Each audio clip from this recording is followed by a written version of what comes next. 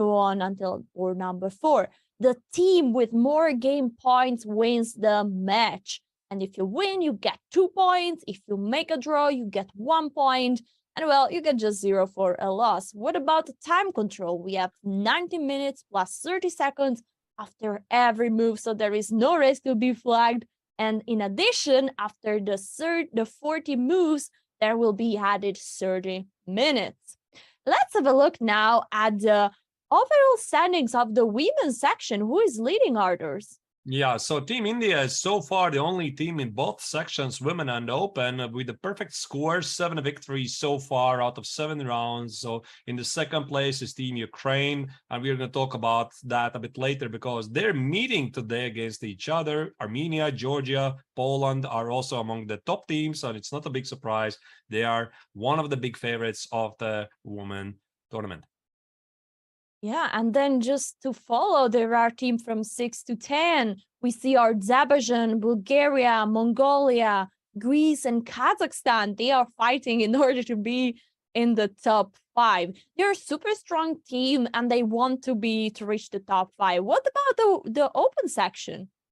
And in the open section, of course, it's still Team Armenia, which is leading the tournament after yesterday's drama. We're going to slightly talk about against the Team USA, but there's a very big tie for the second to at least 5th place with 12 points. Yeah, this is absolutely insane. And following all this super strong team, we have, of course, Team Germany, Kazakhstan, France, Iran, and the Netherlands that will fight to get in the top 5. Special mention, I would say, to Team Kazakhstan that after losing round 2, I guess, then they won 5 rounds in a row, which is impressive. Shows that they can perform a comeback and they can fight for the podium, for the victory of the whole tournament. What do you think, Arthurs? Do they have chances? Yeah, they lost in round 2 against the Team Tajikistan. Then they came back, winning 5 matches in a row, like you already said. Their leader is also attributing a lot of points, but also the 5th board is partly responsible for Team Kazakhstan's success, 6.5 out of 7. About the individual results, I guess we're going to talk a bit later because there's quite a few players still with 100% result. Of course, before going there, we need absolutely to still consider the USA team the big favorite, even if they're just at place number 5. Let's have a look at their card and who is playing in the US team. With a couple of powerhouse countries on the sidelines, Team USA is the popular choice to take gold at the 44th Olympiad. Blessed with a talented roster led by Fabiano Caruana, the top-seeded Americans are looking to secure gold as they did 4 Olympiads ago back in 2016. That gold medal was historic for the United States, as it was the first gold for Team USA since 1976, a drought that spanned across 5 decades. Loaded with Olympiad experience, Caruana and Wesley So were both key contributors to the gold medal team in 2016. Even one of the newest members to Team USA, Levon Aronian, is no stranger to competing at the Olympiad. Aronian bagged gold while representing Armenia during a stretch in which that country won 3 gold medals across 4 straight Olympiad appearances. Also making his Team USA debut in Chennai is Lanier Dominguez. Considered to be one of the strongest players ever to come out of Cuba, Dominguez rounds out a Team USA roster with few weaknesses. Coached by Chess.com commentator Robert Hess, Team USA's roster is so deep that reserve Sam Shankland would likely play first board for most countries in this year's event. As expected, Caruana leads Team USA as the first board. But even with a gold medal already under his belt, Fabi heads into this Olympiad with plenty of motivation. Coming off his clunky finish at the Candidates Tournament, Fabi will need to find his game for the US to realize its potential as the favorites. Carrying 3 of the top-ranked players at the 44th Olympiad while facing a significantly weakened field of countries, the United States is well-positioned to come away from India with just its 3rd gold medal since 1937. The time for Team USA is now. And here we are. We are back with our cameraman. We are going to go through what happened in the last round. There was a dramatic, really big drama yesterday. The results of the team match between Armenia and USA. What happened, Arturs, yesterday? Yeah, so what happened was 4 decisive games, because this is quite unexpected to be at the highest level. You would expect some of the games would finish peacefully. No, we had 4 decisive results. Fabi Caruana losing against the team monster, so to speak, Sargsyan, who usually performs very well in team events. Also, Dominguez beat Sakakyan, but obviously the big story was Wesley So winning Hrant Melkomyan, probably one of the most beautiful victories in the past years, maybe, I don't know, maybe something like a decade. And then, of course, the drama that happened in the game of Samuel Shankland against Robert Hovhannisyan. Let's have a look at this. Look, basically, now Shankland to attach the king, and he moved in position where he couldn't be moved. And now he expected Queen H1, right? Yeah, he expected Queen H1, and so he basically in real life pre-moved the king, and this was a mistake because now he touched the king and needs to move it. He realized that any king move is losing on the spot, and so as you can see, is then going to here we see the replay that he expected Queen H1, but the opponent played Queen G2. And now he couldn't do anything. Here we can see the tweet. Have you seen the tweet, Arturs? What he wrote? I saw it, but I think those are just the nerves, really. You play at the 6th hour. I mean, the nerves get to you. You're tired and you're stressed. There's a lot of adrenaline. And yeah, I saw obviously the tweet. Feel very bad for Sam. He was fighting very hard. But then again, I mean, that's sport, right? And Team Armenia managed to secure the draw. But as it appears he got lots of support by many of his friends, and we are sure that Sam will recover from this dramatic moment.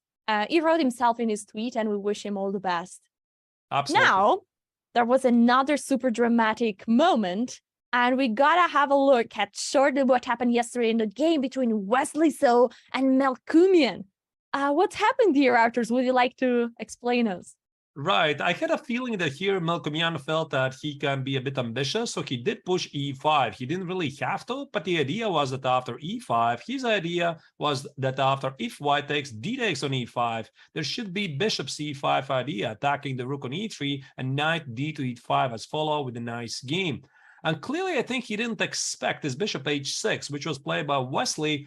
And you know what happened next? It's something unbelievable, because e4, this leads to one of the most stunning combinations like in the past decade. It's definitely going to stick in the books, and you want to show to your students a beautiful combination. You show Wesley's win over Hrant Melkomyan. However, I slightly was looking at this position from the professional perspective, and I felt that Hrant should have been more careful, because if 2750 player is giving up a piece just like that, there's got to be a reason why this is happening. But he let his guard down. He played e4, and then Alessia, you can show what happened. Yeah, then there was the incredible rook take e4 move, and you might say, okay, that's a free rook. Thank you very much. But not, guys, because the fun is not going to end. There is a queen sacrifice here at f7. The king needs to take, and then the bishop is going to give a check. The king has just one square to go on f6. The knight is giving another check. The king is nearly reaching the other side of the board, and then the move g4 giving another check. King is forced to advance one more time, rook on e1, and now this is the final stop of the black king on f3, because then rook e3 is delivered a nice checkmate. But as Arturs mentioned yesterday, also bishop d5 is another beautiful checkmate. Right, 2 mates, and of course I felt that at the highest level this combination should be spotted, but I mean I can't really blame Hrant, because this is still quite unusual. Rook takes on e4 is another beautiful blow. There's queen takes on f7, the next beautiful blow. You can't miss it. I mean, they're just human beings, as the yesterday match proved. Yeah, and what was the move that was necessary to be played instead of e4? Bishop f8. Bishop f8 was giving black a fine game, with the point being that now after bishop takes on f8, now you play e4. I mean, it's all about the order of the moves. So Hrant had the right idea, not immediately e4. There you go. Yeah, and then the game handed in a super Of course, here Malcolmian realized what was going to happen, and so he decided to go for Knight F8. And a few moves later, we saw actually another piece sacrifice, as you can see, followed by even another rook sacrifice. And the game was won in a beautiful style by Wesley. So that was really impressive. Yeah, it will be remembered for a long, long, long time. And this is history. I mean, we saw it yesterday live. Yeah, and this was the last move of the game.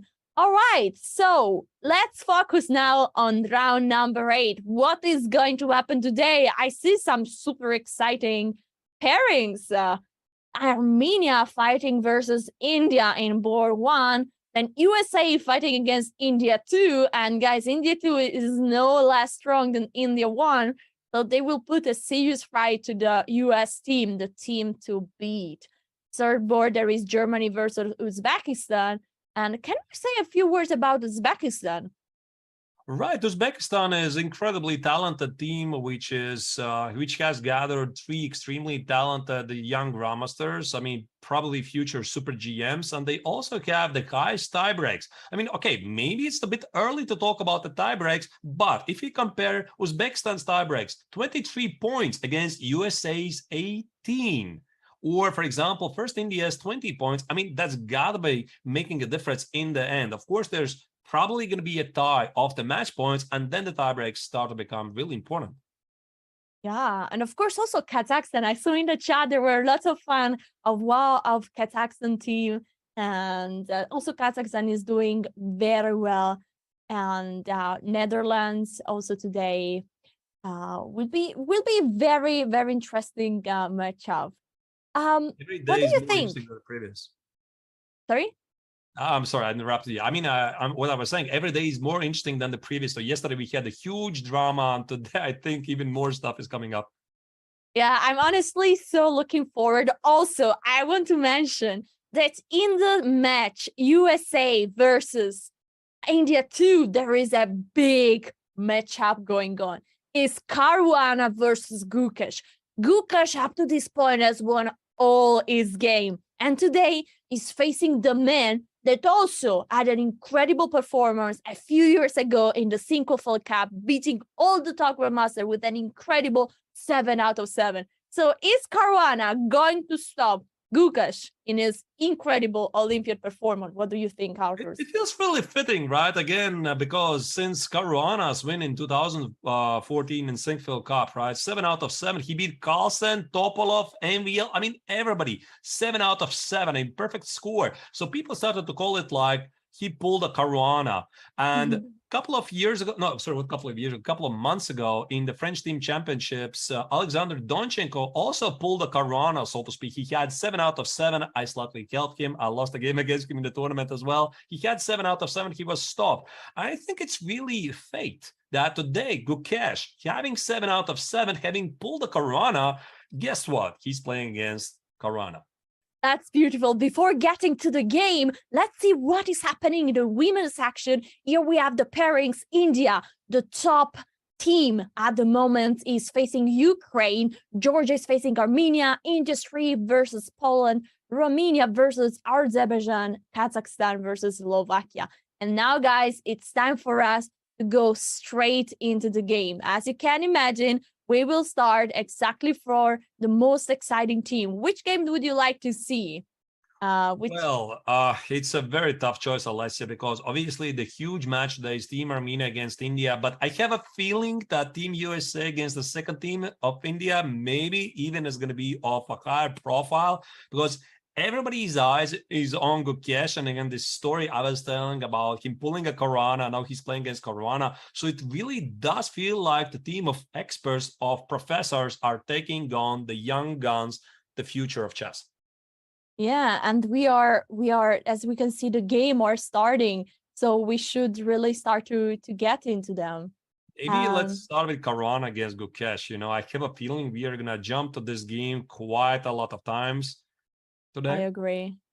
I think the game are loading the time we speak, so we are about to get also to this game, Caruana versus Gukesh, of course. It's not yet here, but we will get there soon enough.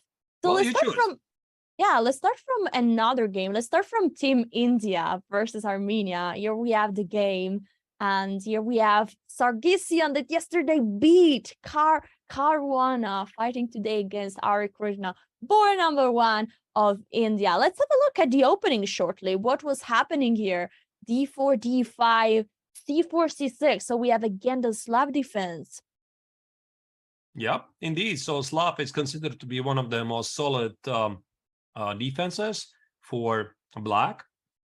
Now, yeah, you mentioned yesterday the idea of bishop f5, very ambitious. Bring the bishop out before you play the move a6 in order to have all your pieces active. On the other side, you're leaving the pawn on b7 a bit unprotected, so you always want to watch out. Knight c3, e6, and knight h4. I mean, it seems like a deja vu. What do you say? Yeah, I mean, this is very popular line, Alessia, and it's not a big surprise that it's being repeated. Now, instead of bishop g6, did black play bishop e4, right? Yeah, if I saw it correctly. Exactly, today we have a new variation. Yesterday, you were exactly saying there are 2 lines here, bishop g6 already going back, and then bishop e4. And the question is, which one is the best move? This is still a theoretical discussion. And today, Ari Krishna wants to prove that bishop e4 is the right move, because according to him, f3 is actually more a problem for white rather than an advantage. Bishop goes back to g6, queen b3 attacking the pawn, and now black is protecting with the move queen b6, offering a queen as exchange. Is it possible for white to exchange the queen? Is it beneficial? In general, white doesn't want to take on b6. The point being that either way, which side is going to take on b3 or b6, it opens the opponent's rook. So if I take on b6, a takes on b6, suddenly the black rook is extremely active. So I think white wants to allow black to take on b3 himself. However, there's some nuances. Let's go back to the current position. Yeah. Now, instead of taking on b6, what black is threatening? There might be an idea of queen takes on b3 and bishop c2. And that's why white plays knight takes on g6. You need to be careful not to blunder this pawn, because let's say we make some not very careful move. Instead of let's make a a3. Okay, bishop d2. Yeah, bishop d2 looks very normal. Now I could take on b3, a takes on b3, and bishop c2. And that's an oopsie moment. Oopsie, because the rook cannot protect the pawn. Rook a3 is not available. Look at the bishop is controlling that square. So goodbye, my pawn. And white needs to avoid that. And that's why the bishop left the board. And now, after h takes g6, bishop d2 was played. As you mentioned, ooh, Carters. White is going for a long castle. Yeah, that is one of the ideas. And really, a lot of depends how black plays out, where he positions the queen on b6 or c7. That's a different setup. But long castle is the way to go. Yeah, also, I think that black just has this rook that is looking towards the h2 pawn. And so maybe the king is feeling even safer now on the queen side. Right. And what white is aiming for here is the advantage of 2 bishops, because the position is pretty closed. But that's one of the hot topics, obviously, at the highest level. And one of the favorite advantages of competitive players, they try to get 2 bishops. Because, for example, at some point you want to open the position. I mean, it's not a big secret. The positions do open at some point later. And then suddenly those slightly passive bishops on f1 and d2, they become really, really strong, because it's a common knowledge that bishops best operate in open positions and knight do better in closed. Yeah. Okay, black is going to exchange the queens. Of course, the next move will be a take b3. I don't see any alternative. So the queen are going out of the board. And now the question is, will the position open up to advantage of the white's bishops, or will the position stay close?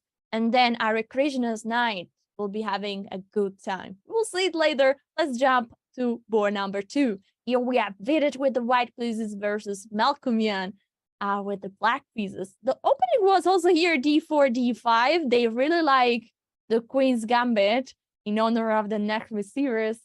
E6 was played here. This Cosbit structure, Alessia, is a very hot topic. I mean, I find it to be quite interesting. I don't know why exactly Cosbit is one of the most popular topics right now. So here, white takes on d5 to relieve some stress from the center, and then he has several setups to choose from. Yeah, white went with the bishop out on g5, pinning the knight. Now black is supporting the pawn on d5 with the move c6, e3, a normal development move, h6. Right. And here is one important moment, that this e3 is quite important to include earlier than later, because if you go back a moment before playing h6, black normally wants to play bishop f5. I mean, get a healthy development, and e3 is stopping it, because after bishop f5, you play queen f3, and this is a different branch of theory, and white pretty much goes for a slightly better endgame where black is sort of suffering. And that's why instead of this automatic development like knight f3, e3 Can we see the endgame? Yeah, this is a known theory. I mean, bishop g6, we take on f6 many times, as many times as we can. And then whatever. I mean, there's knight f3, there's g3, there's knight h3, I think there's even h4. I'm not even sure what's the strongest, but the common word is that white is pressing. I mean, he has a very nice pressure on this bishop on g6, pawns on f6. They're not very good. So black doesn't do that. I mean, he can play bishop f5, but it's suffering. And that's why I think Malcolm Young plays h6. The bishop goes back, bishop e6, and now bishop to d3, avoiding bishop to f5. There is no way to bring the bishop out. That's the big topic, yeah. I'm getting the bishop in f5. Castle, knight g2, rook e8, castle. Yeah, maybe let's stop here for knight e2 for a moment. Knight e2, this is again has become increasingly popular in the past years. Knight f3 is the conventional way to continue. With knight e2, the idea is that white is aiming for f3 e4 or f3 g4 ideas, maybe sometimes h3 g4, and he keeps the option to castle long, and then the knight on e2 suddenly is positioned well, because one of the common ideas for black to stop the advancement of the king side is playing knight e4. And after any knight e4 trades, for example, I take on e7, I take on e4, you start to see the knight on e2 is not under attack. That's another minor little thing, but it's important, right? So with the knight on f3, knight e4, you take on e4, and after d takes on e4, the knight on f3 is under attack. Now the knight on e2... Can we show a possible variation so it's clear on the board? Right. Let's try knight e4 right away. I think it should be possible. Knight e4, I take on e7, the bishop on h4 is under attack. Take. For example, let's say I take on e4 with the bishop. I mean, maybe I don't have to do it, but for the sake of argument. And there you go. Now, after d takes on e4, you see the knight on e2 is actually positioned really well, because it can go to f4, it can go to g3, maybe some d5 ideas at some point, and the knight on e2 feels well. So that's one of those nuances why white actually starts with e3 and not knight f3, because e3 not only stops bishop f5, but also gives the option for white to choose either knight f3 or knight g to e2. And that's very interesting. So let's go back. White choose knight g2, and now we know that this move, I would say, keeps all the options flexible. Now you can go for f3, 4, f3, g3. You can still short castle, but you can even go for the long castle. Rook e8 was played, and white went for the short castle, actually. Oops, I jumped to the current position, sorry. And this knight h5, again, it's like a part of a longer plan. Knight h5 feels incredibly strange, but then again, if you play something common like knight e7, etc., yeah, like here, and if you don't play knight h5, you might wander against f3, e4. So you need to watch out for that. And knight h5, look at that. So I force the bishop trade, and I stop white's e4. f3 is going to be leaving the pawn on e3 under attack. That's the reason. Also, black still wants to trade the last square bishop, because you see white has this very strong bishop on the e3. And one of the common themes is to play knight d to f6, g6, knight g7, and a bishop f5. So that's the big discussion here, right? I mean, black is aiming for this position, maybe sometimes not even trading the bishops, but usually he's happy to do that. And while he does it, he needs to watch out for the center to explode, something like e4. So there's again this discussion, what's the right moment to make it happen? This, of course, is a very hot topic right now. The last move was rook a e1. Is this move in some ways preparing a possible f3 and e4 for white? Is there a way that we will see this on the board? There's a good chance. And now the question is, what happens after this g6 or knight d to f6? I mean, black needs to be a bit careful. Maybe knight d to f6 actually is the way to play. I mean, I'm preparing the idea to play g6, knight g7. So of course you could argue, what on earth is this knight on h5 doing? But we're playing more schematic chess. And yeah, let's put knight d to f6. So white, I guess, cannot still play f3 unless there's some very big combination with a pawn sacrifice on e3 going on. Might be, but I don't think so. And now white is usually playing something like knight c1. Knight c1, knight b3, protect the pawn on d4, and then play f3, e4. And then the question is, how does it feel together? I think I've seen this actually played lately. One game which jumps to my mind is in the Biel GMT tournament a couple of weeks ago was Abdus Satorov playing with white against Salem Saleh. I think they played it out, except that Abdus Satorov played not rook a to e1, but rook a to d1, which was slightly mysterious move, but still the idea is put the knight on b3, free up some squares for the knight, and then go for f3, e4. But Abdus Satorov won the game with white. Let's jump to board number 3. Here we have with the white pieces, we have Ter, Sakian, and with the black pieces, Eric Jaisi. What is happening in this position? That's French, right? No, French defense. It started like a Sicilian, but then it was a Sicilian with e6, and so it looks like a bit. It reminds a bit of French. And d5 happened already, which is atypical. What about this move, Queen d3? Oh wow, that's pretty rare. You know, Alice, it's quite interesting because these odd moves like Queen d3 or even Queen f3, whenever possible, have become quite trendy in various Sicilians. Usually the way to play here is not Queen d3, it's knight b5. And there was this crazy game in the women's section a couple of rounds ago, Irina Bulmaga against, oh my goodness, Maria Mozachuk. I think it was Maria Mozachuk, one of the sisters. I think it was Maria Mozachuk. And she played this not Queen d3, but knight b5. Oh, so my mistake. Knight takes on c6. Knight takes on c6, b takes on c6, e5. This leads to huge theory. Yeah. Oh, yeah. E5, where the king is going towards the middle, no? Now knight e4? A knight e4. And there's, I mean, theoretical discussion. Black is playing it very aggressively. There's at some point a bomb cloud. White king goes to e2. And then he claims he's doing all right. I mean, it's quite a spectacular line.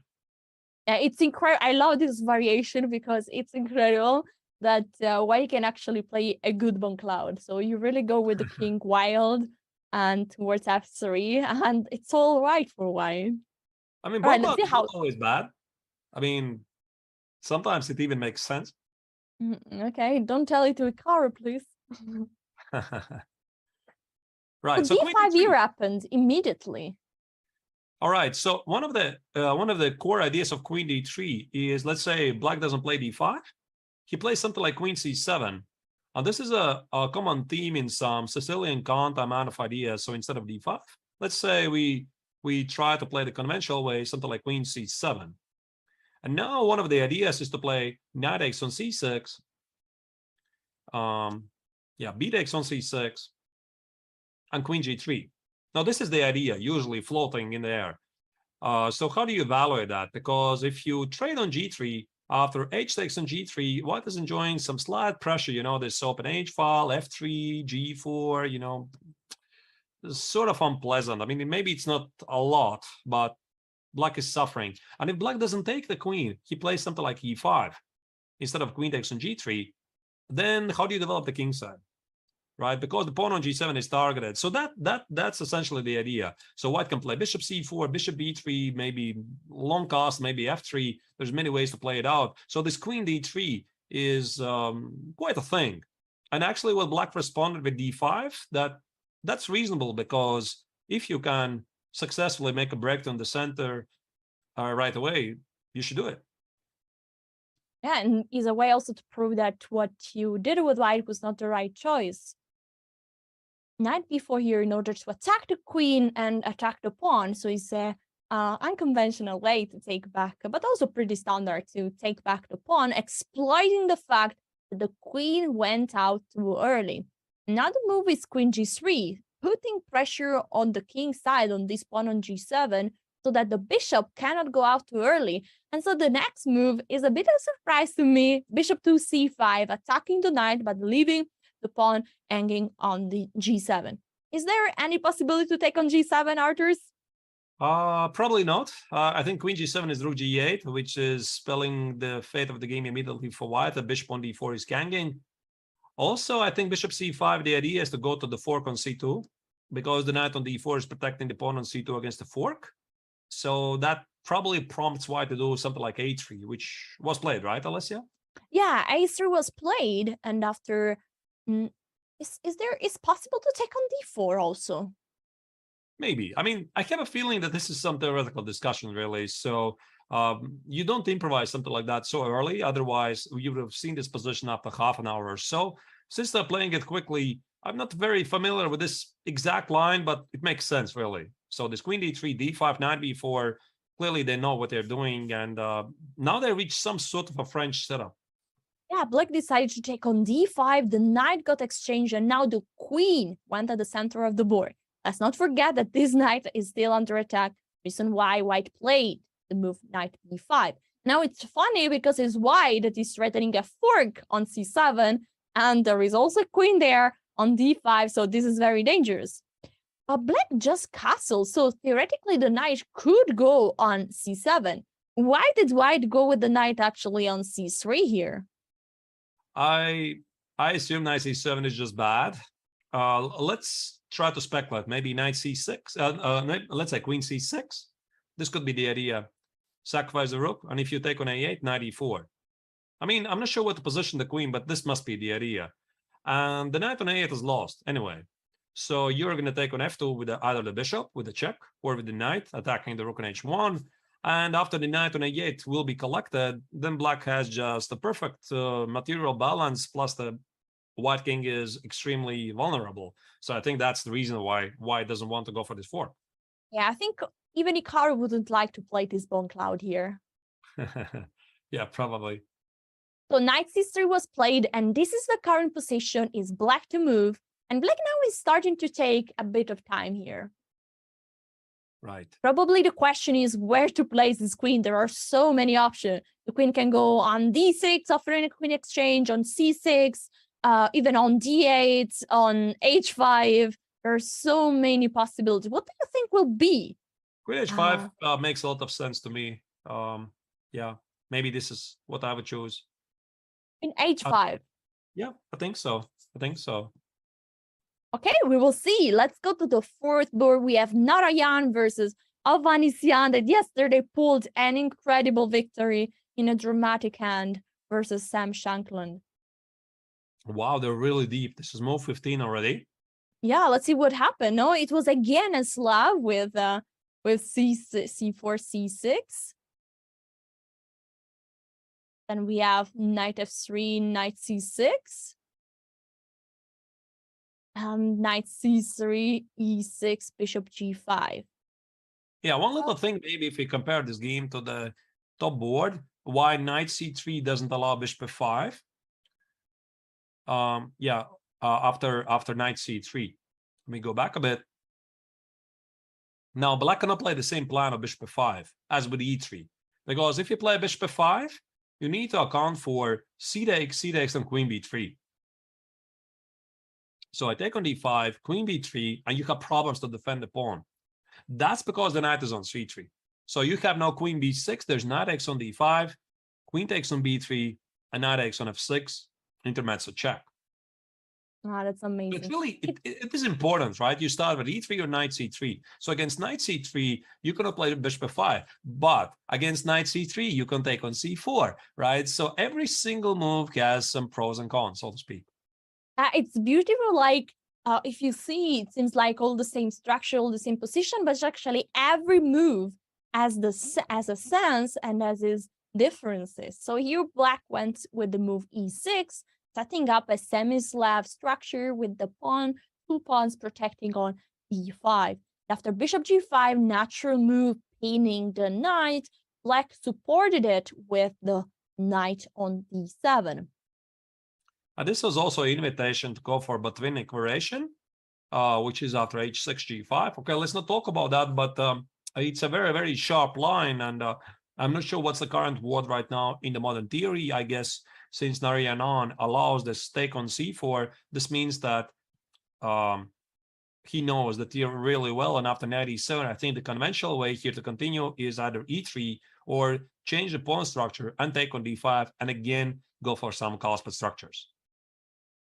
I would like to give a shout out to the team behind that is giving us always the live camera feeds from Chennai, so we can see directly the player and what is going on the board, who is standing up, how they are looking at each other, if something crazy happens. So that's beautiful.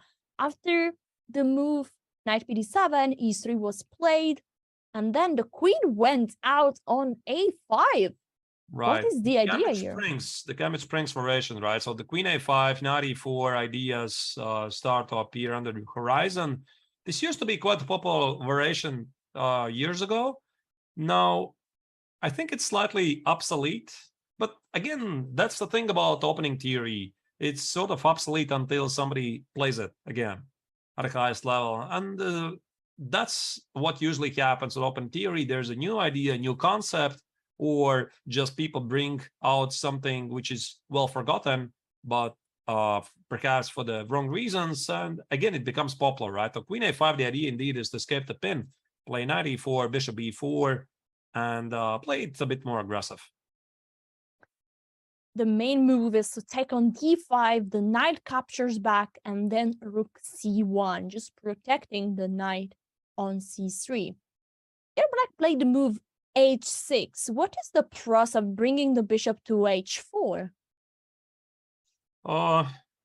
Maybe in some point Black is gonna make a good use of the idea of g5, g4.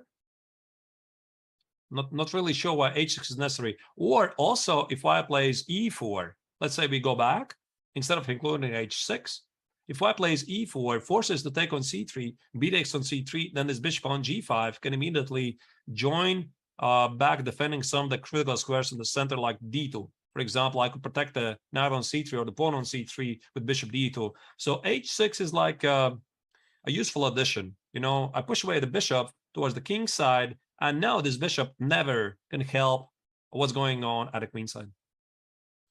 So after knight takes c3, b takes c3, now there is a pawn on a2 that is potentially hanging, but I think it's not really a good idea to capture it.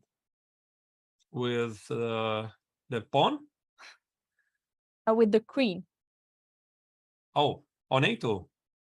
I said I think it's not really a good idea to take it, probably. Yeah, I mean, this is quite standard in modern chess. I mean, you sacrifice a pawn and don't even have anything immediate for it. I mean, that's the currency in chess, right? The currency, meaning you trade a pawn for a couple of tempos. So queen a2, queen a5, that's 2 tempos. It costs a pawn, whatever, right? So White sacrifices the pawn, maybe not for immediate refutation. The queen is not immediately trapped. It's just you get the development, you get the center, and then in the long term, it's going to pay off. And thanks to the development of the modern engines, now the chess professionals understand such moments better than ever before. That's amazing. That's why Black decided not to capture that pawn, but just to keep going with development. Bishop on a3, attacking the rook, winning a tempo. The rook goes to c2. After b6, we keep going with bishop e2. The bishop goes out, offering a bishop exchange. That bishop on a6, on c8, is a bit a bad bishop for Black, right? So is it a good idea to exchange? Yeah, like you said, it's not doing much on c8. It was staring at the knight on d7, the pawn on e6. So trading the bad pieces for the good pieces is extremely logical. So that's what you usually do. Either you improve your pieces, or you trade the bad pieces. So I can totally relate to that. And black succeeded after castle, took on e2, rook take e2, castle. Now the bad bishop is exchanged. White played the move e4, taking control over the center with 2 pawns, holding their hands next to each other. And this is the current position. Yeah, now you start to appreciate of black having included this h6 before, right? Because now let's pay a little attention to the position. Because if black had not included h6 and the bishop was on g5, and now you would play something like h6, I could just play, let's say, bishop d2. And the bishop on d2 is looking towards the king side, did its pawn on h6. But now that the bishop is on h4, I mean, the white cannot immediately apply any pressure against the black pawns on the king side. I guess the pawn on c3 also can't be taken, right? White wins something immediately like queen c3, rook e3, and the bishop on a3 is misplaced. Maybe there's like immediate refutation, let's say queen b4. It looks quite risky, no, Alessia? Knight e1 maybe. Yeah, knight e1 is just killing, I think. Oh, wait, knight e1, where do you position the queen? I'm not sure, really. Queen d3, yeah? Queen d3, and yeah, that's it. Yeah, and then where is the bishop going? If you go to b2, there is just rook b1, no? And then the bishop is quite lost. Exactly. So it looks very risky to take on c3. All right, I think the time has come. We gotta go to board number 1 of USA versus India, where Caruana is facing the man, the boy that is doing the Caruana move, winning 7 out of 7 in the Olympiad, and his name is Gukesh. This is it. This is it. Let's do it. Let's check it out. I mean, so anxious to see what they're doing. Oh, we have action here.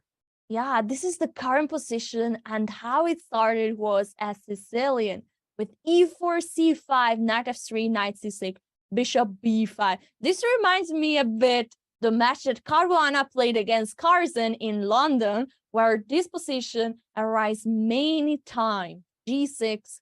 Now the move played was castle.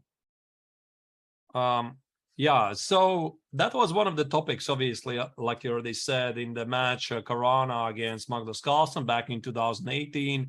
Carlsen was playing a lot of a knight c6, which leads to the Sveshnikov. And I think the current word, we go back to the moment after knight c6, the current word is that the Sicilian Sveshnikov is really sound defense. And Gukesh has been playing this. He played it a couple of weeks ago in Biel, which was his last stop before the Olympiad in Chennai. He finished not so great. He was leading the tournament. But the big discussion, of course, is what happens after d4, c takes, knight e4, knight f6, knight c3, and e5. Yeah, that's a big thing, right? And then the old theory, so to speak, knight b5, Magnus Carlsen has shown it. It's doing great, right, for black. That's why after knight b5, d6, I'm sorry, knight b5 is not the old theory, but bishop g5 is the old theory. And knight d5, that's the super modern stuff right now. I mean, everybody plays it, right? And it's exploded in the last years. And the word is that black is doing fine.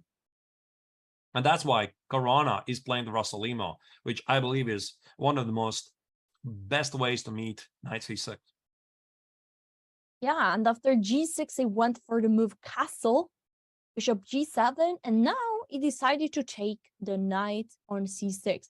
Mostly we say, you just said before, no, Grandmaster wants to keep the bishop here. So why is Caruana giving away his bishop for a knight in this position? Right, so this was played, right? Yes. So the idea is probably to weaken the pawn structure. This pawn on c6 and c5 can be a target, and white likes to give away that bishop in order to make the structure much weaker. But also Alessia, let's pay attention to b takes on c6. That's ambitious move, because d takes on c6 in similar positions was the hot topic in the match Carlsen against Caruana. B takes on c6, it's like, bring it on. Bring it on, because I want to get the center. I want to get two bishops. It's an invitation to fight. Gloves off. This is how I treat it, right? So after b6 on c6, what Caruana played here? Rook e1, which I like. It's a very flexible. It's a very flexible move. I played Rossolimo with white, so I like the idea of Rook e1. You want to wait and see where the knight on g8 is going out, because it's knight on f6. You want to play e5, and then after knight d5, you even want to play c4. Knight goes back on c7, and after d4, white gets really lots of space. I really love to play this position with white. Right, and then c d4, queen d4, queen h4 with bishop h6 is to follow. That is the common idea. Yeah, unless I also know it, one of my favorite positions, to be honest, in Rossolimo. I'm a big Sicilian Rossolimo fanatic from the white's perspective. I can totally relate to that. That's why knight f6 is not so good, actually. What did Gukesh play? Gukesh played a strange move. I know the move knight h6 here, but he played queen to c7. Yes, that's become very tricky response in various Rossolimo moves, because game one, World Championship match, Carlsen against Caruana. Also early, although it was after d6 on c6, black played queen c7, and the idea is to trick white. I mean, you're waiting for white to define the setup first. The queen on c7 is not so bad, and then you're going to choose between knight f6 and knight h6, right? This is really the top-notch chess. They're playing it tricky, and Caruana responded with what? With the move h3, another useful move. You want to wait to see where the knight is going out, and h3 is super useful, because after the move d6, you absolutely want to avoid the move bishop g4, pinning your knights and exchanging the bishop that for black is not doing too well at the moment. So he played d6, right? Yeah, I played d6, another move delaying, and now e5 is on the board. Again, e5. It looks fantastic. It's a pawn sacrifice, but again, those of you who have studied the Sicilian Rossolimo, you'll recognize this is a very common theme, because obviously the rook on e1 is positioned there to open the file, and this is a temporary pawn sacrifice.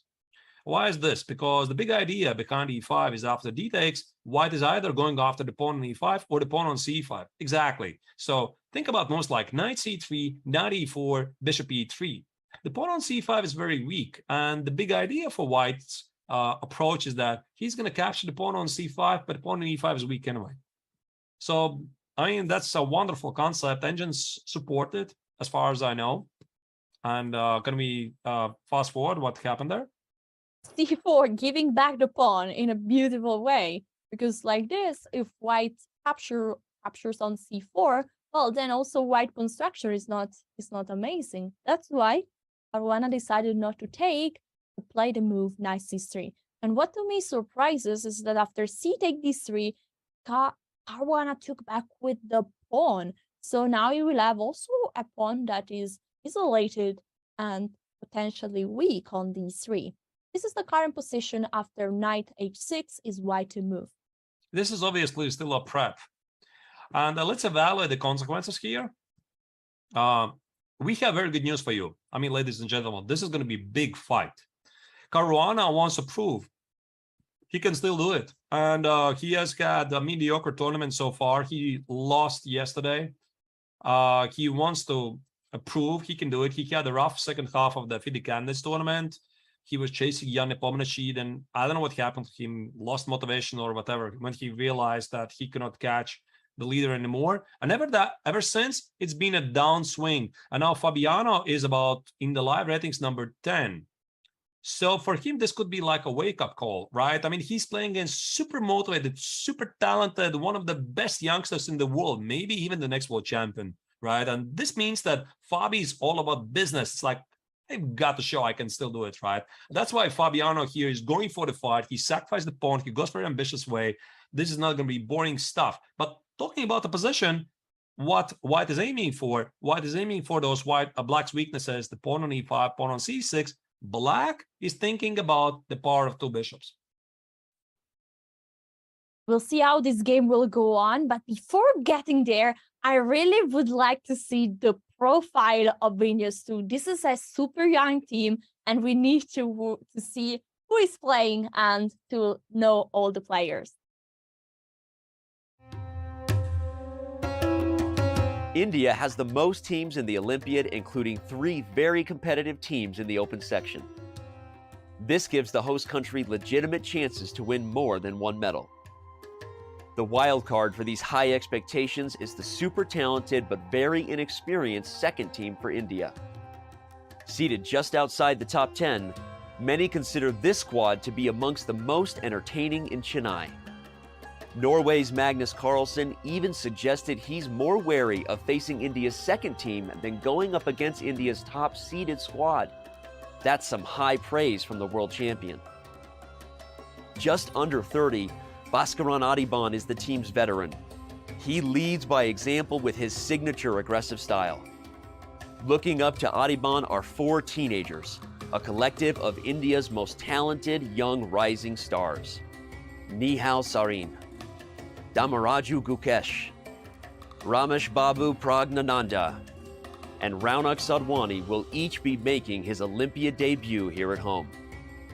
Legendary coach and team captain R.B. Ramesh will have his hands full trying to get the maximum potential out of a roster dominated by teens. Good enough to win a medal, the biggest question is if this team can hold up under the Olympiad spotlight and pressure. India shared gold at the 2020 Olympiad, which was held online. That said, it has been 8 years since the birthplace of chess took an Olympiad medal over the board. Although in the shadow of India's first team, India's juniors are unquestionably a key component to fulfilling the high expectations set by the host country and its fans. And we are back with a move on the board. Caruana took the pawn on e5. Of course, there is already knight on f5. After bishop take on e5, there is the knight hanging on h6. So that's not a blunder. And Gukesh played immediately the move knight to f5. What is the move that we're expecting here for Caruana? Well, quite difficult to tell because the knight on e5 stands nicely. I guess bishop f4, protect the knight, threaten with some discovered attacks. So it's going to be really tough to figure out what happens next because black wants to utilize the power of his bishops. He wants to play at some moment later bishop b7, c5, and you look at this bishop on b7, it's going to be a monster. White is relying on his counterplay against black's weaknesses, most notably the pawn on c6. And maybe simply Gukesh will just drop the pawn at some point. I mean, just give it away to open the position. Maybe f6, e5, take the center. Again, we still don't know much about this game. I think we are going to definitely return there later. Yeah, let's jump to board number 2. Here we have Nihal Sarin with the white pieces versus Aronian. Yesterday rested in the match USA versus Armenia. And today is back on the board against another one of the many Indian talents, Nihal Sarin. Right. In this position, this is the current position. Do we want to have a quick look at what happened in the opening? We have very quickly. Yeah, we have c4, e6, knight f3, d5. So it looks again Queen's Gambit declined position, knight c3, bishop b4. This is the Ragozin defense. Yes, super popular defense. So black is challenging the center. Yeah, queen a4. We already saw Gukesh employing this today. Not today, but in this Olympiad. The idea is to provoke the knight on c6 to protect the bishop on b4 so that black cannot make a breakthrough in the center with c5. I think it was the game of Gukesh against Sargsyan, which jumps to my memory. So this is definitely a very hot topic right now. What did they play next? e3 castle, and then bishop d2, protecting the knight. Right. Rook e8, a3, and now the bishop goes all the way back to f8. So black is positioned the rook on e8, not only to free up the f8 square for the bishop, but also go e5. So black wants to play e5 pretty much in the next move. It really depends what white is going to do against it. You see the rook on e8 is conveniently placed on the same file as the white king. And maybe white needs somehow to stop it. What did he do? There is a move, the move h3. It has for sure a sense, but what is this? You know, this is, Alessia, top-notch stuff. And now I'm referring to my very good friend Igor Kovalenko, who is well-known opening expert. And I've talked about him with him about some Miran structures, moments when you play H3. And when you play something like this very early, it's a very deep understanding of the position, because White is not defining his setup. And he claims that this H3 in the long run is going to be a very useful addition. So when we're talking about development of opening theory, I don't think there's any really groundbreaking discoveries really left, but people are often searching for the best order of the moves, the best possible setup to get there, right? And for example, if Black wants to play E5, then in some variations, this H3 and not having committed to Bishop E2 is slightly benefiting White. So there's like nuances like this, which is very popular topic at the highest level. And it's interesting that also Black is making kind of silent waiting move, the move A6. White is playing rook D1. And then the move played by Black is knight to E7. Where is this knight going?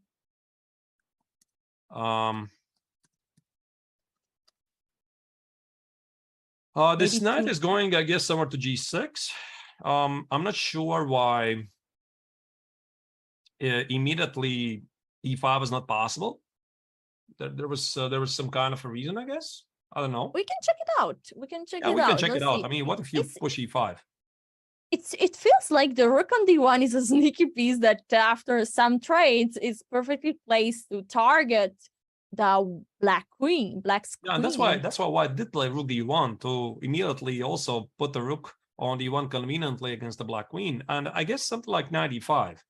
You know, again, very quickly, it's difficult to maybe not knight E5, knight D5 or C6 on D5, because there's one trick I would like to show you. Yeah, let's say C6 on D5, maybe that's more forcing. Take, couple of times on D5, and knight E5. Maybe this is it, because now after knight E5, you see that the rook on E8 is somehow pinned by the queen on A4, because knight E5 is queen E8. I'm guessing, really, to be honest, I'm not sure. Here there could be maybe the in-between B5 move that is attacking the queen, then the queen needs to go back, and then the rook is not pinned anymore. Maybe. Yeah, maybe. Either way, so knight E7 is a bit mysterious move to me. Maybe Black is keeping all options open. He wants to play B6, by the way. Now that the knight on C6 is not under attack, B6, bishop B7, and then toy with the ideas of C5 or D takes on C4. It's exactly what happened after queen C2. The pawn goes on B6, and Black is starting to develop this bishop on B7. This is the current position, White to move. Right.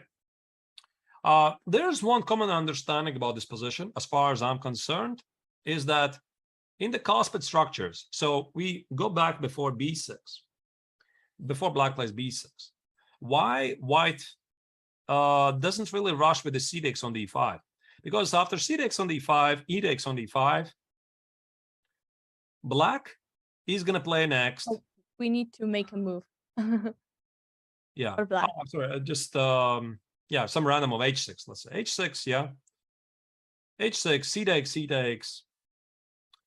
And the big idea is that Black is going to play C6, bishop F5. I mean, that's the idea at least, right? And then you start to see that the pawn structure for Black at the queen side is pretty normal.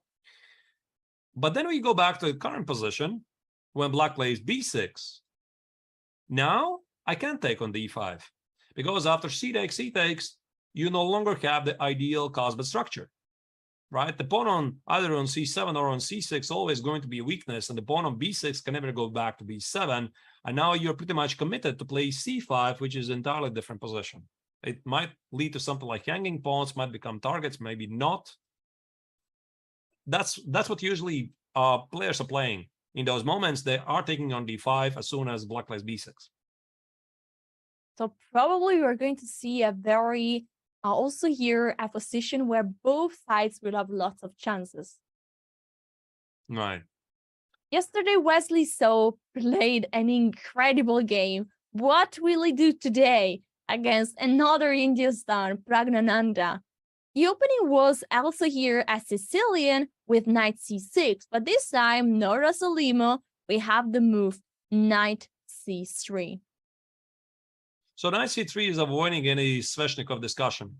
And black literally has no move to get to the Sveshnikov. So if you play knight f6, knight f6 is not very good as far as I know. Let me try to figure out what was it. I think it was bishop b5. Because now in some Rossolimo variations, this is not the best setup for black. The knight on f6 doesn't always jump early in Rossolimos. So this knight c3 is dodging the Sveshnikov, but it also allows to play e5. I mean, after white's knight c3. That's why black played here the move g6. Didn't go for the knight on f6. And this leads to an open Sicilian, avoiding the Sveshnikov after c-take, knight take, bishop g7. We are in an accelerated dragon. Are you a fan of the dragon? Accelerated dragon, again, we would have to wonder what's the reputation for that.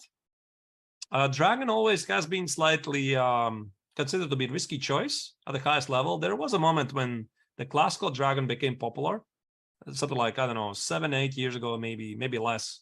Everybody was playing it. There was new ideas, but since at the moment it's pretty much dead at the highest level, I assume that there's some problems that black is unable to solve. But again, as we discussed, I mean, it takes just one new idea, a new concept, and there again, it goes back to life. Yeah, and that's what Pragnan is doing. At d6, f3, I think here we are still in a very theoretical field. That's why the move played where many moves played, the knight exchange on d4 and bishop e6 is on the board. Is it possible to take on e6, or is it good for black to have two double pawns at the center of the board? I mean, like in any opening, there's a battle for the squares. Definitely taking on e6 should be possible, but you weaken the c4 square, you open the f-file, and you lose control of the d5 square. So knight e5 is one of the common themes in dragon positions. So white would love to see black to take on b3, because this would allow him to control the c4 square, maybe in some variations open the a-file as well. So yeah, I don't think white really wants to take it, and I think Wesley played something else. White played the move h4, going towards a possible attack on the king side. My question is it possible to take on b3? Because now, of course, you cannot take back with the a pawn, but you need to take with the c pawn. And then the question is, where is the white king going to castle? Definitely long. And about the dragon positions, again, I'm not totally sure about this particular setup, but it's a common theme to castle long, play king b1, and now you start to appreciate having the c pawn on b3 because your king feels really well sheltered against any potential attacks. And h4 is signaling, again, like you said, h5, knight h5, trade the ducks with bishop, play g4, open the h-file, and hopefully checkmate. Black played the move b5, and as you announced, h5 is on the board. Now bishop took on b3, white took with the c pawn, and the move played is e5. Black is fighting for the center. It's an atypical move, I would say. If we see just from a structure point of view, the move e5 might look like a blunder because the pawn on d6 will be weak for a while. So the idea of e5, I guess there's a follow-up of next, wherever the bishop goes, I guess to e3. Bishop e3, I guess black is going to play b4 next and d5 next. This is definitely Prague's idea. So yeah, d5 is incoming next, ripping apart the center. And Prague is just playing in the best traditions of chess, because every kid is taught by chess coaches, if your opponent is attacking at the king side or queen side, what you're supposed to do. I mean, counter-strike in the center, right? That's the thing which has been proved basically throughout the centuries, right? And sometimes it works, sometimes it doesn't. So I guess after b4, I mean, I still like black. To be honest, black's position seems quite simple because white did not yet manage to castle. Just the king is still in the center. Can he play knight e5? That the pawn structure could be not ideal for white. Because then usually black is going for the move f5 here. Yeah, at some point. Maybe rook c8. I prefer black. Tell you honestly, Alessia. Rook 8 to c8, and I just wonder where exactly. Maybe rook fc8. Not sure.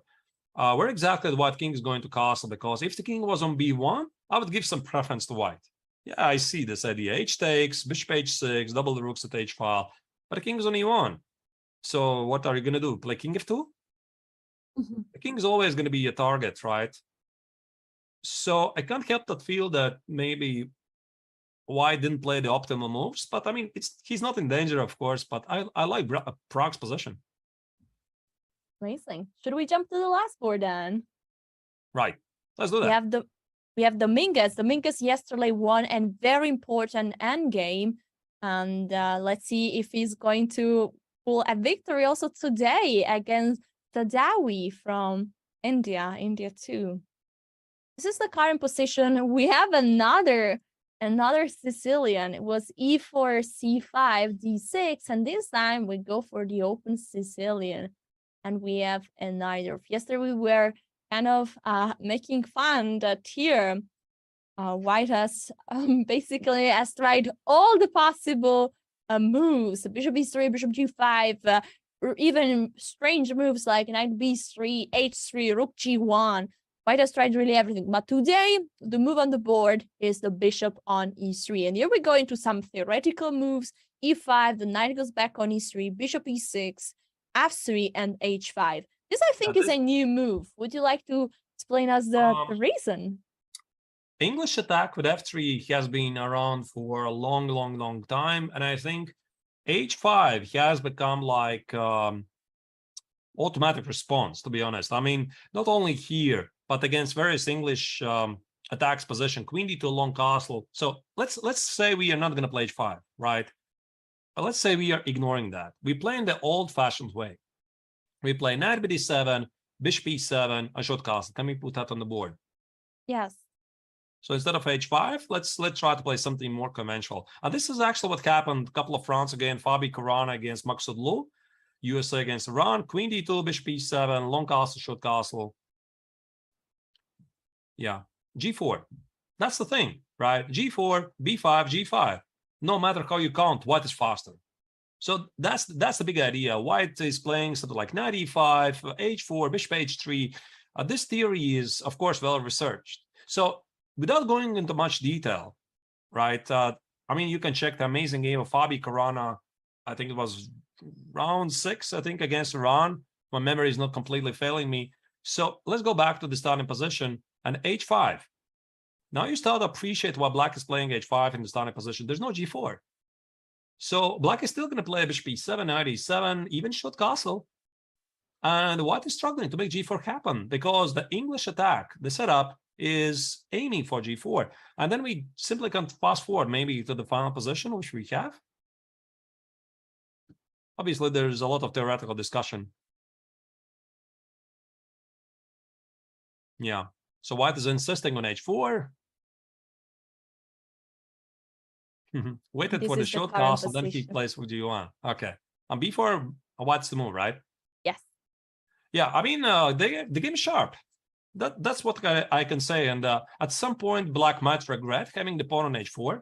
Sure, absolutely. Because white wants to play g3, wants to open the g file. And black has to do something very fast. a5, a4, b3, etc. Rip apart. This is going to be very sharp game. I'm super excited that today we have super amazing. I would say that there are just lots of fight on the board. So we will hit a short break and then come back to see even more games, what is going on in this Olympiad round 8. See you soon.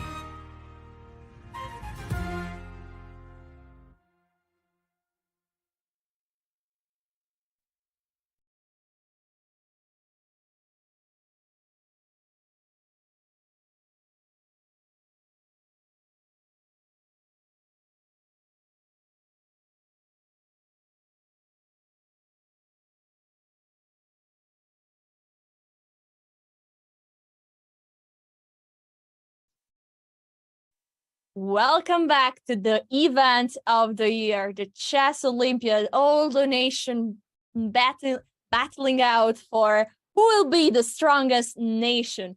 We will see. It's time to, for us, for Euros. I'm Alessia Santeramo, Women FIDE Master from Italy, and my co-host is the amazing Grandmaster Artur Nikšans. How are you, Artur? Namaste, Alessia. Namaste, Dosto. I mean, I'm doing great. I mean, we're having a lot of fun so far. The start of the 8th round of the Olympia doesn't really disappoint. There's the huge matchup. Team USA against the second team of India. The world elite against the future best players in the world. Something I really want to see. And of course, Team Armenia is playing against the hosts, India. Wow, what a day. Yeah, let's start immediately with the top match of the women's section. We have India versus Ukraine, and here we see the current position of 4-1, Koneru Hamtu versus Maria Muzichuk. What about this position?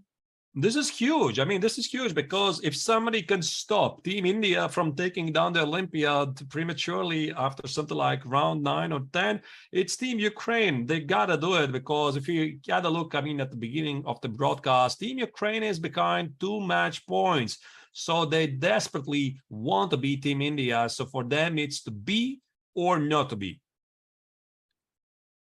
Yeah, this current position is for sure deserves some attention, but before that, I really want to show the profile of Teams Ukraine, a country that is going through some very hard time. And let's have a look. What are the players who are fighting? They're a great team. And of course, in this moment, they feel as closer as never before.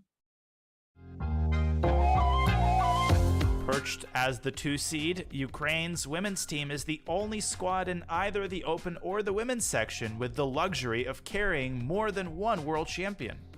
Loaded with talent, this team has also dealt with adversity, rising above the difficulties in their home country and leaning on support from the chess community to get to India. One world champion on this squad is the formidable Maria Muzichuk.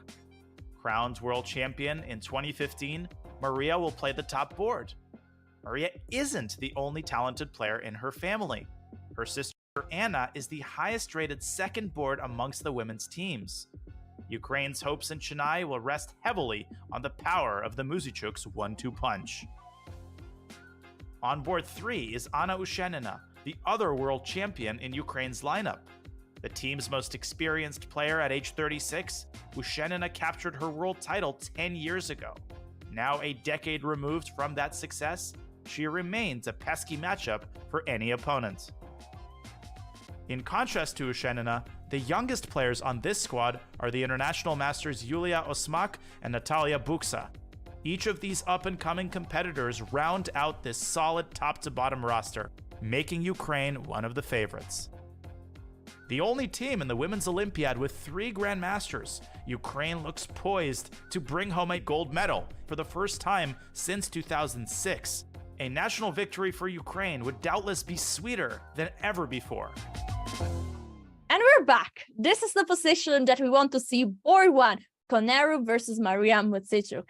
On the board, we can see material is equal. There are 2 pawns that are passed. Look at the pawn on b4 and the pawn on b5. In my opinion, the pawn on b5 is a bit more stable because the pawn on b4 cannot be protected by any other pawn. But I will ask our Grandmaster what he thinks about this position.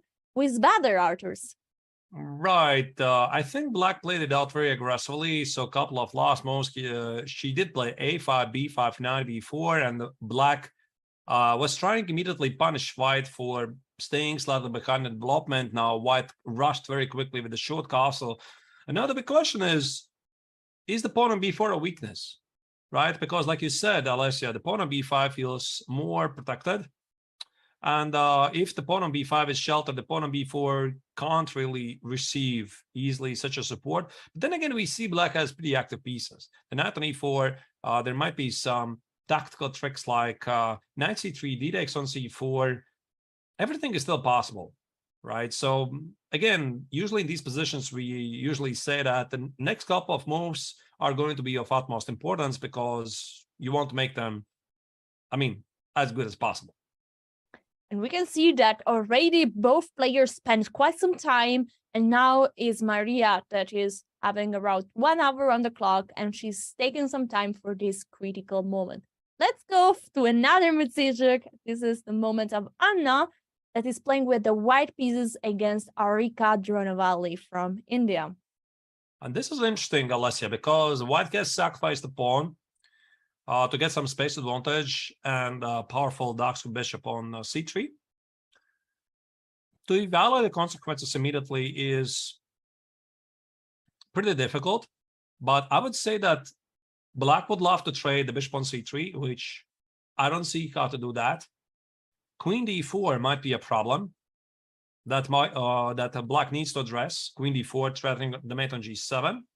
And maybe at some point, White can even play it positionally, something like Queen d4, Rook c1 and b4, trying to get to the pawn on c7. And then if Black is going to push forward the c-pawn, the position is going to open, and White has very powerful bishops. So it feels that White has a decent compensation, but still needs to show what exactly she has for it. I really like the bishop pair here, and I find very interesting how a pawn sacrifice can be played with a long-term effect. This bishop pair, as soon as the position is getting open, will show the strength, and that's why this position, according to the Evalvar, is very balanced. Yeah, I mean, I think, again, it's a bit too early to tell. So I think it's best we are going to come back to this game a bit later, because most likely it's going to explode at some point. Because, again, this match is extremely important for the overall rankings. Team India wants to keep their lead, obviously. Team Ukraine, for them, it's either to be or not to be. Because I don't think Ukraine has any other goals than taking the gold medal, right? I mean, of course, I mean, okay, sure, maybe medals. But, I mean, what kind of soldier you are if you don't want to be a general, right? And everybody wants to win the tournament. And for Team Ukraine, this is it. Yesterday, we saw an amazing endgame won by Vashali, 4 pawns versus 3. And today she's facing Ushanina with the white pieces. This was a Petrov, and this is the current position. Probably a Petrov with knight c3. Yes, yeah, we can see this is a very aggressive line for White. White mostly wants to castle long and then attack towards the king. And in the current position, exactly we see opposite side castling. Right. Knight c3 is quite a popular way to try to punish Black against Petrov, because Petrov is, well, let's put it this way, really an annoying system to face for White. And it's difficult to prove what you have. I mean, you have some sort of an advantage, but the position is so symmetrical that the advantage, it just dissipates at some point. And so that's why this knight c3 system, going for a long castle, some open space in the center and kingside attack possibilities has become a very popular topic. So yeah, I think White usually plays something like h4, h5, try to create some weaknesses, king goes to b1, and right, but Black is still very solid. What do you think would be the next White move here? What would you start with? h4? I don't know. h4 looks very aggressive, very ambitious, because that's one of the common themes. I mean, if White wants to get somewhere, I think h4 could be the way to go. Maybe knight d4, pinning the knight on c6, trying to cause some problems. This is also something I would consider. We'll come back to this game shortly. Let's see what is going on in board number 4. We have Tanya Sanch there with the black pieces. She's having an impressive performance so far in this Olympiad. And today she's facing Natalia Buksa, international master from Ukraine. This was Rui Lopez with d3. This was the opening. And in this current position, we can see that still many pieces are on the board. This is a peculiarity of the Spanish. You are not exchanging so many pieces. So just one couple of minor pieces, 2 knights, were exchanged in this position.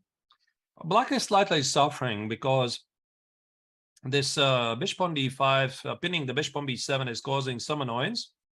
So c4 is clearly indicating, like you're pointing there, a rook c1, c takes on b5, and queen c2. This must be the idea. So black needs to solve it quickly. I mean, how do you do it?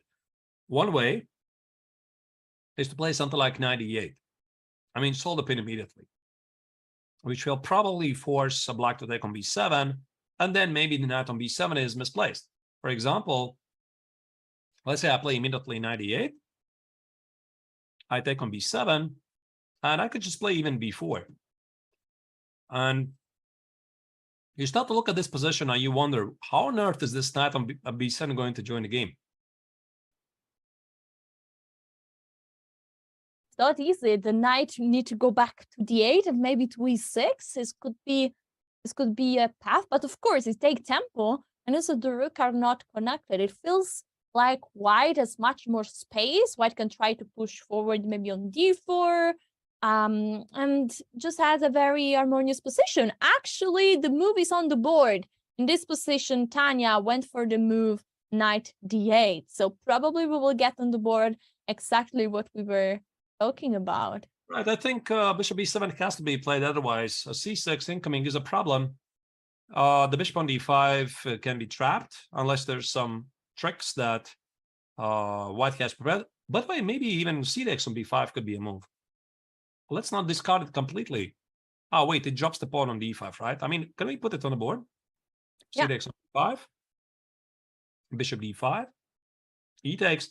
Now I wanted to imprison the knight on d8, but queen b5 is a problem, right? The pawn on d5 is not having support, and yeah, I think this is just not great. If white was able to keep the pawn on d5 alive, yeah, then maybe this would be quite a thing, right? But most likely, I think, Alessia, yeah, we are going to see a bishop b7 and maybe not even b4, because is knight c5 even a thing right now? So let's say we take on b7, knight b7, and just look at this position. Maybe b4 is not even necessary. Maybe just play something like rook fc1, you know, just in case, keep the rook in a file for some a4 ideas. Knight c5 is it really something you need to be afraid of? Because I could perhaps, I don't know, take it and have a better knight against a not so great bishop. It's speculating really here. All right, we'll come back to this board in a few. We should start to see a bit what is going on also in board 2, board 3 of the women's section. We have in board 2, we have Georgia versus Armenia, and that's the top board. We have a super experienced player with the white PC, Dagnitsy and Nana, against Grandmaster Danieli and Elena from Armenia. Armenia is doing so well in the men's section, but also in the women's section is doing amazing. The open section, sorry. This looks like a dream position from the Rogozin. You know, I don't know what black did before, but white has achieved anything, and black is still struggling to play e5. So white's threat of knight c5 is big. Knight c5, go after the pawn on b7, maybe the bishop on d7 in some variations. So it's who is to move actually? It's white, right? Yeah, it's white to move, so even better, you would say. Knight c5. I mean, this is what I would play probably, I mean, pretty quick. Knight c5 and make sure I'm not missing some cheapos like, not sure what really. But I mean, the point is, if we trade on c5 many times and in the end we get the rook on c5, it's quite clear that white is just better. And this is usually where title players, they just stop it. I mean, they see that black has awkward positioned minor pieces on d6, on d7 and c6. The pawn on c7 is sort of troublesome. Rook fc1, e4, d5 ideas start to appear under the horizon. So it's just not what you really want to do. And black has no counterplay whatsoever, by the way. So this knight c5 is a problem. And how do you deal with this, with this knight c5? I guess you just don't take on c5, right? But this rook fc8, it's slightly mysterious to me. I'm not really understanding why it was necessary to position there, because now, yeah, this rook fc8 is slightly a mystery to me. I had a feeling that you had to play e5, no? I mean, because this is the common idea. Instead of rook fc8, you position the knight on c6, bishop d6, queen on e7 to push e5, right? That should be the idea. Because you have the two bishops, so you need to open the position. And yet, for some reason, black decided not to play. So this rook fc8, I slightly don't understand, but it's not killing the game, obviously. Maybe, by the way, maybe the idea is after knight c5 is something like knight d8. Wow. Okay, that's really deep. Maybe but that's also really sad. Yeah, that's very deep. You know, okay, now that I look at this, yeah, this is definitely the idea. Knight d8, bishop b5 is incoming, maybe b6, c5. Okay. Oh, yeah, that looks interesting. Yeah, that looks interesting. Yeah, now I understand why rook fc8, because rook fc8 is such a not very common move. And clearly she wants to play knight d8 next, and that's why I guess White is thinking about knight c5, because I mean, when you see something like rook fc8, before you respond to your move, you ask yourself a very simple question. Why did my opponent play rook fc8? Why? You don't understand it. You sit there until you figure it out. That's why Nana is now taking some time, and she will not make a move until he doesn't have it figured out. But maybe just something like rook fd1, you know? I mean, not rush with knight c5, rook fd1. We had this discussion last year, right? I mean, that the best players in the world are incredibly practical. I mean, then for going very straightforward lines, they just play the normal moves. I mean, they calculate various candidate moves, and in the end, they choose the simple move. But the thought process, I mean, if you would see the mind of a chess professional, it's just amazing, right? There's so many lines they're considering, and you're just seeing just the tip of the iceberg they're calculating.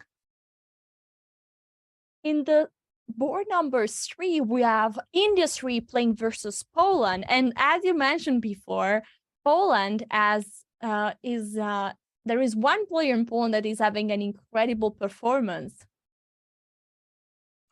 Yeah, that's Olivia Kalbasa, right? She has been doing wonderful so far, and we didn't really mention her success. I mean, maybe slightly yesterday, because she was doing amazing 100% result, and she's still there, by the way.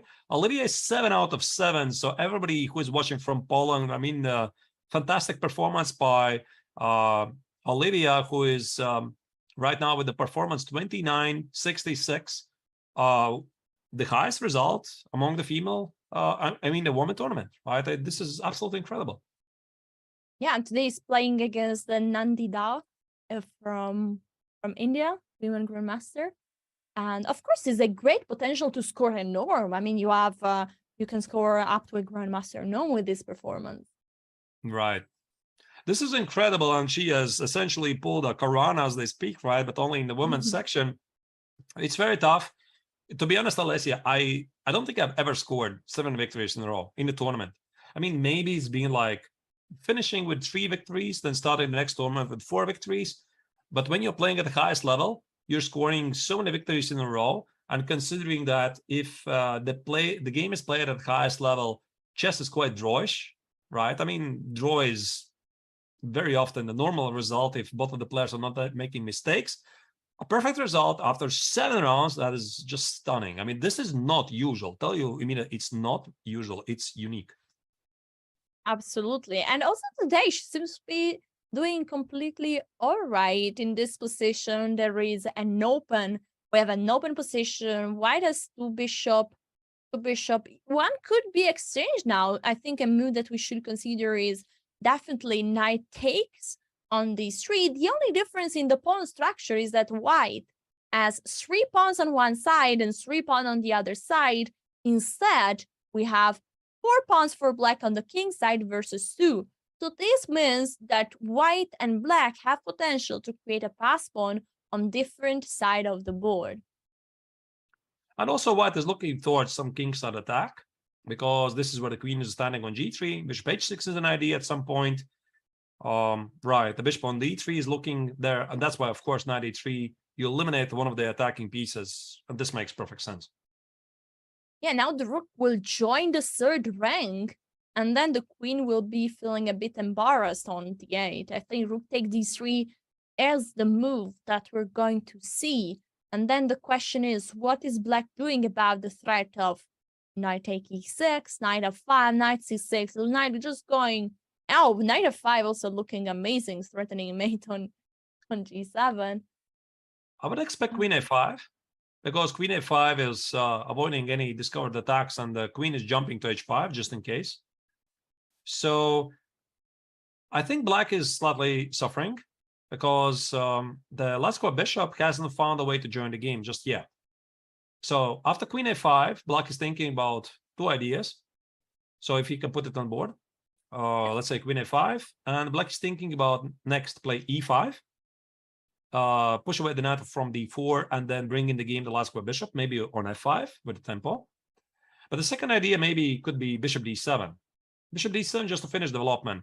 Now that I look at this position, I want to cause us for black some suffering. And one of the moves I'm thinking about right now is either knight d to b5, because I want to stop the c5, going after knight c7 forks, maybe knight e6 ideas. That's my first idea which jumps to my mind. And the second move is knight f3. So knight f3 maybe is slightly more modest, but it takes care of the e5 threat. It controls the dark squares. But yeah, but maybe it's slightly too passive, right? Yeah, it seems like you're not, you are, I think white wants to keep active in a way and wants to keep the chances to attack towards the king. When will be bishop h6 a possibility? Yeah, bishop h6 definitely is the move. But you need to always account for knight h5, which is defending the pawn on g7, attacking the queen. And the queen on a5 conveniently defends the knight on h5. So bishop h6 is something, yeah, you need to account for if you're black at any given moment. I think it's time for us to go back to the open section. There is one match that we still didn't consider, and this is the one of Germany versus Uzbekistan, where we have two very talented young players. Here we have in board one, at board one, we have Grandmaster Kamer from Germany against Grandmaster Abdusattorov from Uzbekistan. And both of them come from Biel, because they were playing in the Grandmaster tournament in Biel, Switzerland a couple of weeks ago. They played together this so-called unique triathlon tournament. There was just 960, rapid, blitz, classical tournament. Very interesting system, by the way. I would love to see this tournament system being implemented in more tournaments. And that's why, I mean, they definitely know each other. I don't recall how did they play in the classical tournament, though, but they did play quite a few games between each other. They're very familiar with themselves. They're the same age, approximately, right? 17 years old. So, yeah, very, very important match for them. The current position is looking, I like black's position right now. This pawn on h3 is really blocking the king. And I like to say this pawn on h3, from my experience, is not just good in the middle game, because potentially you could give a checkmate on g2.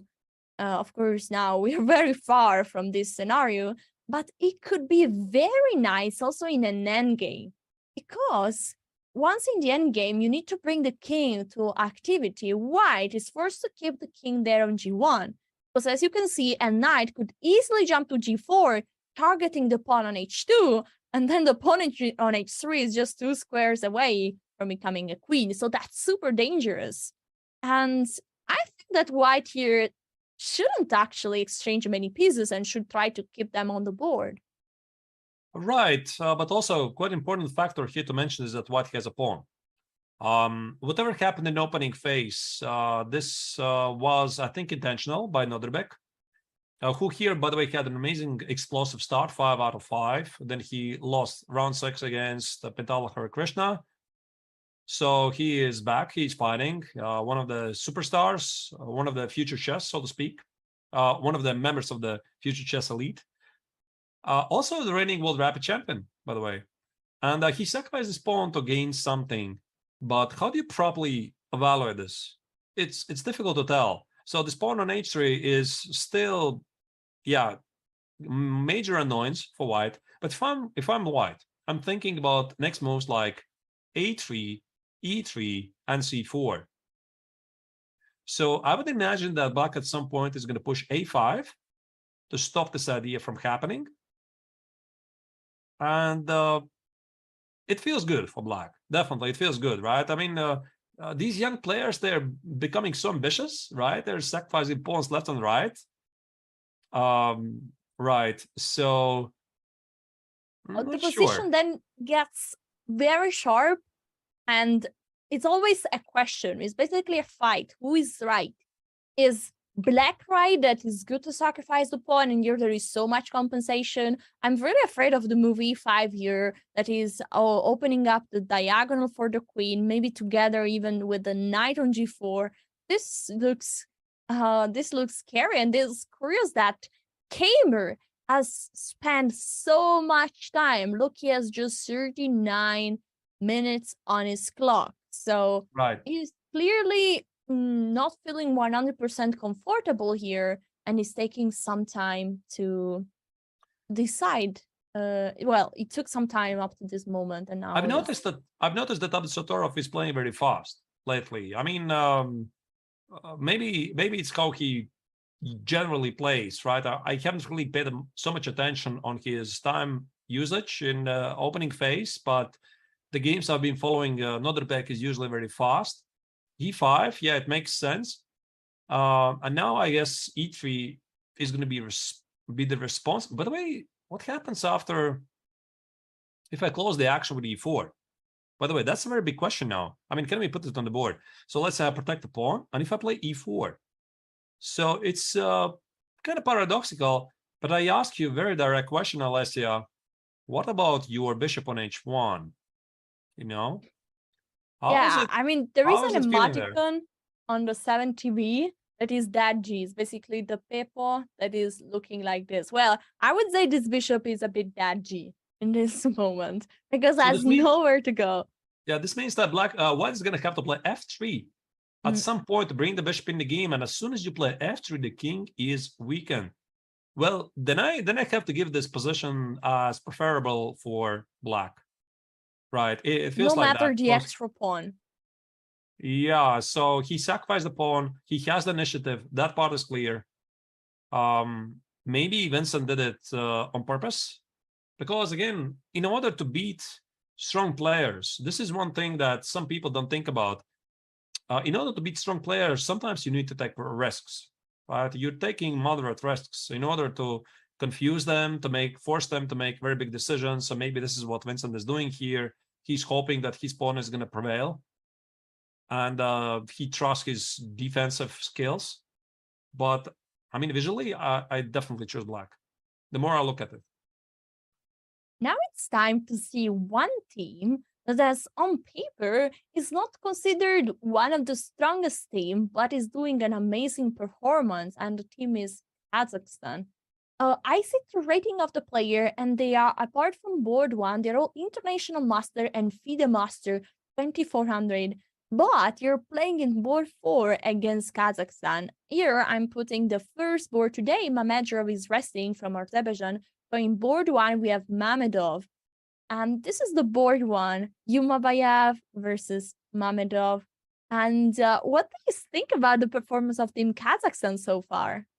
Right, Team Kazakhstan has been doing wonderful so far. You already mentioned, Alessia, at the start that they lost round 2 against Tajikistan, and obviously they were not very happy. But then Jumabayev, he was not playing, he was resting. So that was like a signal for the team leader, don't you dare to take another rest day. And ever since, Rinat has been playing every single round, and this has managed to score many points for Team Kazakhstan.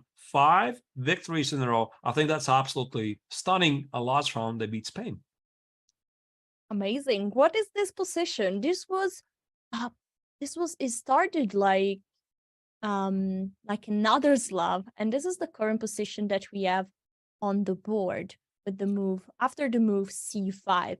Is black to move? Black has 35 minutes on the clock. The position just got close with the move c5. What's white idea?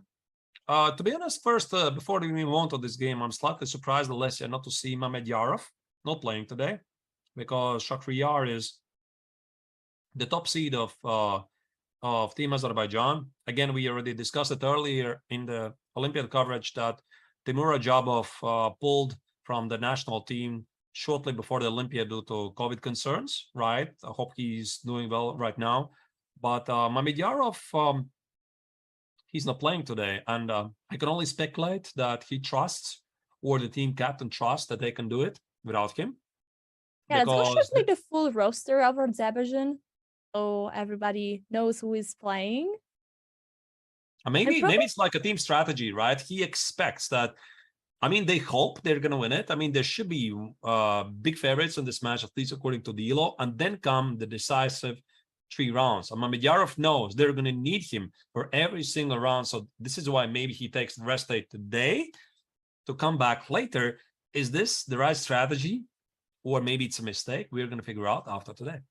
Well, if Azerbaijan wins, I would say, yeah, it's the right strategy. You let your board number 1 rest, and then be ready and fresh for the last few rounds. You know, in the last few rounds, what happens there counts double, I would say, because then the tournament is over. So we'll see. But let's not underestimate Jumabayev. Well, Rinat Jumabayev, first thing which comes to my mind is his sensational victory over Fabi Caruana in the last World Cup. That was big news. He beat Caruana with the black color.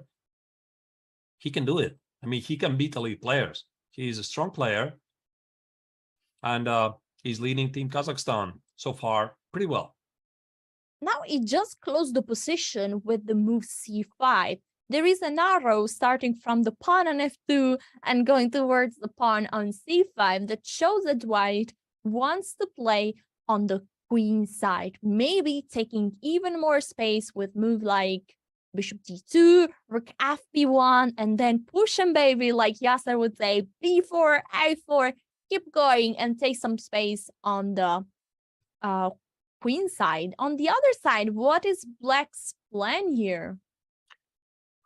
Well, what can I say, Lesya? It really is a puzzling question, because Black has 2 knights. He has very solid position, and the more you open the position, the more open your bishops for white. I don't like this position from the Black's perspective, to be honest. I have the greatest respect for the bishops. I guess sit tight and wait.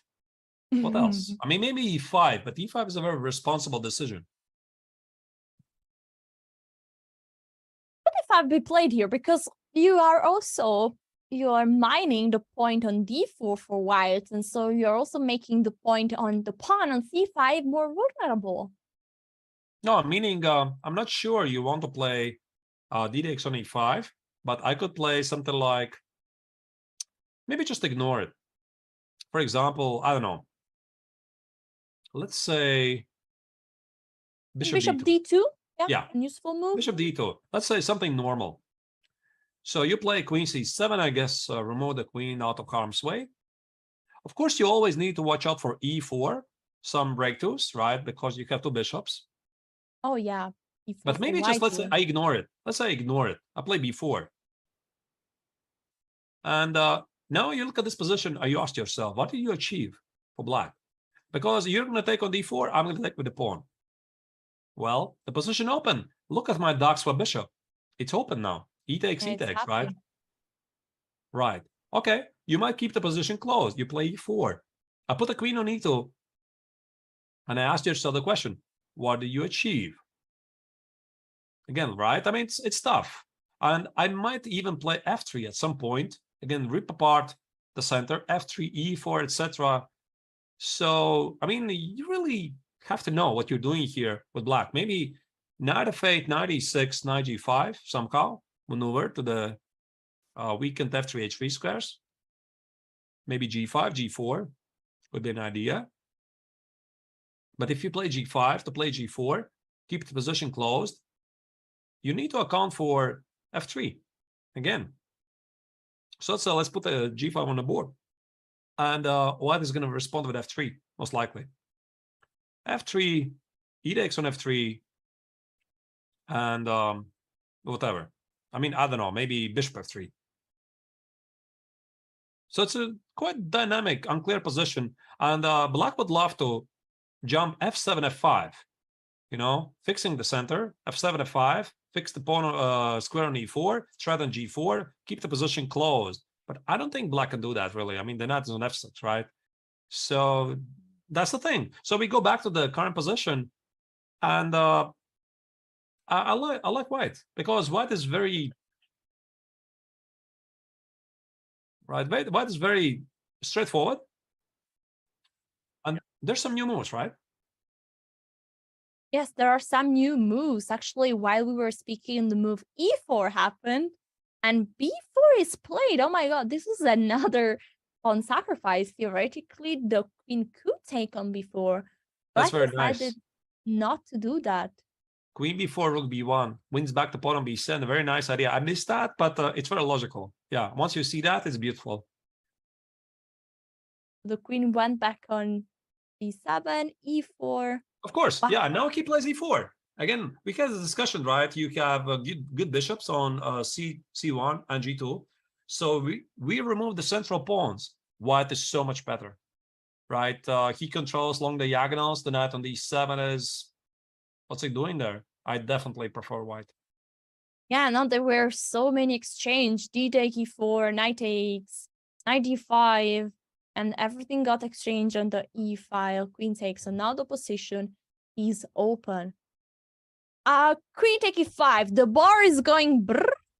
What is happening here? That means there's something terribly wrong with black's approach. Maybe some kind of a tactical shot. So again, we are, dear viewers, we are not using engines. We are even very often not paying attention to the bar, because to be honest, it slightly distracts me. When I see the bar, it says up and down. This means we like have to pay attention to what's going on. But I mean, in the games, we just don't even know that. Obviously, we don't know the bar. We don't know what the engine is saying there. But it's for you, right? So that there you is a understand. Trick here.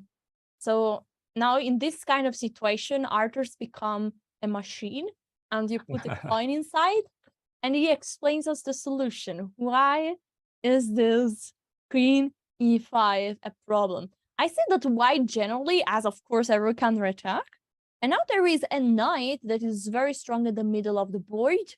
Maybe potentially could jump one day on d6. That would be the dream square. Also, black king is still stuck at the middle of the board. So it feels like something is not working. Unfortunately, bishop f4 doesn't work right now, because that square is controlled by the knight. Because if not, I would really like to play bishop f4, maybe bishop d6, exchange the bishop, and then place a knight powerful on d6. That would be a dream. Right. I don't see immediately. And that's the difference, by the way. You know, it's huge information. For example, if you talk about this bar, the evil bar, right? It gives you indication there's something there. This is not what you get in the game, right? You don't know that. I mean, it's like somebody comes by you and like kicks the table. Look for something there. There's something there, right? That is huge information, right? Like, oh, there's something there, right? I'm supposed to look for that. Okay, I'm going to try to check it out. But normally you don't know that. Of course, you don't know that, so it's very easy to miss it. So, for example, here, what white is thinking there, the rook on a1 is under attack. I should do something about that. He doesn't know there's a very big difference on the valuation, right? And maybe he's not even looking for some big combination, and he's going to play something very human, like bishop d2.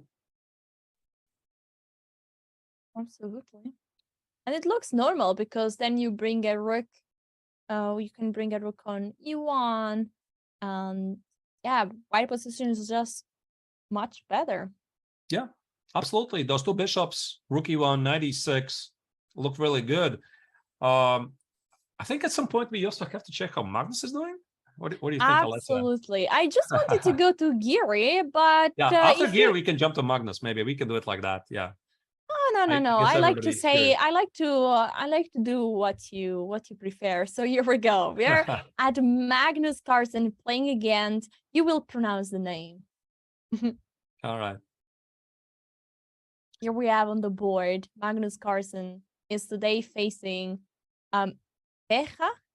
Pechak. Yeah, Pechak. Georgis Pechak is widely known to the broader audience after his gentleman's response in the online qualifying to the FIDE World Cup, I think, when he was playing against Boris Gelfand. There was some kind of a glitch. Gelfand hung a queen or something. I don't even remember the story. What happened is that Pechak offered a draw. So he didn't exploit the fact, which would allow him immediately to qualify for the FIDE World Cup, right? I mean, it's sportsmanship. I mean, talk about that, right? It's huge. So he's still young, and he did it. But then in the end, I mean, the game was drawn. Of course, Gelfand agreed, and he won the match anyway. So he was given a wild card to the World Cup, right? So that was quite amazing story, and I think it shows also for the younger generation that you need to be gentlemen. You need to be showing great sportsmanship, also in chess, right? And you're going to be rewarded. I have a question for chat, guys. What do you think is the current position of Norway in the standings? Of course, try to reply with what do you think it is without checking any results, and put the number in the chat. I will check out and see if you are right. Right. Yeah, by the way, dear viewers, we are, of course, watching what you're saying there. It's an absolute pleasure to have you there. You have interesting questions, insights. Don't hesitate to ask them, right? Yeah, it's always a pleasure to see your insights, because Alessia and me, we are reading what you're saying there. Yeah, exactly. And I see many are trying, but very few are right. Generally, saying a few words about Team Norway, unfortunately for Magnus Carlsen, he is having a very good performance. He has 5.5 out of 6. He just made 1 draw and won all the remaining game, but his other team members are not having the best of the tournament.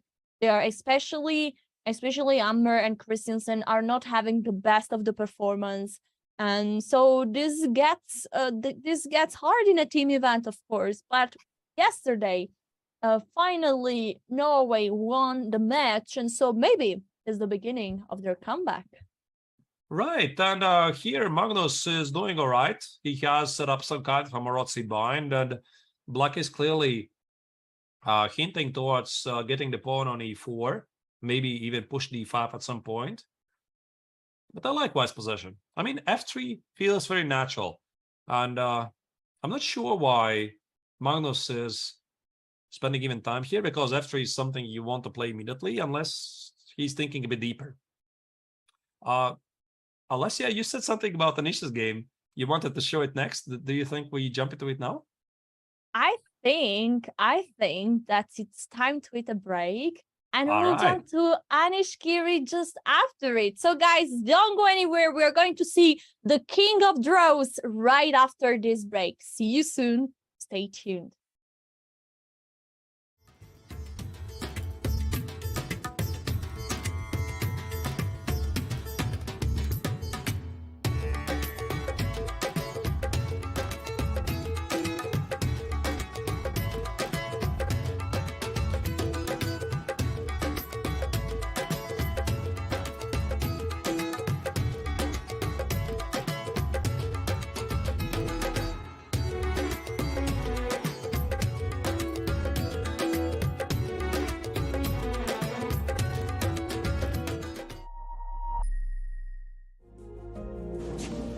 Okay, we're ready for a small press conference. It is something that has never happened anywhere in the world before. To have correctional facilities all around the world playing at once in a chess tournament. I'm very proud to participate in this tremendous event. It will be an honor for us to be part of any of your future undertakings.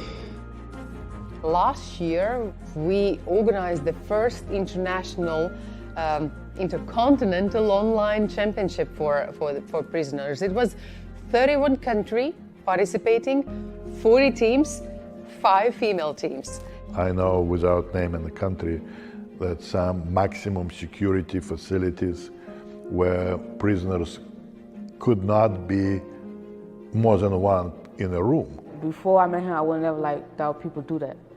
I think, yeah, it's chess competitions, but all over the world, online, throughout the jails, playing against each other, that's a whole different thing.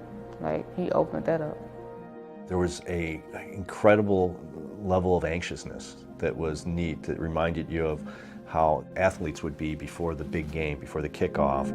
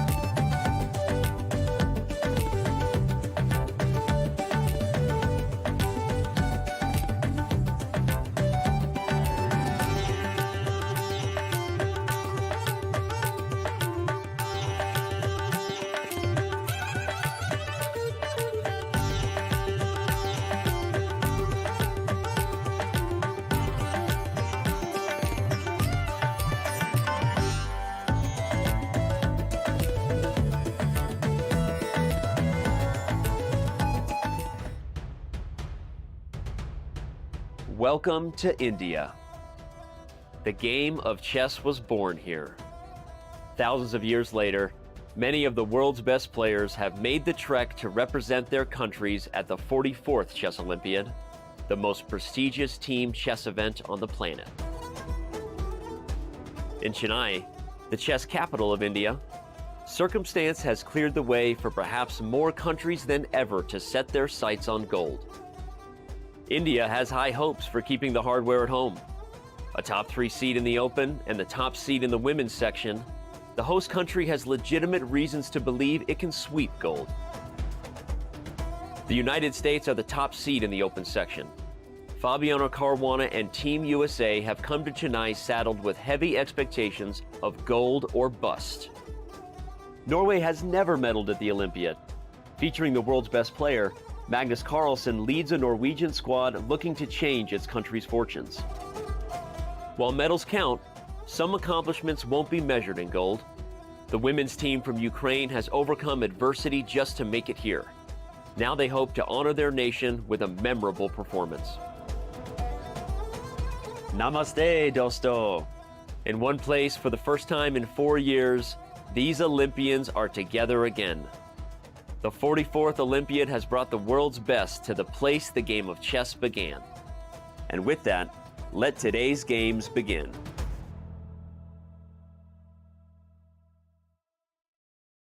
Welcome back to the Olympia 2022. I'm Alessia Santermo, Wibet FINE Master from Italy, and I'm here today with Grandmaster Arthur Nixon. Yeah, hello, Alessia. Hello, Arthur. Well, hello back. Namaste. Namaste. Yeah, let's go to the Anish's game, right? I think this is what you have prepared for us. Absolutely. And I think that in this position, I like always to count pawns, and I say 6 for black, 5 for white. What happened there? Wow. So what is this? This is something extremely sharp. What he sacrificed the pawn. Can you just do it something like 10 seconds? 10 seconds, just browsing through from the opening. I mean, I'm slightly curious. Obviously, we don't really want to go very much in detail. Yeah, absolutely. So this seemed like a normal opening, no? And now like etc. yeah, okay, you want to go fast, okay? Yeah. I want to see how do you get this position? Okay. Yeah, the common pawn sacrifice. Yeah. White is aiming for some sort of a kingside attack. Yeah, this is common stuff. Getting spaced. Pawn on d4 is seemingly not very important. And there you go. Yeah, f5. Okay. So queen e4 was the threat. So Anish sacrificed the pawn to accelerate his kingside attack. So black feels that he has to respond with something like f5. And this gives white plenty of targets at kingside. This is how they got here. Now I understand. So Anish sacrificed a pawn. I love his piece placement. Look at white's minor pieces, right? The bishop on f4, knight on f3, bishop on d3 look really good. I guess knight b to d2, knight e4 could be also in the cards. Maybe h4, knight g5. Looks pretty okay. Yeah, there are 2 strong bishops at the center of the board. Especially this bishop on e4 is having really a nice control over all the board. It's spinning the knight on c6 and also looking at the pawn on h7. So we might see some aggressive idea here. What could be black next move? Right, bishop e4 is not what I expected, but like you said, Alessia, indeed, I think the idea is to go after the pawn on h7 and queen d3. Maybe knight c1, knight d3 is his idea. Maybe Anish is thinking deeper, because the knight on b3 is not doing much, and you want to have a harmonious feeling that every single piece is contributing something to your position. The knight on b3 doesn't do a lot. So I would think that this is like first move of bigger plan. So it's not only, probably not queen d3, probably knight c1, knight d3. Yeah, that would be my guess. And now the question is how black is going to respond to the pin, right? The pin is slightly annoying. My first choice, what I would consider, can I play queen b6, right? But queen b6 makes me incredibly cautious because I'm removing the queen from the defense. It goes away from the king side. So you already start to look at ideas like maybe knight g5 or h4, knight g5. And you might regret having positioning the queen on b6 to protect the bishop on b7, leaving the king slightly more vulnerable. Poor king. In defense of Anish Giri, I see many trolls in the chat calling him Dronish Giri. is actually playing a super interesting position and is sacrificed a pawn in order to fight for an attack and for this position is dynamic, no? Is exactly what a dynamic position would be. There is a piece activity, there are some idea to attack, but on the short term, Anish Giri is a pawn down. Right, and like you said, Anish is playing very interesting dynamic chess here. I mean, sure, right. I mean, he was perhaps slightly recognized as more positional player, sometimes not bringing a lot of excitement, but you see that Anish is getting a lot of interesting games going on here. The first top two games which jumped to my mind is his amazing exchange sacrifices against Eric Hansen. Then the next round, Badur Jabava. Okay, they're maybe pretty simple for Grandmaster standards, right? I'm looking from the Grandmaster's perspective, but still very beautiful, eye-pleasing. And Anish is definitely not playing a boring chess here. I love what he's doing. I agree. I just read a comment from the chat that he said, I also call him King of Throws, but I didn't say that I'm not a troll as well. So yeah, you're right. I'm also a troll. By the way, Anish Giri is the leader by far of the Netherlands team, but it's not the only one. You know, there are so many strong players that are also supporting Anish and what is he doing in this Olympiad. And now we are about to see the full team competition, all the other players that are playing. In the meantime, these are the live camera exactly from the feeds of the playing goal. But we are ready. Let's go, Team Netherlands. Sometimes the fan favorites are actually just favorites. Team Netherlands is packed with celebrated streamers and creators and is also a top 10 seed in the open event. Few have more fans, especially in India, than the Dutch top board, Anish Giri. Long and elite grandmaster, Giri is hugely popular in India. He regularly features top Indian players and creators like Vidit Gujrathi and Sagar Shah on his YouTube channel and joins their streams as well. Holding down boards 2 and 5 respectively are the 2016 and the reigning Dutch champions. Jordan van Foreest is now 23, but became Dutch champion way back in 2016. Max Warmerdam is a year younger at 22 and holds the current title of Dutch chess champion. Also a streamer, Van Foreest is a second to world champion Magnus Carlsen, while Warmerdam has been a second for Giri. Though young, both have invaluable experience preparing for elite events like the Olympiad.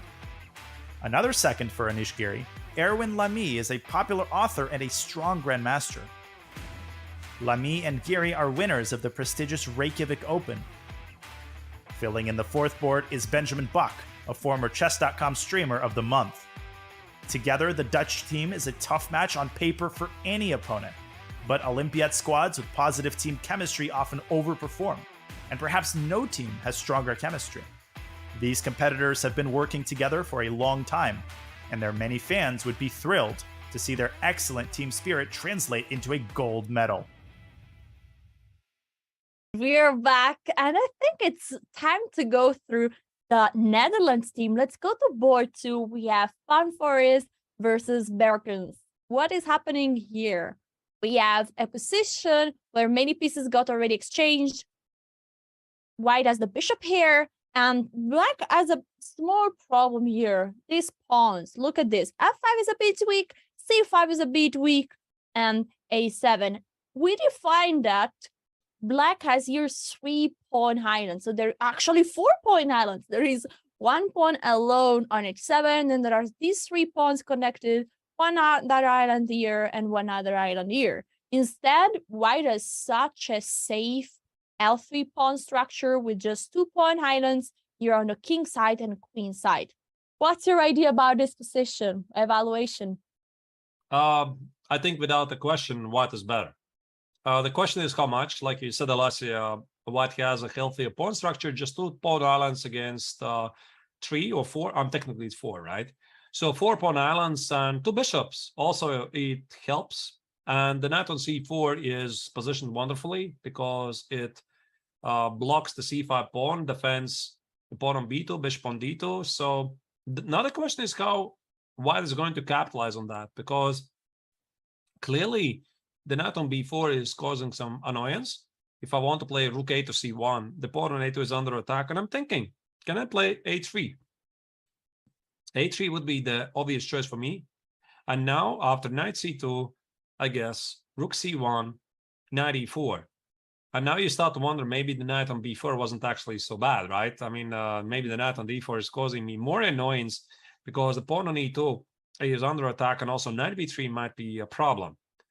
So maybe this is not the way to go. But again, I think you want to push away the knight from b4 somehow, be pretty smart. So let's go back to the starting position. And instead of a3, my apologies, not starting position, but the current position, right? So here after c5, maybe you just play something like rook fc1. Protect the pawn on a2. Protect against the idea knight c2. Of doing a3 next, no? Yeah, exactly. a3, e3. This could be the idea. So I think here white is doing really well.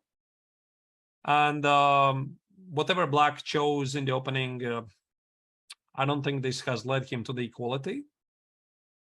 So there's that. Then it's time to move to Benjamin Bog. I call him the friend of Hikaru, you know, after their intense collaboration during the candidates tournament. He's playing today against Magnus Thomas from Hungary. And that's the current position. I see immediately a knight on g5. Probably the knight will be supported by the queen sooner or later. Queen h5 seems like a reasonable move here, threatening mate in one. And white is also attacking the pawn on e4. The material at the moment is equal, but will the material still be equal after the next move by white? Well, clearly black is in trouble. Whatever happened before in the last couple of moves, something was miscalculated, because knight e4 is an issue. And I think if white really wants to do it, he can already take the pawn. Black played here the move knight e4, which maybe then was a mistake, this order of moves, because this is all forced. After knight g5, knight c6 was played, and now there are some trouble. Why would you want to do that, by the way? I don't understand, because the position is not so bad. Now, queen h5 is a move, like you pointed out. Knight g to e4 just wins a pawn on the spot. There's no compensation. I mean, there's no compensation for the pawn. Again, this knight e4, we go back to this moment for a moment. Yes. I mean, I'm surprised, to be honest. I think he just miscalculated something. Maybe he missed knight g5 completely. So after knight e4, maybe his idea was that after bishop e4, d takes on e4, the only move is knight e2. And then you play f5. Yeah, sort of. You're sort of happy. I'm not really sure about that, if he's really happy, but maybe. Knight c4 is still a problem, getting to e5 square. And after this, how terrible is the move? f5 is just leaving a pawn hanging on e6. Yeah, and it's dropping an exchange and a pawn at the same time. So it's just bad. I don't understand, really. So sometimes this happens at a professional level. You just have some glitch, you know, some short circuit. Something goes off, and then you just look at the positions of what did I do, right? It's like this yesterday's crazy moment of Samuel Shanklin, yeah? You touch something like king c2. Trust me, it's never, ever going to happen in Sam's career, ever. It's just something just unexplainable happens. The can makes the move, etc. So here again, I know Tamash very good, yeah? So he's my teammate in Denmark. We met him briefly in Biel a couple of weeks ago. He was playing there. Also together with Victor Erdos, who is also here in the Olympiad playing for the national team. And I'm surprised. Yeah. So knight e4 is just collecting the pawn, and I think that also from Benjamin's part, it's like a big surprise. Like, why? What am I missing there, right? What's something wrong? Am I missing something? Yes, of course he collected the pawn for no compensation, and now black has to try to hold it. So Giri as a position that is pretty balanced. Second board, we said that Van Flores is having trouble. Benjamin Bach is having a very good, promising position with an extra pawn. So probably the fate of this match is in the end of board number 4. Right. Here we have Cantor, Grandmaster Cantor versus Grandmaster Warmerdam. The battle of the youngsters, right? The young talents. And Max also is still young, and so is his opponent. This is really interesting, Alessia, because about the national teams, you see the strategy being employed between many players. I'm sorry, many federations, meaning they try to keep a healthy mix of the strongest players of the nation and some youngsters, because you want to test them at some point, because you have to think also ahead. Who is going to be representing our country in 10 years, right? You need to give the chance also for the younger generation, the big talent, to come forward and test them. And many teams do it like this. So the traditional formula is, let's say, 4 core members and there's 1 youngster. You give this guy a chance, right? And that's what I think we are seeing here, right? So again, you give a chance for the player to prove, and very often it pays off. And again, we mentioned this a couple of times. One of the most famous examples is Vladimir Kravnik's star performance in the 1992 Olympiad, where he was heavily pushed by to be included in the Russian team by Garry Kasparov, and it paid off, right? It was like a star moment for Kravnik, and later his career would just explode, right? And also for the young players, Olympiad is a perfect moment to step up and shine. This position looks very balanced from a material point of view. We can see that Black is having the bishop here. White has a strong knight on e5. I think the queen on a4 is for now a bit out of the action. So maybe White will consider bringing the queen back. Maybe to c2 looks a possibility. What will be, why is White to move in this position? So what will be White's next move and the plan? A plan here for White. In which direction is White going to place his pieces? Well, the conventional way to continue here is, again, the pawn structure, f2, e3, d4. It shows that you should be playing at the queen side. b4, b5, establish weakness on c6. That's the traditional way. Black is supposed to do some kind of an attack at the king side. And I think this is what Warmerdam is doing. He played bishop e6. He pushed aggressively g5. Maybe knight g7. Maybe bishop d6 is next. Yeah, by the way, bishop d6 looks perfectly normal to me, activating the bishop. And then push for those pawns. And maybe, since Black has committed himself to g5, there could be a room for something like, at some point, f4, maybe. But first we need to protect the pawn on e3. Is it even possible? I have a question for chat before seeing if how to protect the pawn on e3. Do you guys, would you prefer to play against a young, talented player, or would you prefer to play against an experienced but veteran grandmaster? And then Arthur, you will also tell me your opinion. To make it easy, 1, if you prefer to play against a young chess prodigy, and 2, if you prefer to play against a veteran grandmaster. Let us know.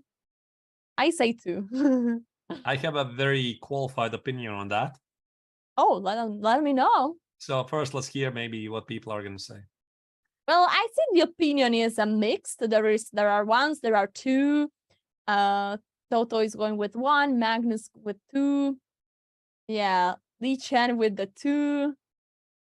Yeah, it's like, it's like, yeah. Can I give my opinion now? Yeah, go ahead.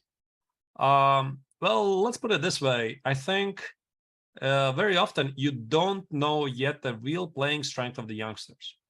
So, for example, you're playing against a young star. I mean, it doesn't even have to be a star, just a young player. You don't know You don't know because his current rating, maybe it's not even showing his current strength, because the young players that tend to explode in terms of the growth very, very fast. And Gukesh has increased, for example, we're talking about Gukesh, right? He has increased about 100 rating points in the last year or so. What I'm saying here, we don't know his ceiling. We don't know the ceiling of every young player. So that's why they're unpredictable. They're usually much more dynamic players. And when I'm playing against older generation player, I already know what he's about, what to expect from him, right? He is still experienced. He knows what he's doing, but probably there's not going to be something super surprising coming from them.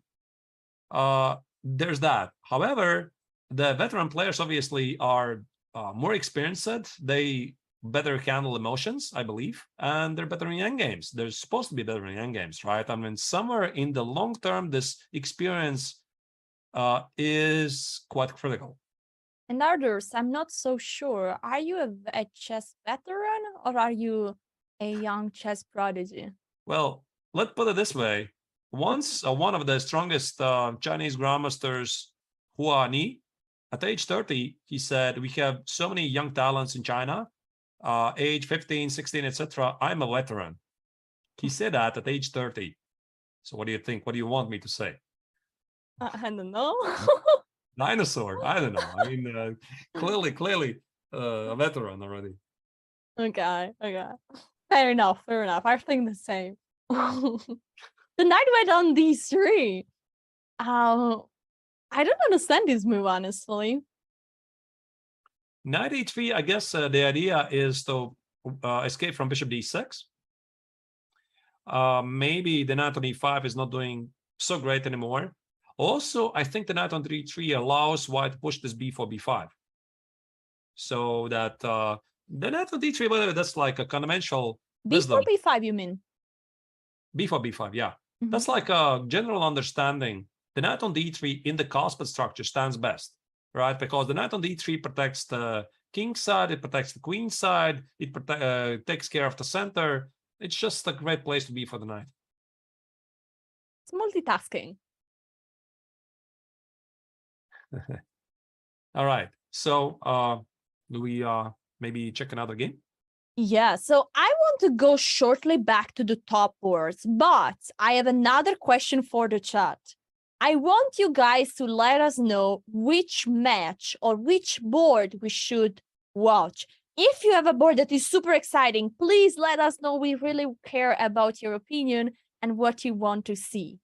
For now, I think I want personally to really see what is going on in the board between Caruana and Gukesh.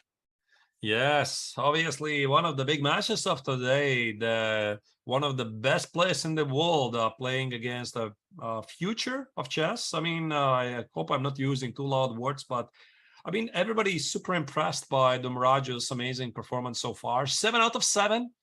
How often do you see it? We had this discussion earlier in the broadcast. Caruana is widely regarded as obviously not only one of the strongest players in the history of chess, but also responsible for amazing streak, 7 out of 7 in 2014 Field Cup, beating everybody in a row, including Magnus Carlsen, MVL, Topalov, you name it. I mean, everybody was playing there. He had 7 out of 7. Gukesh in the Olympiad has 7 out of 7. And guess what? He's playing today against Caruana. Yeah, that's an amazing, it's like, you know, I don't know if karma exists, if karma doesn't exist, whatever. But sometimes we have some funny combination and some events are matching perfectly with each other. And we can tell those stories then. And today, that is the day. Caruana facing a super young prodigy. He is still a young chess prodigy, I would say, Gukesh. And on the live rank, on the line rating list, is like climbing like a crazy man. It's insane. He's taking so many positions, and it's about position number 25, I think, which is insane. Right, and to remind you, Domaraju Gukesh is only 16 years old. I think this is sometimes that people forget, right? He's still very young. And I think this position has a potential to explode because quite typical to the Sicilian Rossolimo structures. This idea of f6, g5, h5 is a known plan to play g4, be aggressive. What I don't like is Gukesh's time management. 70 minutes for 20 moves. This is not great. So I think also Gukesh feels the importance of the game. You think he has no feelings, he has feelings, right? I mean, he's just a kid, right? And he has this amazing attention from the world, from entire India. Everybody's watching. And imagine yourself, you are going to the next round. There's something like 20 reporters making pictures of you. Cluck, cluck, cluck, cluck, cluck. You know, it just gets to you. It also motivates you to play really good chess, but it's just so difficult. There's a lot of stress. And also, I think for Gukesh, he knows this is a very, very important game because he's playing against Fabi Caruana for the first time. I think he already should have figured it out that he's getting there for the elite. He's going to stay there. And that's why he wants to play the best chess possible. And when you have so many responsibilities for this game, you just feel so much nervousness, stress. And I think this is what we are seeing on the clock, right? So he's burning the time a little more than he should have. I totally agree with you. I think all that is happening, the atmosphere there in Chennai makes it, even for Gukesh, very tough from an emotional point of view, because I think that he is very good in keeping the emotion under control. But this requires energy. He's on your, he's a teenager, is still unexperienced, and this is probably one of the first time he's facing is he facing for the first time Caruana, I think, right? Yeah, I mean, I don't really know about any online games. Yeah, I can't account for them, any Tata Tuesdays, etc. But over the board, yeah, so it would seem the first time. Yeah, that's impressive. So I want to say one thing, I'm sorry, yeah. One thing is beating 26 congress, maybe a couple of 27 congress, and then you get one of the best players in the world with black color. Right, this is a huge test for Gukesh. Yeah, absolutely. I'm so happy that in one of the BL tournament, I've played a blitz game against Gukesh.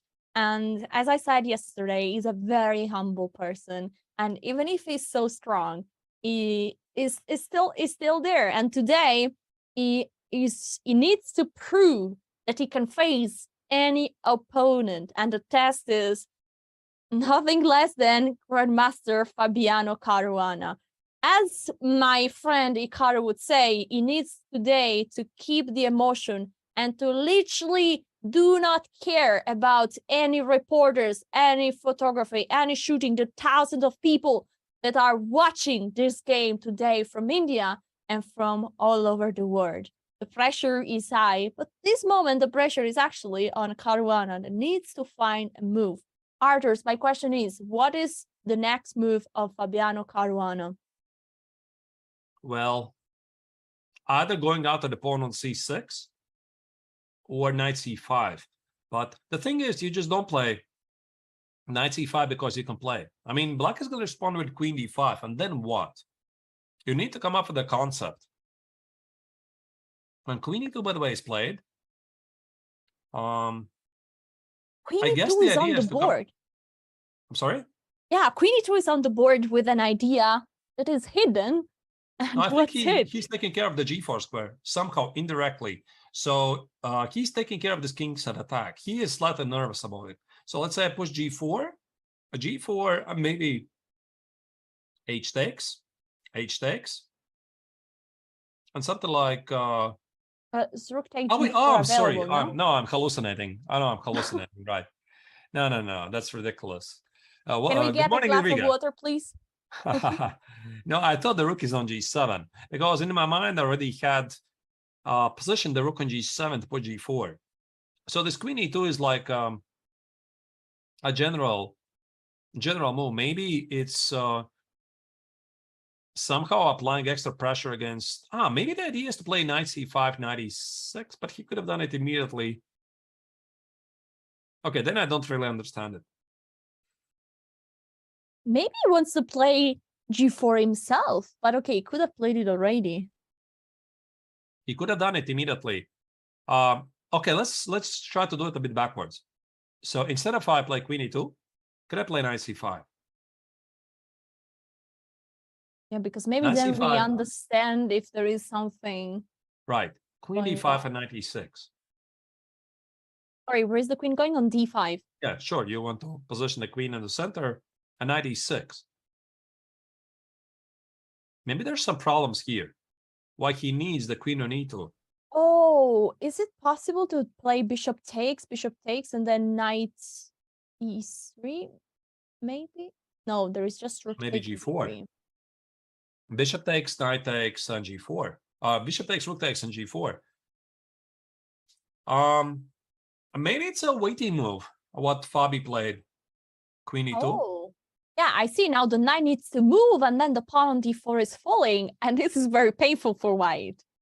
So the queen is not really well placed there, but doesn't change really much because the queen on e2 is not solving this problem. So still the idea is not completely clear here. One thing why the best players in the world are the best, they know precisely at which moment to play how. It's not just making the best moves, right? I mean, all the respect to some of the greatest players in the history who said, I mean, all they believe in good moves. I don't think it's really so simple. And you have to choose the right moments to do what. Sometimes you need to play aggressive. Sometimes you need to play more careful. Sometimes you need to play a waiting move. And you feel those moments. You have a lot of experience behind you. And you feel maybe this move queen e2, it just has nothing to do with the position. Fabi perhaps feels that his opponent is nervous, that he's spending so much time, and maybe instead of forcing things, Fabi just makes some kind of, normal move, which comes with no threats, which is something that was not expected by his opponent. And again, he's thinking, right? I hear you see Gukesh is thinking, right? Every single move is extracting time. So I think he just passed the ball towards Domraju, and he's saying like, what do you have in your mind, right? Queen e2 doesn't spoil anything. It's a smart choice by Fabi. I think it's time to move on. I see some suggestions from the chat. I saw people writing, go watch Wesley So Dominguez game. They are super excited. So we'll get to both games. Let's start with Wesley So. Here we have an end game. There are many pieces that got exchanged, and I see many pawns hanging around. So there are two pawns that are like very weak here. Is black to move in this position? First of all, I like always to count them. So black is having 7 pawns, and white is also having 7 pawns. But this could change very quickly. Pawns are like pins, They might fall one after each other. And the first obvious move that I might consider here is rook c2 check. And who is to move again? It's black to move. I like the move rook c2, giving a check and maybe taking all the pawns there on the second rank. Whatever Wesley did in the opening, it did not work. So we had this glimpse on the opening phase. I think he simply mixed up something. He mixed up some plans. He allowed the opponent to carry out this in the opening phase. Just very quickly show this critical moment again. When Prague played b4, can you go down right after the opening, b4, d5? Right here. So Wesley misplayed something, mishandled something. So this e5, a move before, was amazing choice. Continue by b4.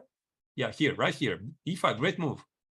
Bishop e3, b4. And the next move is d5. And apparently Wesley, which is not very common for him with the white color, mishandled things. I think so, because black just gets a great position. And now after whatever happened, knight e5, he takes on d5, black is totally fine. So then we go back to the current position. Here, Wesley needs to be careful. Yeah, and rook c2 check was played, and now the king is on f3, and now I see really the pawn on b2 hanging, followed by the pawn on a3. And black is actually having just one pawn that could be taken, and is the pawn on d3. But I see that white pawns are by far much weaker than black pawns. Monster bishop on e5. The rook on c2 is very active. So what you're supposed to do here, now, of course, white can always take on g6 twice, but I think this trade is just exposing the white king, so let's not do that. Maybe something like rook f2 is required here. Well, it's black to move, so I think black is going to capture the pawn now. Yeah, I'm mixing up the order most all the time. Right. Maybe they just take on b2. Just take on b2. Yeah, and then maybe rook f2 then. Right. For example, let's put it on the board. Rook take b2. I think it's the obvious move is happening. So there could be two possibilities. Either rook d2 or rook f2, trying to challenge the super strong, powerful Gujrathi rook on the second rank. Right. Either way, Frog is doing wonderful. What's happening on some other boards of USA against we should go to Dominguez. What is happening here? Chat was saying, let's go Dominguez. I want to see what is happening. This is the current position. It's a crazy attack on both sides. Here we have opposite side castling. And this is a race. Who will get the opponent's king first? 94, this happened? Wow. This is a piece sacrifice? Is it just a second? Can you give a last move? Well, the knight was on b3. Could go on c1, but it was shocking to see that the knight went on d4, just hanging. This is the move you don't want to see for black. I mean, when you're playing a4, you're hoping that white is going to respond knight c1. You're hoping deep inside. And when your opponent with white, I'm talking now from Dominguez's perspective, he plays knight e4, it's like, it just feels not very good. So what happens after the trade? Just a second, let's try to figure it out. Let's say we take on d4. Obviously, pieces under attack, we could take it. Is there some killing attack? How do we take back? With the bishop or with the knight? I don't know. Can't immediately tell. Yeah, that's a question. Because could be, I see one idea. Now, if you take with the bishop, you want to take away this knight, and then, or maybe play the move e5, and then play rook h5, bishop h7, and maybe there are very powerful discovery check. But also if you take with the knight, then okay, you're not playing the move e5, but you could take on e6. And then there are so many ideas. I mean, both moves look good. Immediately, I don't think it's even possible for us to jump in and say, hey, listen, you have to play bishop d4, right? But knight e4 definitely makes sense because you're including the knight in the attack. Bishop d4 makes sense because you open yourself to ideas of rook g7. For example, let's play bishop d4 on the board. Well, let's say black is completely oblivious. He does something like a3, whatever, right? He's completely not recognizing the threats. Now, there might be rook g7. Yay, rook g7. Right. Oh my god. And after king takes, the other rook is joining. And where's the king going? Exactly. So king h7, e5 check, discover check. This is curtains. That's it. I mean, every single white piece is attacking the black king. So, of course, this is not going to happen. But just to illustrate the possibilities, something like this along the way might be possible. Yeah, I don't know you, Arthurs, but I'm always super excited when something like rook takes g7 is on the board. Of course, Chess.com would immediately mark this move as brilliant. And things like this are what makes chess so beautiful. And it's always exciting to watch. Right. So bishop d4 is looking good. It opens the queen. And I have a gut feeling black gonna do it. Maybe bishop c5. Try to kill the bishop. I could still sacrifice the rook, by the way. So bishop c5, I try to kill the bishop. You can still go, because if bishop take d4, there is just an immediate checkmate on h6. It's the same. So yeah, it's the same shot. So that looks incredibly risky, which leaves us to the moment that black is not obliged to take a piece. So that's why here I think the Menges is like, right? You try to calculate that. Arthur, can you make me a live reaction? Imagine that you are in this position with the black pieces, and then your opponent makes the move knight e4. I would honestly have a pretty strong live reaction. What would be yours? You don't play a4 and expect knight e4. I think it's pretty illogical. You play a4 to push away the knight away, not closer to the center. Otherwise, a4 makes no sense, which leaves me with a thought. Maybe this was missed by Linear. Honestly, if I would be at the chessboard, I would look like this and then go back and jump out of my chair. But incidentally, Alessia, when your opponent executes something like this, you have a gut feeling he's right. There's, the gut feeling, because when a very strong opponent plays against you, something like this, like knight e4, you have a feeling, oh, I missed this, right? So if he plays it, clearly he has calculated this. Of course, you're going to try to check him. You're going to try to calculate everything, but you feel he's right? So now the question is what Dominguez is supposed to do. So taking on d4 looks incredibly risky, but yeah, now a4 is like a big question mark, because you just push the knight closer to the attack. How to minimize the damage? How? Yeah, it's really tough. Can you play, I don't know, maybe bishop c5? Yeah, bishop c5, that would be also one of my choices. Try to kill the attacking pieces. So bishop c5, can we try to put on the board a little without a lot of analysis? So I'm going to take on e6. Yep. F take. F takes, and just double the rooks. It's quite clear that white is in the driving seat here, but black is not yet dead. Black is still alive, but the position is unpleasant, very unpleasant. And maybe white is simply at some point going to take on c5, snatch the pawn on b4 for free. And that's the consequences of a4. What I'm thinking is that it looks, from a visual perspective, like black is about to also attack. He's about to play the move b3. On the other side, black has literally no piece to keep going with the attack. There is no piece that looks dangerous for white's king.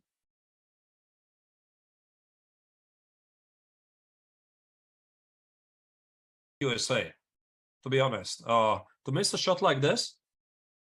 Yeah, absolutely. Let's have a look also. Very careful. Let's have a look also at our Iranian game, so we have a full vision of what is happening in this match. Guys, is USA the team to beat, the huge favorite of this Olympia 2022, going to lose against Indian 2? Right one, guys, if you think that USA will still manage to win somehow this match today. Or right 2, if you think that India 2 is the favorite now and you think they will win this match. How USA is going to win it again? I'm looking at this.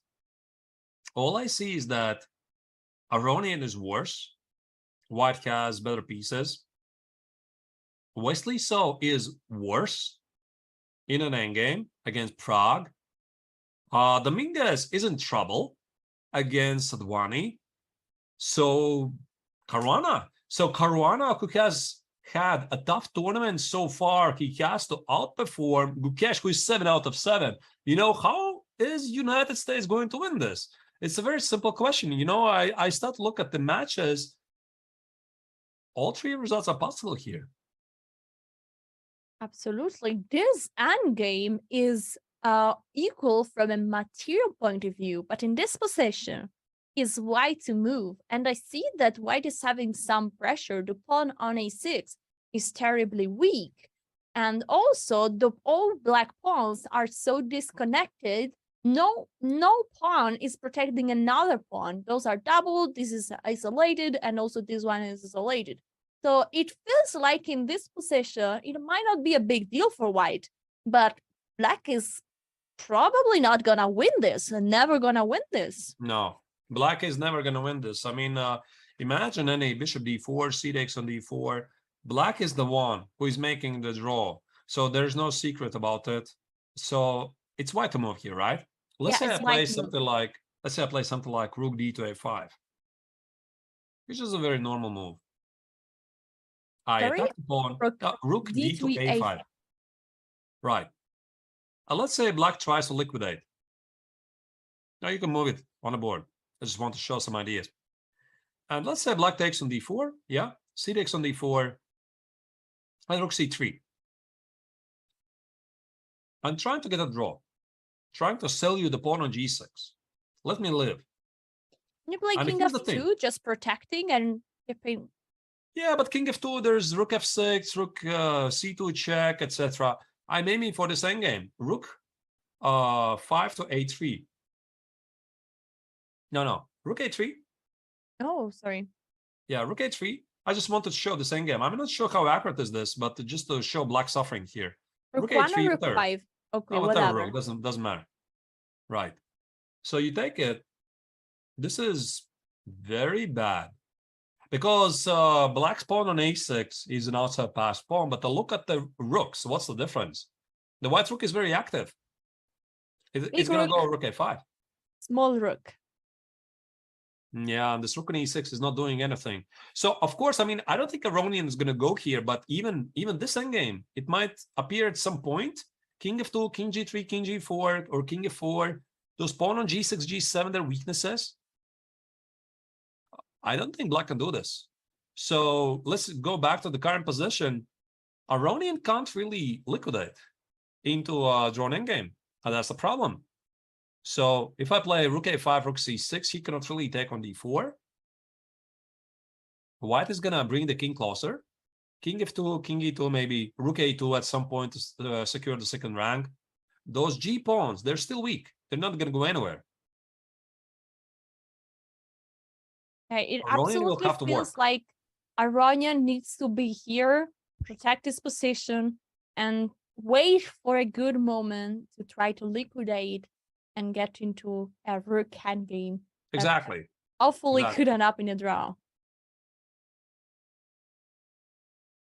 So this doesn't look good. I mean, the only players that could win for Team USA is, as we said before, is Fabiano Caruana, as this position is looking like a real mess. We got some moves after we saw queen e2, and then we got queen d5, knight c3 attacking the queen goes back, now queen c4, pinning the rook, and after queen b7, d4, e6, and rook e1. This is the current position. Gut feeling, what do you think is better? Well, one thing is clear. Fabi sees things are going wrong. I mean, you're playing a team event. You're paying attention to what is happening on other boards as well. I mean, you have to. It's not only like you rely on the captain. Captain says, listen, Fabi, you have to fight, right? Of course, he sees it. Everybody sees it. And I think they already estimate Lemon is worse. Maybe he's going to hold it.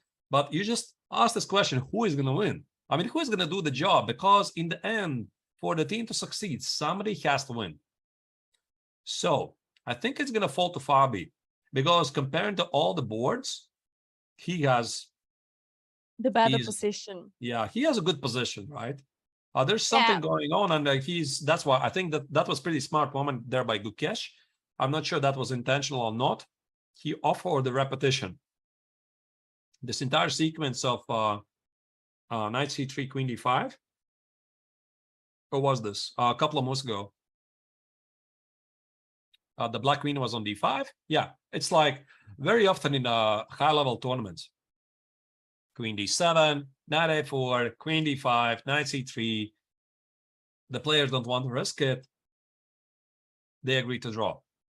Yeah. But of course, with so much expectation for this game, I don't think it would happen anyway. So Fabi is trying to somehow crash through. In this position, my feeling is that, of course, white has a bit more space. But the risk involved in this position is that if you push much and you open a position, then suddenly Black's bishops are going to be so strong and powerful. So on one way, you want to keep pushing, advancing. On the other side, you would like not to let Black's bishop activate. So this is scary. Right, exactly. All right, here we see on the screen, we see the live footage of exactly the match we are talking about. Team USA versus Team India. Now they are full board. As you can see, this is the match of the day. All the 8 players are sitting on the board, no matter who is the move to play. I see Iranian worried with an hand, holding his head, looking at Caruana games and clearly hoping that... Did you see Alessia the stare? I mean, they're like, Aronian is looking to the right, West is looking to the right. There's like an unwritten question. Come on, people, who is going to win this, right? And I can't help but feel that somehow yesterday's unfortunate incident in Shankland's game is affecting the team psychology. You know, Yes. I would be surprised because this is a team event, and if somebody is not really performing well, it affects the entire team. Fabi is struggling. Yesterday, also, Shankland had this huge drama in his game against Hovhannisyan, and having the burden of the team to beat in the Olympiad, being the big favorites, one of the strongest, if not the strongest team USA in the history of the Olympiads.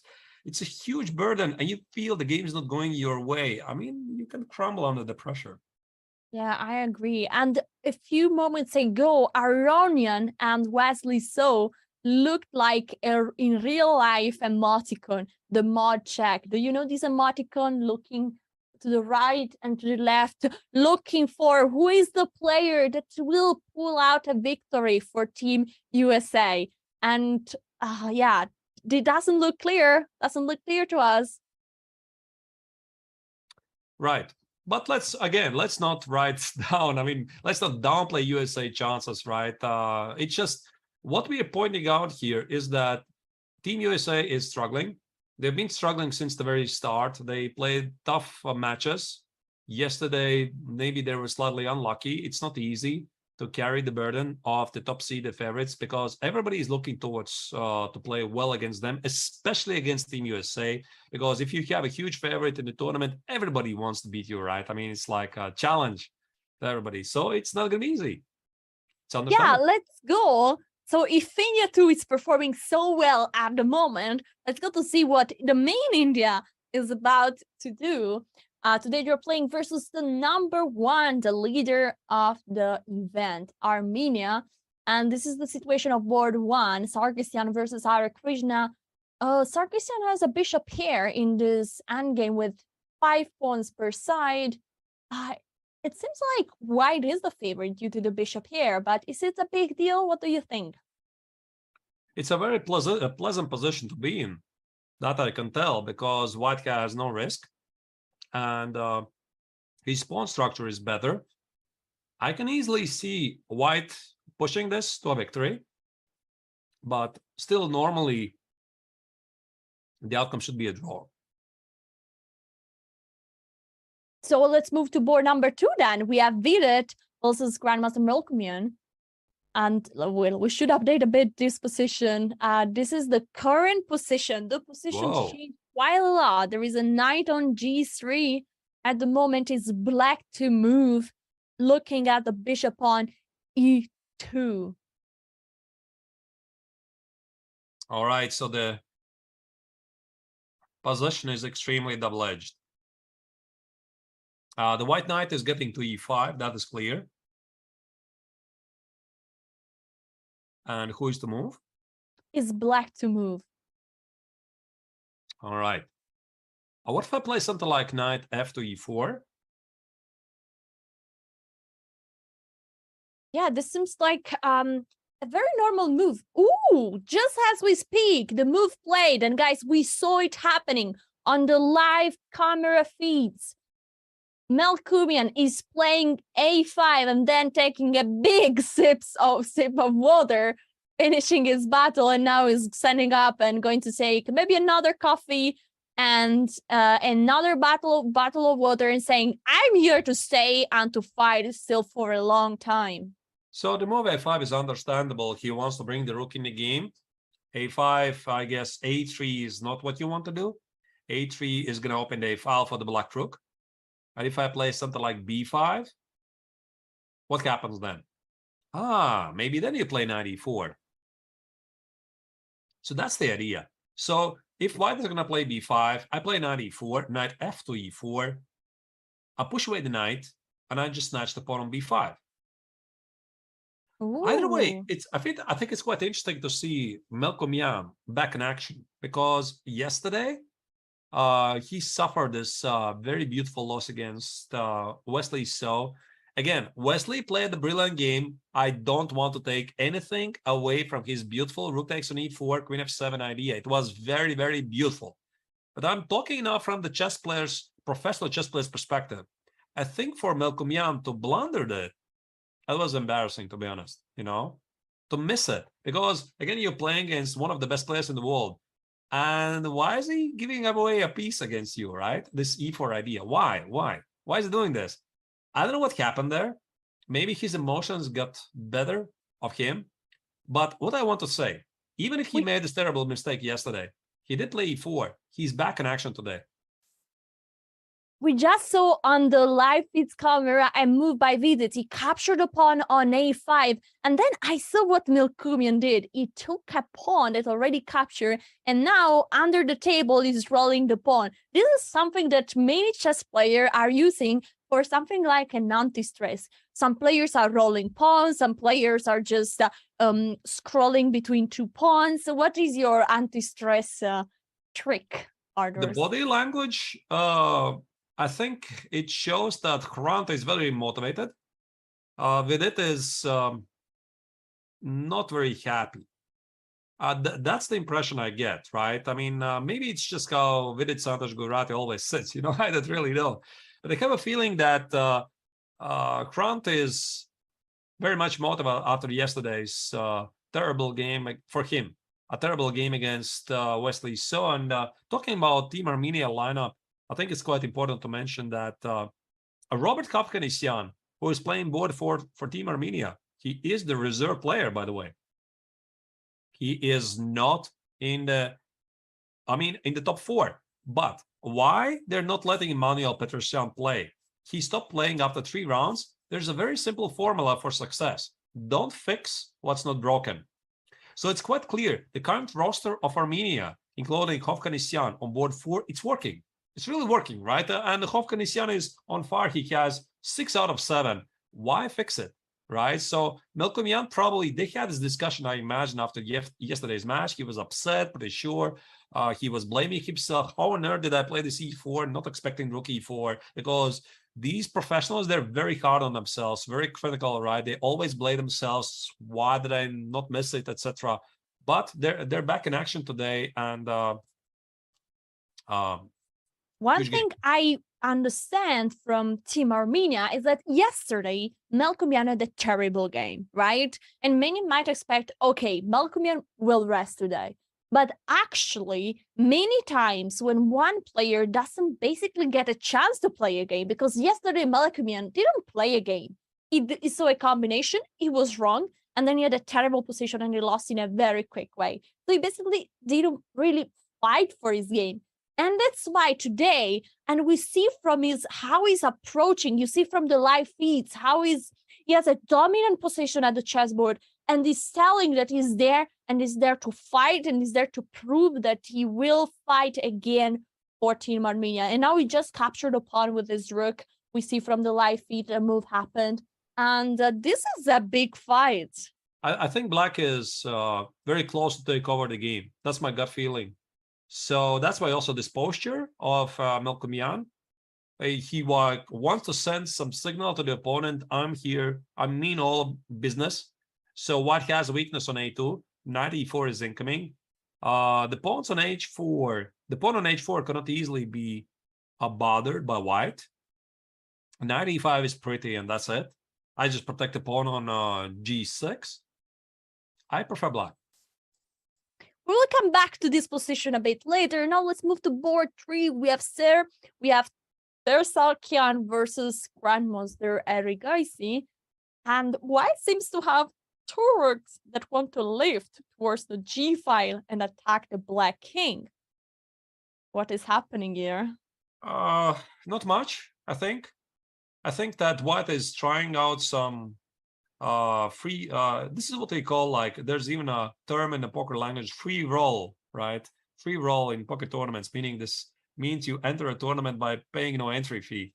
Free roll here, I would say that white is trying for free some kind of an attack at the king side. So he has the rook on e5, rook on e3. Also, all of the other pieces are positioned towards the king, but I just don't see how to crash through. So black is going to play something like g6, and most likely, with most like rook f8, d5, rook d5, trade away those attacking pieces. Yeah, and what it feels, mostly, you don't want to push the pawn in front of your king.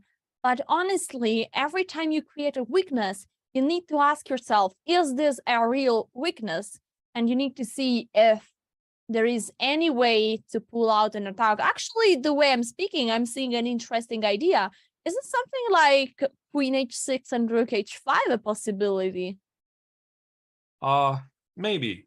Yeah, maybe not g6 even right away, but this rook h5, is there even a mate, to be honest? I mean, queen h6 first. Queen h6, okay. And I play rook d5. That's the idea. I want to trade off your attacking pieces. So, I mean, I played these positions from the white's perspective. You make sort of the facial impression that you're trying to do something, but normally there's nothing. Mm-hmm. All right, then we should see the last board. What is going on? So we have full impression of this match. We have another endgame, but this time, if I count the pawn, also this time is equal.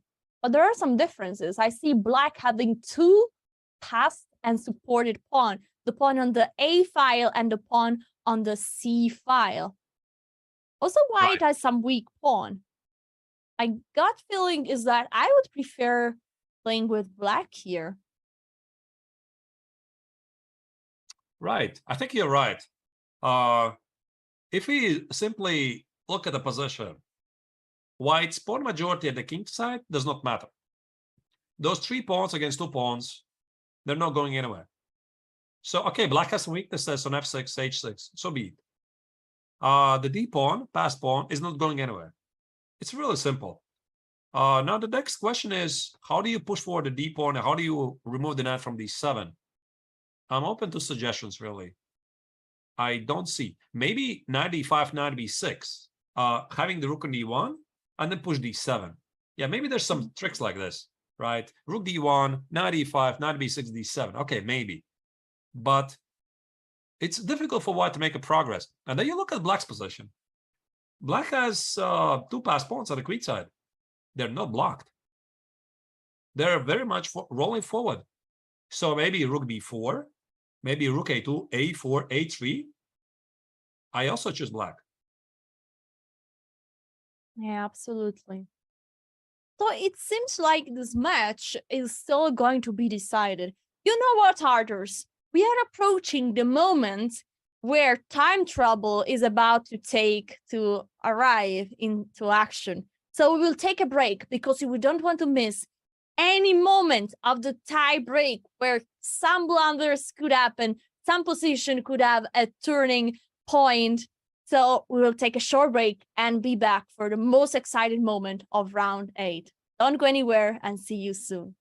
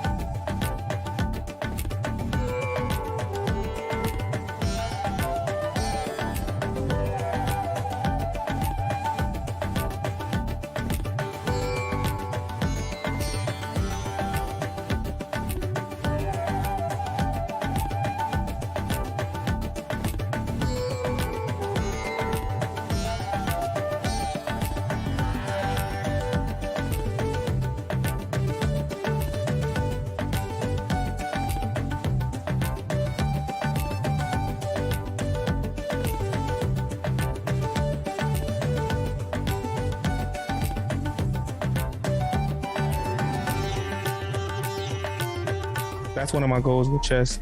More people play chess than breakdown. those that play football. Like millions of people play chess around the world.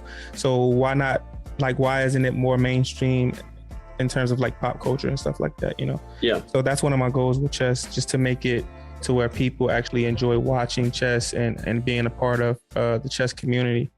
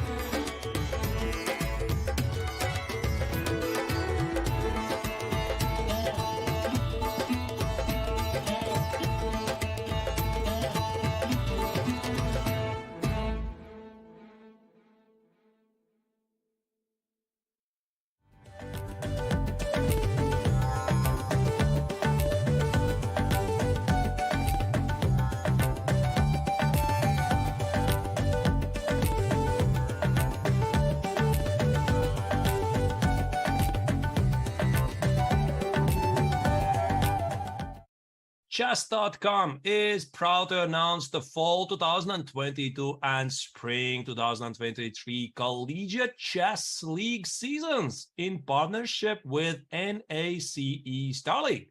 So make sure to sign up to represent your school in the Premier Chess League for college students. And now we are back with the Chess Olympiad.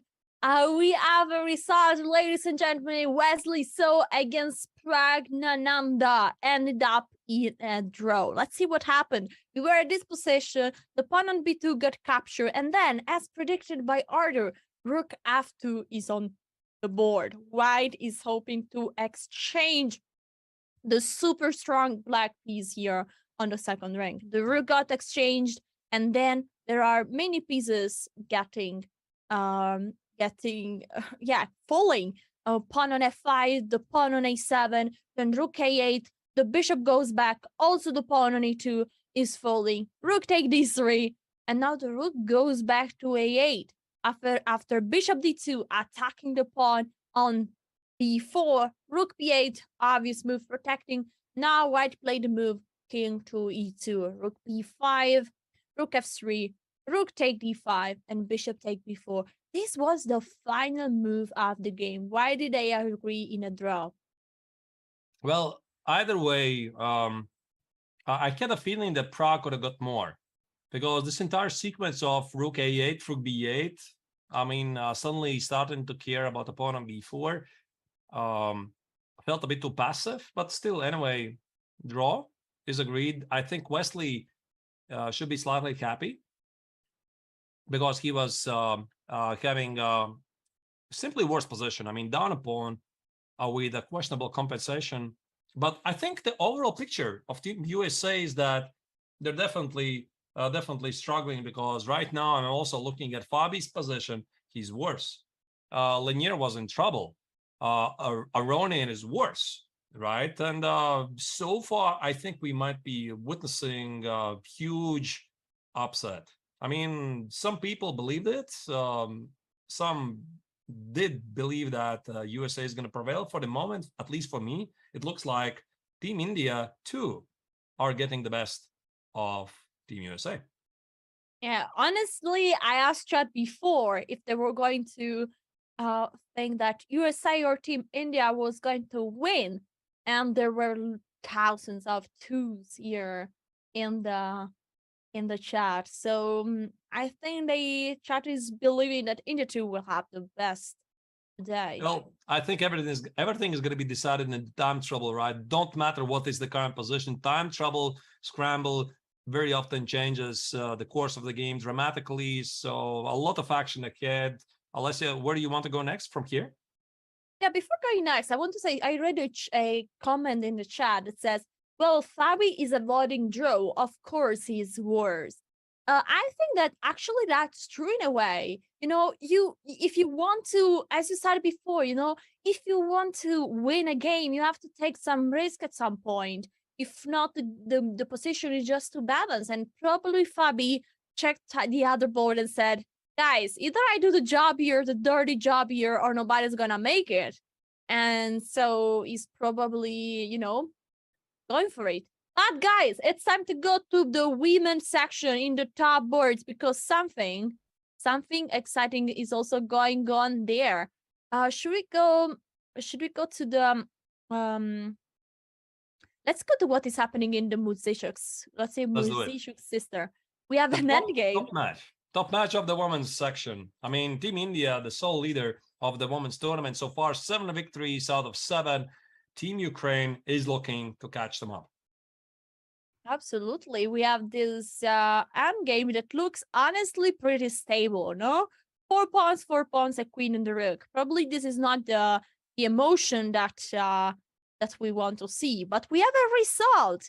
We have Tanya Sanchev versus Buska Natalia versus Tanya Sanchev ended up in a draw. Was there a repetition? I think so. Yeah, look at this. The queen was just trapped basically on the A file, and so black couldn't do anything rather than repeat moves. All right. One draw is on the board. Second board, we have Anna Muzishuk versus Arika Dronavali, and we have this opposite color bishop endgame. What is happening here? Should be a draw because we see the opposite color bishops on the board, and even if I would remove the B pawn for white, which we are not going to do, white would still have very good chances to draw because in opposite color bishops, if you block those passed pawns at a center, the C pawn and D pawn, meaning I put the bishop on D4, it could be very difficult to make a progress. Still, I mean, that being said, black is in the charge, right? She's the one who is trying to do something here. So from the Team Ukraine's perspective, white has not done the job because in the team event, usually the team strategy is that white is trying to win, black is trying to draw. So fourth board for Team Ukraine with the white color already made a draw, and here Anna, that's Anna, right? Yeah, Anna is also struggling with the white color. She's trying to make a draw, and that makes, again, I think India favorites, but of course we have to check the other boards. Yes, and let's do a shout out to Arika that is playing, and she's pregnant, you know. So she's is this cheating if you play with two persons at the same time? Well, I'm pretty sure I'm the wrong person to answer that. I don't really know, but it's pretty amazing, right? Shows the commitment to the team that it's really important to be there for the first ever Olympiad in India, Chennai. This is a very important thing for Indian chess. So if all the other boards are balanced and probably might end up in a draw, yesterday we saw an incredible victory in a rook endgame by Vaishali. And today we have another rook endgame. And in this position, I see that white has the better pawn structure. Now the question is, Is the pawn on g5 folding, and is white having any way to take the pawn back? This might be actually Ukraine's chance to get something going in this match, because if white is not really, white color is not really working out here, like you said, a pawn on g5 is in trouble. What if I play something like rook h8? I just protect the pawn on h7. Yeah, and then you say, okay, I protect my pawn, and your pawn is still in danger. So we also got the word, an update from the open section that Levon Aronian has played a draw. This actually is good news for Team USA, because Team USA has managed so far escape two unpleasant endgames. I mean, Wesley saw against Prague, Levon Aronian also with black color against Sarin Michal. Do you think that the best one for USA is to actually go for a draw?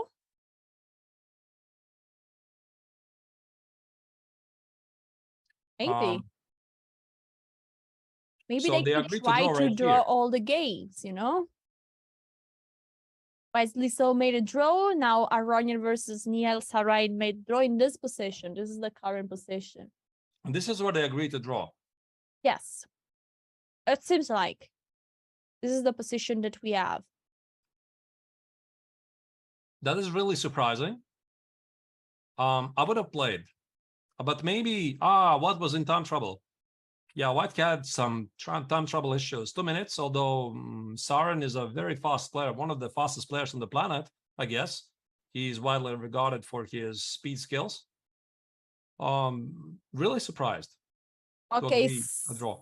So if Nihal Sarin is not doing the job, will be Sadwani doing the job against Grandmaster Dominguez here with the white pieces, with 4 pawns versus 2 pawns. So white is having 2 extra pawns, even if they are doubled. But I think the most critical thing here is the king security. The king on b1 is not feeling comfortable, but we can say the same things about the king on h8, that at the moment is protected by the knight and the rook, but this as a huge cost. Look at that, rook on g7 is so passive. Yes, but again, if you look at it from a different perspective, I think Dominguez is doing fine after missing this knight e4 shot. So he didn't allow immediate attack to be carried out. Although he's down 2 pawns, they're double pawns. I mean, the b pawns, the h pawns, white has slightly weakened king. So I would say that this game can still go either way. I think the hot game of the match is the Caruana versus Gutkash. Chat is getting crazy. Oh my god, Fabi. What did Fabi do? Fabi blundered. What happened here? After b take a5, rook take a5, Fabiano Caruana played the move, knight to c5, letting the white queen activate on d5. Then he played queen e2, avoiding the queen exchange, and now Gukash captured the pawn on e3. Is Gukash writing history today? Well, he just gave up a pawn for nothing? Why? Gukash is clearly collecting the pawn and saying, okay, prove me the compensation. This rook is super active. White pieces are looking good at the moment, but at any moment, they could get exchange. For example, the only weak pawn that I see now in black field is a pawn on e6. I think Fabi needs a rest there, really. I mean, I don't know how this game is going to finish, but he's struggling. He's definitely struggling, and something is not working for him. And of course, Gukash is doing wonders, right? I mean, this is not Fabi we know, right? Something is wrong. And of course, Gukash is playing wonderful chess so far, but I have a feeling that Fabi is just self-collapsing. He gave up a pawn for nothing now. If he would go back something like, I don't know, 10 moves, while was still pressing, having this weakness on c6. And now suddenly, I don't know what happened. he tried to expand at queen side is b4, a4, b5, etc. And Gukesh centralized the pieces. I mean, making all the right moves, obviously. And now Fabi is in huge trouble. Huge trouble, right? I mean, he's down a pawn. And after the current last move, rook d1, what about something like rook f to a7? Right? You activate all your pieces. You want to play rook a2. Oh, wait, it drops the pawn on e6, right? But maybe I can sacrifice it. Knight x on e6, and there could be some tactical problems. Or maybe I just take... oh, wait, I cannot do that. But there could be something like... g4 is also not possible. Or what if I play rook a2? I'll ask the question where the queen is going to be positioned. It looks great for black, to be honest. All the pieces are positioned really harmoniously.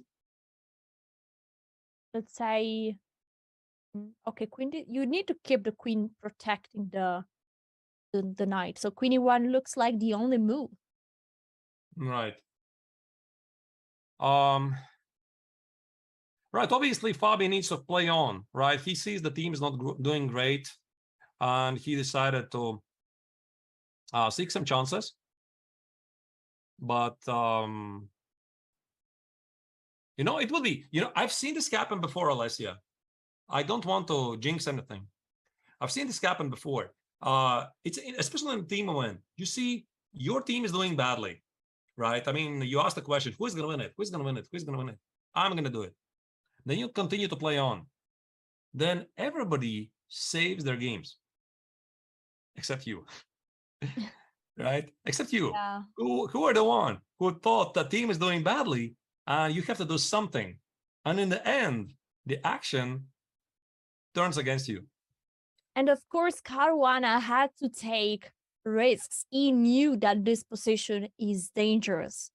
But he had to take, it's a team event. You have to accept, even the things can go very wrong for you, but you need to try something for your team. So we are all here, you know, we have Bar, we have Engine, and it's easy for us to say, you know, that's a blunder, but from what is happening there on the board, sometimes these are necessary risks that you need to take in order to fight. And I'm sure Caruana knows, and maybe, as you said, he might regret later that he took all these risks if all the other boards are holding and securing a draw. Rook a7 is on the board. I guess knight e6 can't be taken. There should be something hanging immediately. And so what's the move for black? Because for white, because anyway, black is going to bring another rook on a2, and this is really not looking any good. And this means also it sends news to Dominguez. I mean, it's quite interesting how this team psychology works. Now Dominguez is having a peek at Fabi's position. Like he's thinking, oh my goodness. I mean, where this is going, right? So Fabi's clearly suffering. I should try to beat my opponent down 2 pawns. Yeah, but this is a bit an hard task here. I mean, look at this position. Well, he has this, the king is secure at least, you know. Just that this rook on g7 is right now really not playing. But maybe you can play something like rook g8 and then rook d8, and you start to say, okay, 2 pawns, who cares if your king is weak? Either way, no matter how do you spell it, Team USA is in trouble. The first real trouble. The first sign of the trouble was already yesterday when they were playing against Armenia. They somehow managed to escape from the trouble and were even set to win the match, if not for this unfortunate incident by Samuel Shankland hallucinating where black had positioned his queen. Now, this is the real danger, despite the fact that the result is 1-1, being the pre-tournament favorites. He has it stalled, and now you start to feel the pressure. Rook a7 is played on the board. Fabi's down to the last seconds that he has played the move. What did he play? We can see the exact time situation. He played the move g4. Guys, we are at move 34. And there is 37 seconds. Caruana is not just in a very, very hard position, but he's also under serious pressure on the clock. He still needs to do 6 moves. Will he survive it? So what happens after a-station on g4? The obvious choice. I mean, obviously, white wants to push away the knight from f5, which is attacking the pawn on d4. There's something immediate. Maybe just knight g7, you know? I mean, I don't want to put the knight on g7. Looks incredibly passive. But maybe it's just good. Yeah, the knight is even protecting the pawn on e6. So that's great. Right. And talking about the time control, again, I think it's quite important to mention that the time control in this tournament is 90 minutes for 40 moves. And then they get extra 30 minutes after the 40th move. So here, the game of Caruana against Gukesh, the players are less than 5 minutes each. Fabi's down to the last minute. So here, white needs to make 5 moves and that get extra 30 minutes on the clock. Of course, plus 30 seconds for every main move. And there are a few moves. As you predicted, the pawn on g4 was captured. And now Gukesh immediately went with the knight on h6. Putting pressure. He doesn't go on the defensive, but he goes always on the attacking side. Attacking the pawn on g4, so the rook needs to stay there where it is on e4. Huge moment for the Olympiad, huge moment for Gukesh. I mean, this could have massive implications, not only for the overall standings, but also perhaps in Gukesh's career, because remind you, ladies and gentlemen, the Mirage Gukesh, only 16 years old, he has 7 out of 7. He's playing against Fabi Caruana, one of the best players in the world, who, although he's struggling, is this 8 out of 8? Is he gonna pull a Gukesh? I mean, this is gonna be a new term, basically. Absolutely, it's impressive. Look at the time situation. This is so scary. There are still 5 moves to go. I will switch shortly while Gukesh is taking some time to think to the Dominguez game, because this is really a hot topic now. It's Dominguez. Dominguez now also in huge time trouble. You see 32 seconds, 30 seconds, and he needs to play still 6 moves. This is now very dangerous. On the other side, the bishop got exchanged. And now the white king is just confined to the A file. If a rook is getting here and there is no way to protect with any pieces, that would be checkmate. So I see some kind of danger there. Yeah, definitely. That's what I said. Also, Dominguez has some real chances here. He's not only thinking about how to escape the draw, he's thinking about how to extract more. And maybe this is also playing a role in Sadvani's approach. He sees that Gukesh is doing really awesome. He's cheering for him, and maybe he's now trying to play a little bit more safe, not to risk it for the team. And I think Fabi is about 1 move to be completely collapsed, because I see there's something tactical already happening at the king side. Gukesh is about to make a move, and I wonder if he will go back to Gukesh's game. Can he push e5? E5, bishop g4. Is this possibility? I mean, of course, it's highly tactical, because after e5, you need to calculate. And e5 is on the board. We see the board big as ever. And we see the move e5 is there.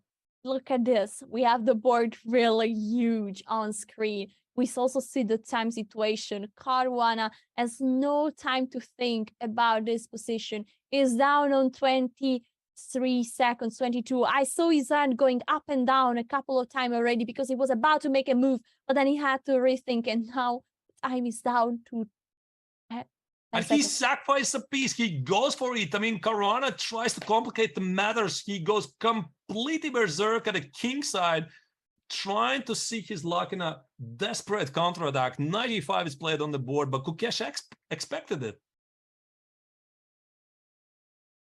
Wow, what a game. You know, to be honest, I'm just out of words. I don't even understand what is happening here. How is this even possible? So rook takes on e5 is played. Wow. And just what happens 49 next? seconds. 45 seconds. So how do you move? I guess you remove the queen, right? Somewhere far away. but rook takes on g5 is a big threat.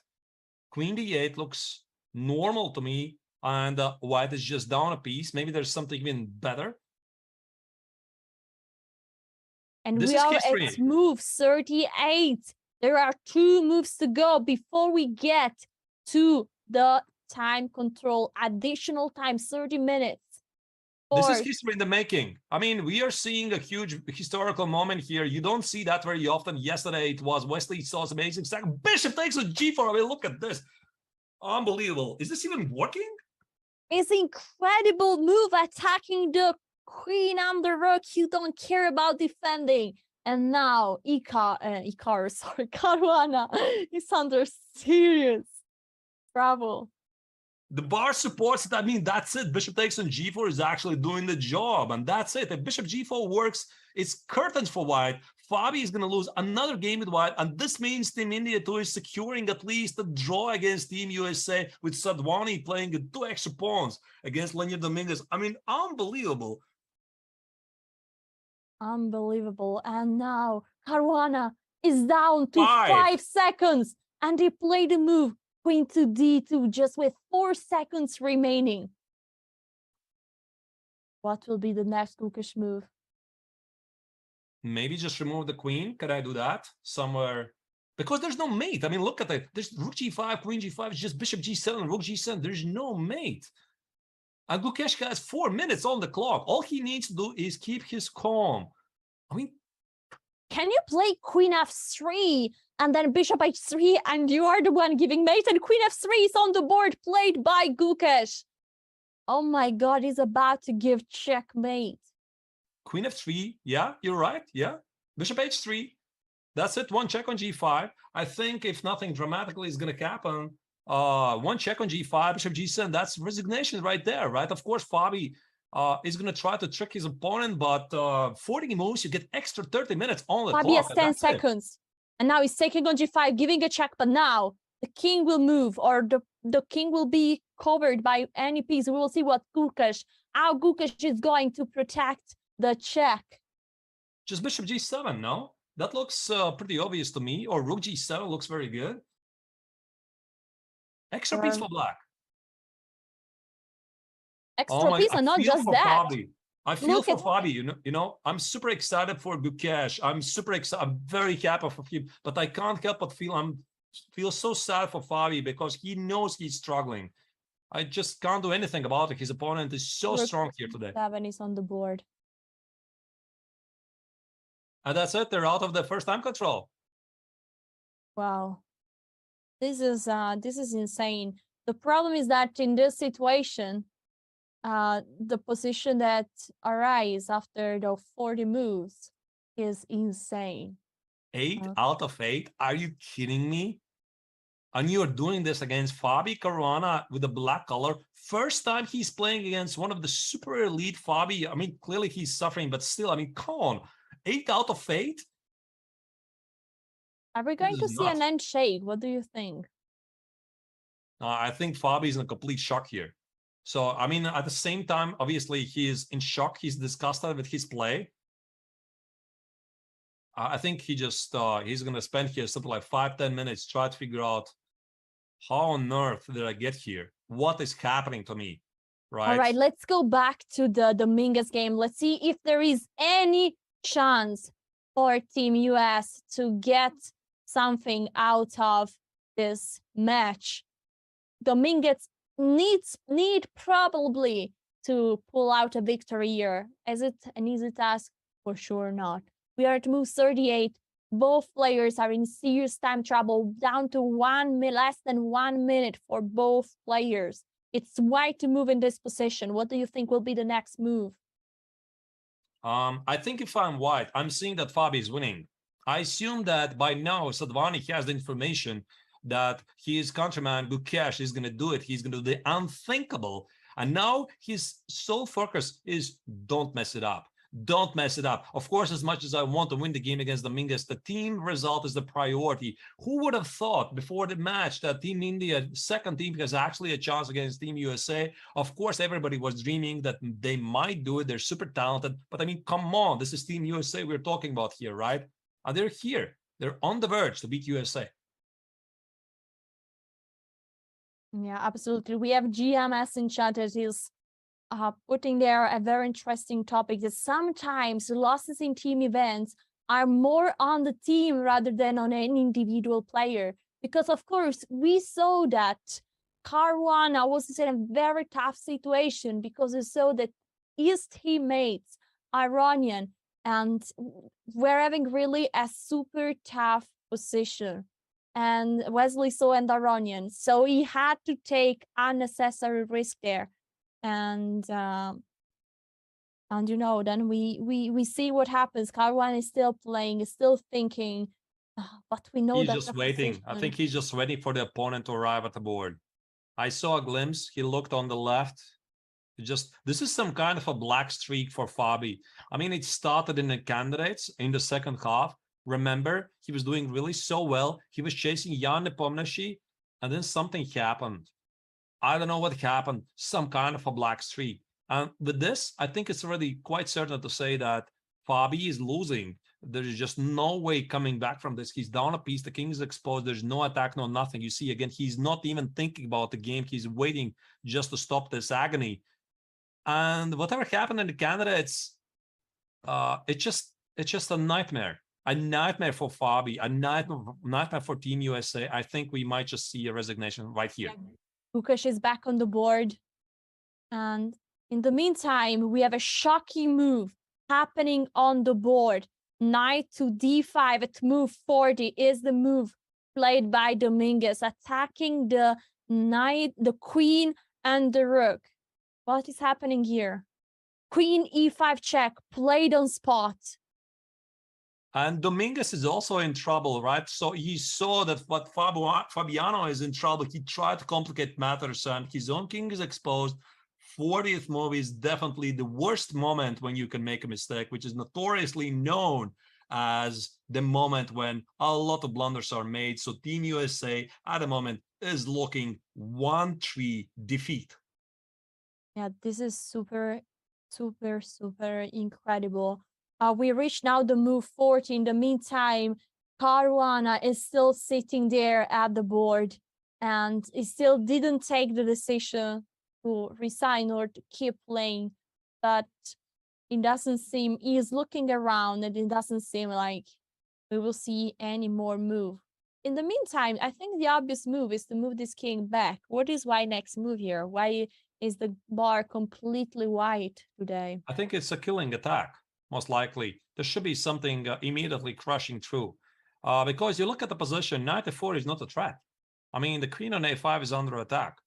So you can't do that. Maybe just the rook f7 or rook g6 is just killing the game on the spot. Maybe just rook g4, doubling the rooks on the g file, take on g6, because the white king is secure. There's nothing happening.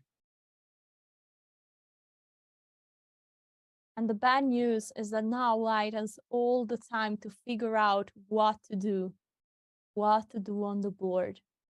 Gukesh has left the board one more time. He gave Caruana the chance to shake hands. He came back on the board. He sat down for a few minutes, but then he went back again.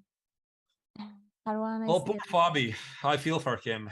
I really do. You know, I think everybody has been there. In this moment, when you're playing, you just don't feel the rhythm anymore. Something is off with the game, and I think this is where Fabi is right now. He's just in total disbelief. Just cannot recognize himself, right? I mean, he lost with white against Abdusatorov here in the Olympiad. He lost, or he's gonna lose with white against Gukesh. So many losses with a white color. He's definitely not in a good shape.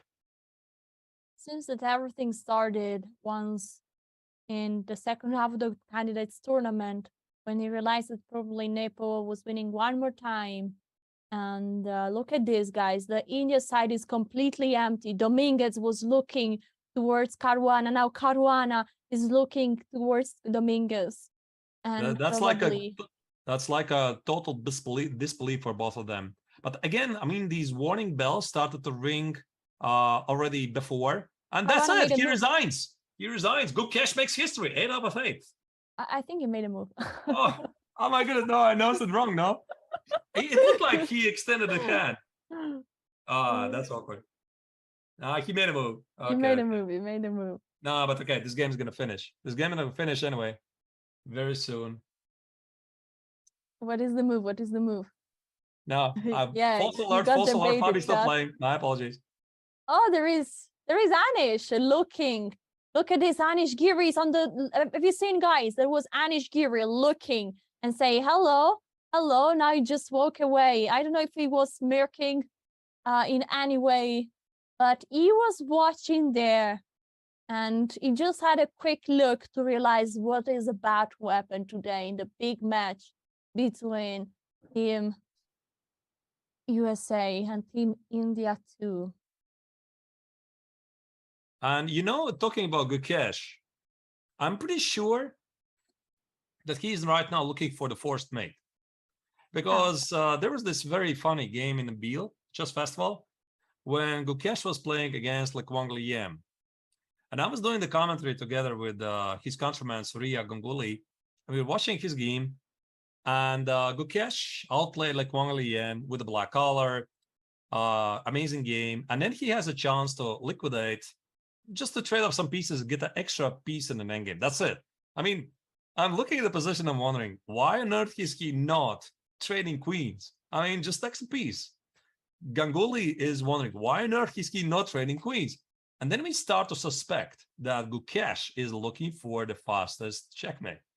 So it's like a mathematical problem to him. Of course, I mean, normally what we would do, we would just trade off everything, simplify to a position which we know is for sure is winning. But for Domarajo, this is different.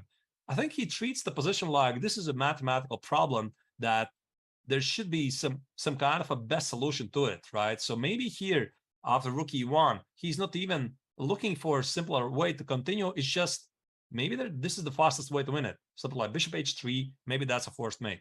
He played something, right? Yeah, he played probably bishop h3, if I guess. Yeah, bishop h3 is on the board. It's the obvious move. You're just threatening mate on g2, and what are you going to do about it? That's just a mate, guys, going to happen here. Yeah, bishop h3 is on the board. Oi, oi, oi. Oi, oi, oi. This Mamma is mia. like Mamma mia for real. You know, I think everybody knows the Mamma mia, but you know, you can use this expression Mamma mia in terms of really devastation. Mamma mia. As depends the intonation that you say. The song is like Mamma mia. It's a bit happy, but if you say Mamma mia, it's like you're devastated and you say, oh my God. It's like, oh my God. I'll say like this. Bishop d6, by the way, I think it was played, if I saw it correctly. Yeah, the bishop stands with d6. We have it now on the board. The bishop is getting removed to free the file to the rook that is protecting now on g2. Caruana is playing on, but let's move on. Let's move back shortly to the Mingus. There was a move on the board after king g8.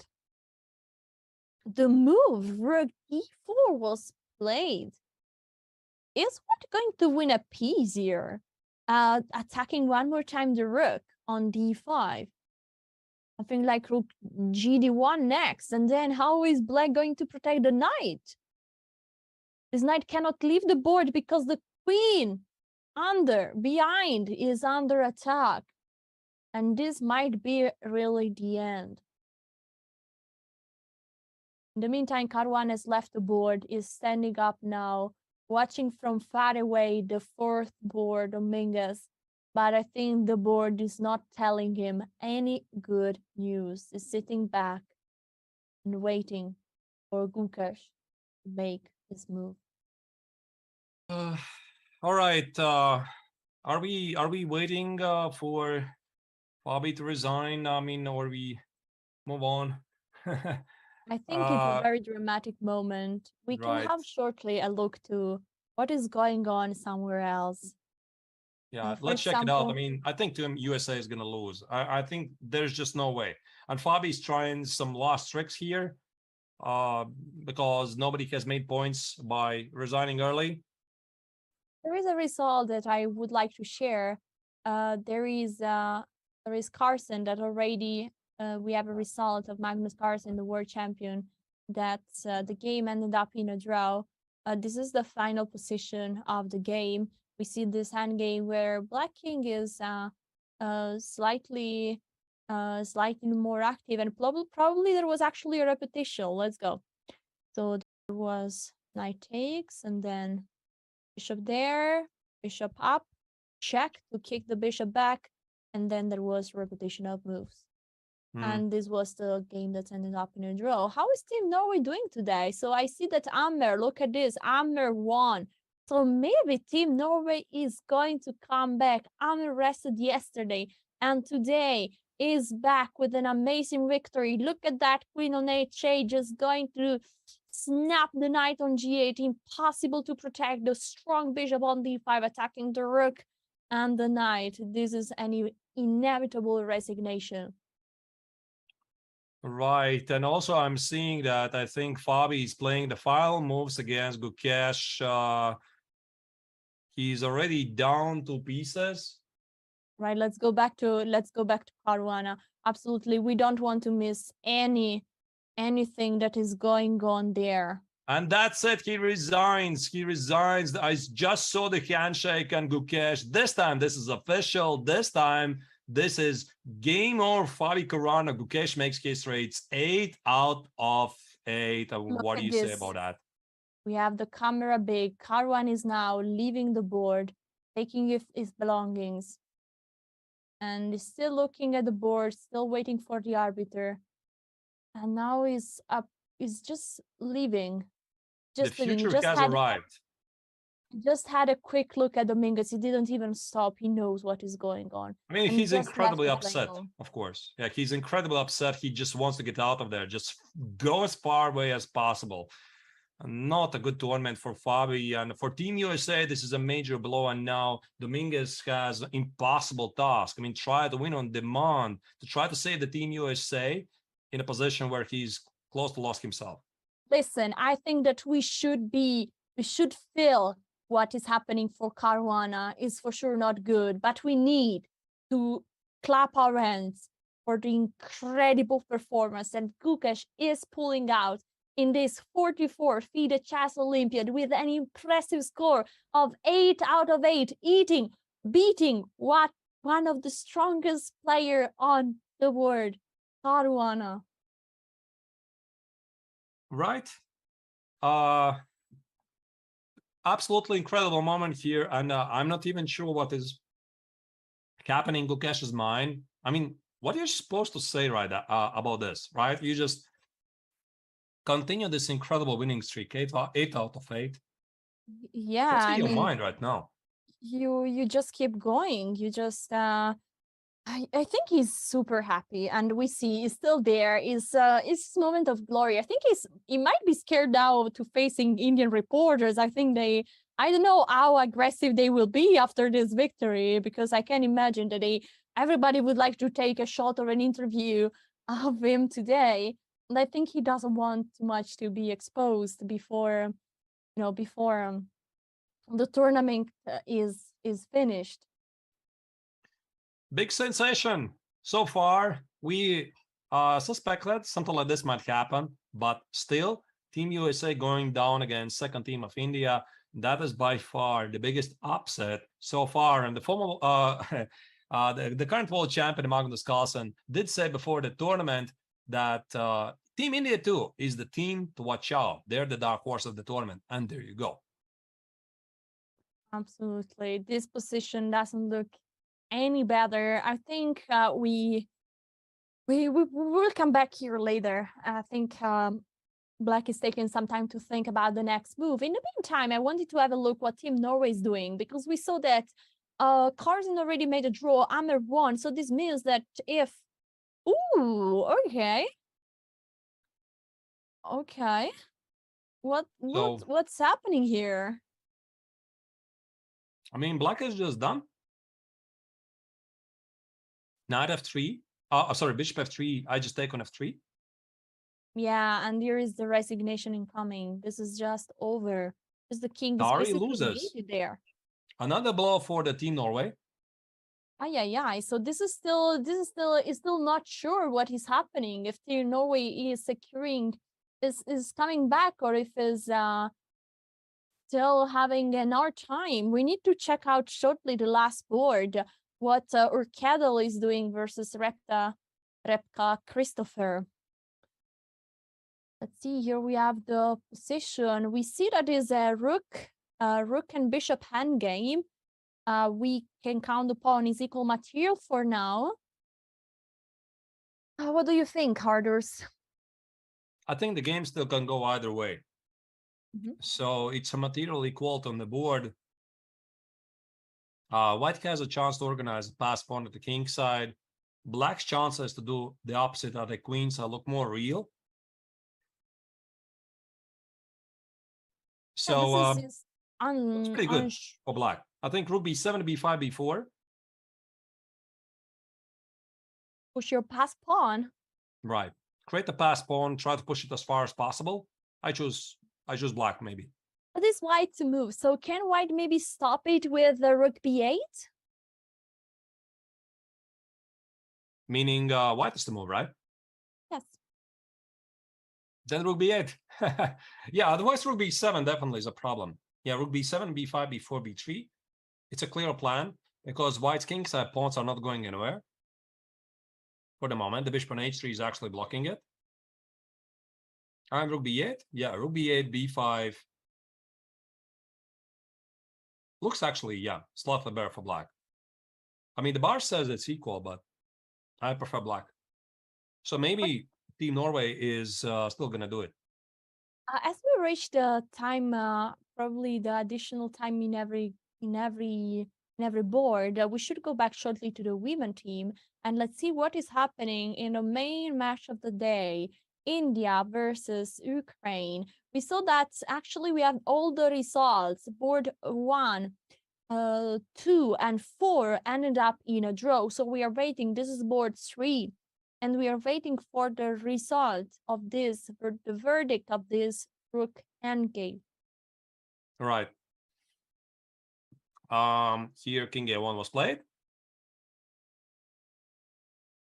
Yeah, is rook b2 was the last move. White is white to move. Now there is a pawn on e5 that is hanging, and the pawn on c2 also hanging. And the question is it better to play something solid like rook e2, protecting your own pawn, or should you take on e5? But this looks a bit scary because, you know, the pawn on c3 is just very close to become a queen. Yeah, sure.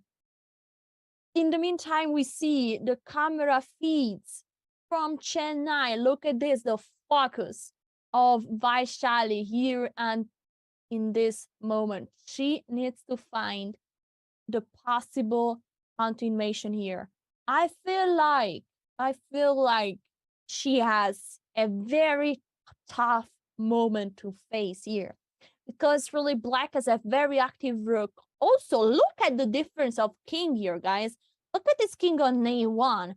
How this king is just out of the game. Instead, at any moment, black kings can go around the board collecting pawns like a Giga Chad, as we could say, with the Twitch emoticons.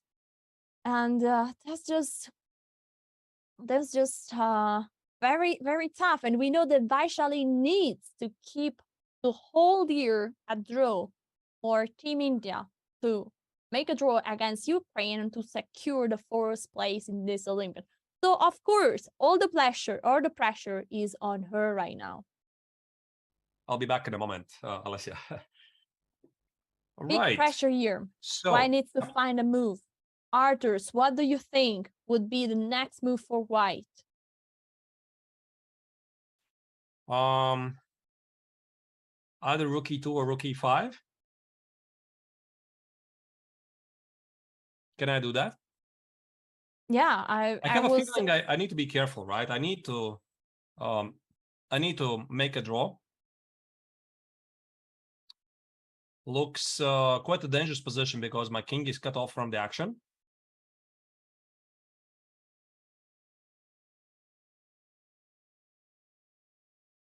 Yeah, the active move looks like rook e5.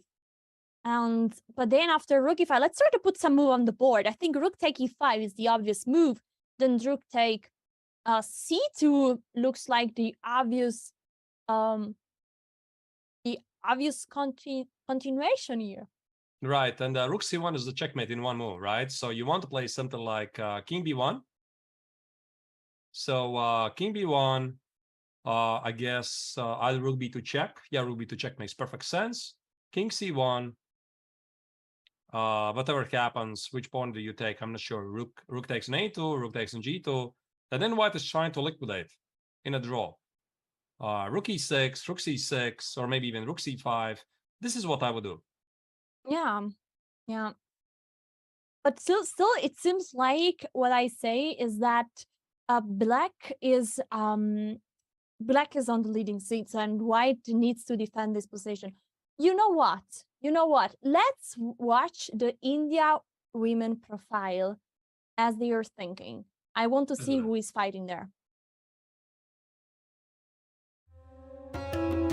The host nation, India, also happens to be the top seed in this year's Women's Olympiad. Surprisingly, India has never medaled in this event, but the time to do so is now with their top women's squad. 2011 World Championship finalist Humpy Kanero leads this team. She's the highest rated player in the entire women's event. Because Kanero will be favored in every matchup, Team India's success likely depends on a great result for her on board 1. But India's chances by no means end with Humpy. India has one of the strongest second boards in the event as well, Harika Dronavalli. A 3-time third-place finisher in the Women's World Championship, Dronavalli is likely to be a key contributor to success in Chennai. Vaishali Ramesh Babu is the third board for India and is by far the youngest member of India's top women's team. Playing board 3, Vaishali takes on a similar responsibility as her brother, Pragnananda, who plays board 3 for India's second open team. On this team, the fourth board belongs to commentator extraordinaire Tanya Sajdev. In fact, Sajdev has represented her country in every Olympiad since 2008. In 2012, she even won the individual bronze medal for her board. The experienced Bhakti Kulkarni completes the tournament's highest-rated roster.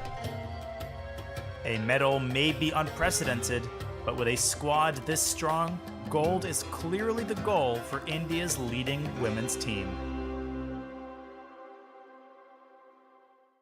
And we are back with this position. White is still taking time to think and to figure out how can White make a draw and secure a draw for the whole team India that is now having the score of 1.5 versus 1.5 against Team Ukraine.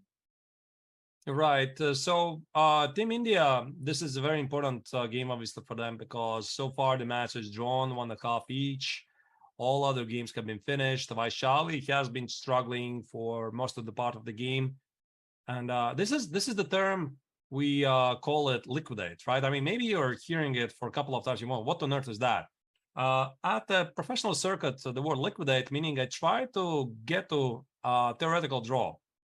Maybe this involves going for a position where you are down a pawn, but you recognize the structure that it should be drawish. Now, I don't like rook e2 at all, to be honest. Yeah, me too. I really don't like, you said liquidate, and now what White is doing, I mentioned before that there is a big difference between the kings. Look at this king on a1, cannot join the action. Instead, there is a very strong king there. I said, chat, we're all putting the eager chat emoticon with the king on f5 that can farm pawns, be active, be an important piece in this endgame scenario. And I think that this was really an important key moment. And now Vaishali will be under pressure for the rest of this game. Yeah, this rook e2 is something I wouldn't really choose. And now, indeed, like you said, Alessia, what happens after king f5? Because White might just run out of moves. And the one thing about rook games is you always want to have your pieces very active. So the king on a1 is not doing anything. Rook e2 is passive. That's why, again, let's go back to this. Instead of this rook e2, is this even a draw? I mean, rook takes on e5. Of course, I realize the risks, but I try to activate my pieces. That's my thought process. So rook takes on c2, king b1. We don't want to miss the mate. Probably check on b2. King c1, I guess. And let's say try rook a2. Rook a2, rook c5. Attacking 2 pawns. And keeping I the pawn on feel the g5. difference. Now the king is not anymore out, is not anymore restricted on a1, but now it's already on c1. So if the rook leaves the second rank, you just go king c2 and you capture the pawn. And also the rook, it's a huge difference. The rook on c5 is attacking 2 pawns. And I mean, the more pawns disappear from the board, and the more the position is going to tend to be a draw. Right. Maybe White was considering this position, but felt that this is actually a risk. But yeah, I don't know. I mean, I don't like the choice. I mean, in general, I think what you want to do, this is also what I'm teaching my students. When you have a choice to go passive or go active, I mean, 99% it's active, right? I mean, even if it costs you a pawn, you want to go active. I mean, don't try to sit in passive defense. Those times are gone. I mean, when you could be sitting in a passive defense and try to hold on to the position, it's a dangerous strategy. I want to do a big shout out to Olivia Kilbasa that also today, one more time, she pulled out another victory. Here we're talking about Team Poland versus Team India. Kilbasa Olivia is playing in the second board of Poland, and yes, so far an incredible performance. 8 out of 8, right, Arthur? Wow, 8 out of 8. So the pull the Gukesh, I'm not sure, maybe pull the Gukesh Kalbasa, right? This is kind of the way you say it. I mean, it's incredible 8 out of 8. And actually, I have to ask you, Alessia, how is doing Conor Murphy? Because he was also one of the few people here in the Olympiad having a perfect score, 6 out of 6. Oh, we'll go Yeah, chat Team it. Ireland, maybe you can pull up his game. I'm just curious. It's not like we really want to analyze it, but I mean, just to have a look, how is he doing? I will be back shortly. I will be back shortly. Okay, maybe I also can find it for you. Just a second. So Ireland's second board, Conor Murphy also had a very good run so far. I found his game, by the way, and by the looks, it doesn't look like he's winning it. I mean, still an impressive result. He has really a very nice name, so we should find this. A very historical name, no? Yeah, sure. So this is the current position here. And he's playing today against Dragna Valentin, a very strong master from Austria, and that's the position on the board. Well, it doesn't seem like he's winning today. No, I mean, of course, everything can still happen. You can misplay it from the white, from the black. I mean, it's not like it's a dead draw. But the position is equal. Either way, I mean, to score 100% result, so many victories in a row, this is incredible. So, yeah, well played. Yeah, sometimes it feels like, oh, I'm just making a draw with a grandmaster. What a pity. You know, I would like to win them all, you know? All right, guys. I want to shortly check if the Minguts made any progress. So if there is if we have a result over there. I think not yet, right? Let me try to find it very quickly. I think they're still playing. Yeah, they're still playing, but I think that this is very close. You know, there is this knight is attacked many times. There is a rook under attack. This is very tense. All right, it's time to hit a short break, guys. As soon as we come back, we might see the final results of India 2 versus USA. Don't go anywhere. We are about to get all the results in. See you soon.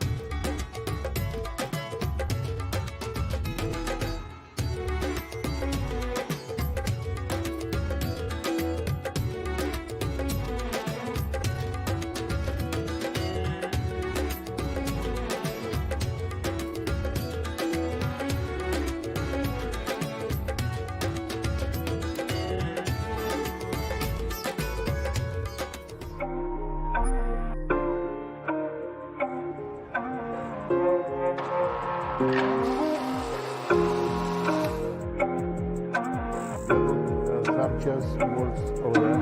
Chess clocks over here. Yo, over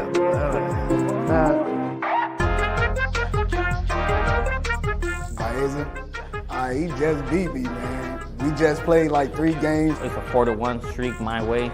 Me and him actually learned around the same time, and it's been fun watching him grow. He's early on, he'll trade his queen off too. He doesn't mind losing his queen, but he uses his horses more. I'm a little mad if you take my horses, because they the deadliest piece on the board. Everybody think it's the queen, but it's the horse, because you can't defend it.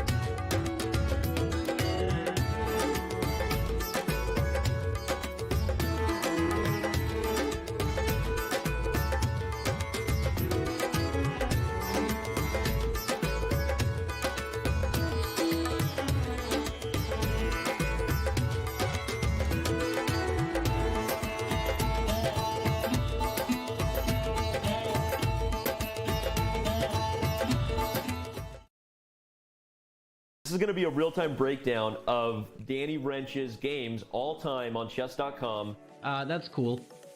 Oh! In the last month, I am playing 83.12. I'm less accurate than them in every stage. Yeah. Man, that stings a little You bit. should Okay. do the more game review. Okay. Yeah, thanks a lot. Okay, so Tuesday sucks. I gotta stop playing chess on Tuesday. Oh, it's because it's Title Tuesday. Look how many blunders.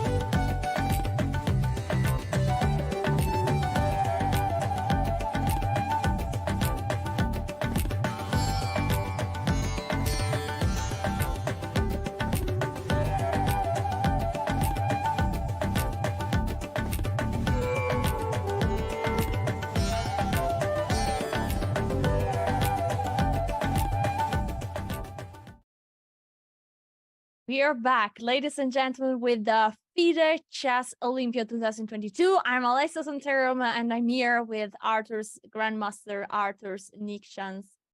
We should cover this match, Armenia-India, and remind everyone how important is this for the whole Olympiad results. Armenia is right now leading this open section. Yesterday they drew against Team US, and today they are facing the strong India, the first team with all the veterans grandmaster. We just saw the incredible performance of Indian too, and now this is the match we are going to focus on. Vidit made a draw against Grandmaster Melkumian on board 2, and also the 4th board ended up in a draw. So there are still 2 boards remaining. Board number 1. Here we can see Sargsyan with the white pieces having this super nice bishop. Wait a second, guys. We have a result here. Dominguez resigned, and this is what happened just right now. This is the current position for before the resignation. It's official, guys. 3-1 is the results between India 2 and US. Dominguez resigned after the queen took the final pawn, and now the threats are just too big, right, Ardors? Would have expected that, to be honest. If you would tell the match is going to end today 3-1, I mean, the obvious answer is, yeah, Team USA is showing that they are the favorites, and somehow, magically, it was exactly the opposite. I mean, the team of youngsters who are averaging 16, 17, 18 years old, they managed to do the unthinkable, but I have a feeling that it was going there, that direction, right? It's unfortunate. Yesterday's match against Armenia ended on a drama.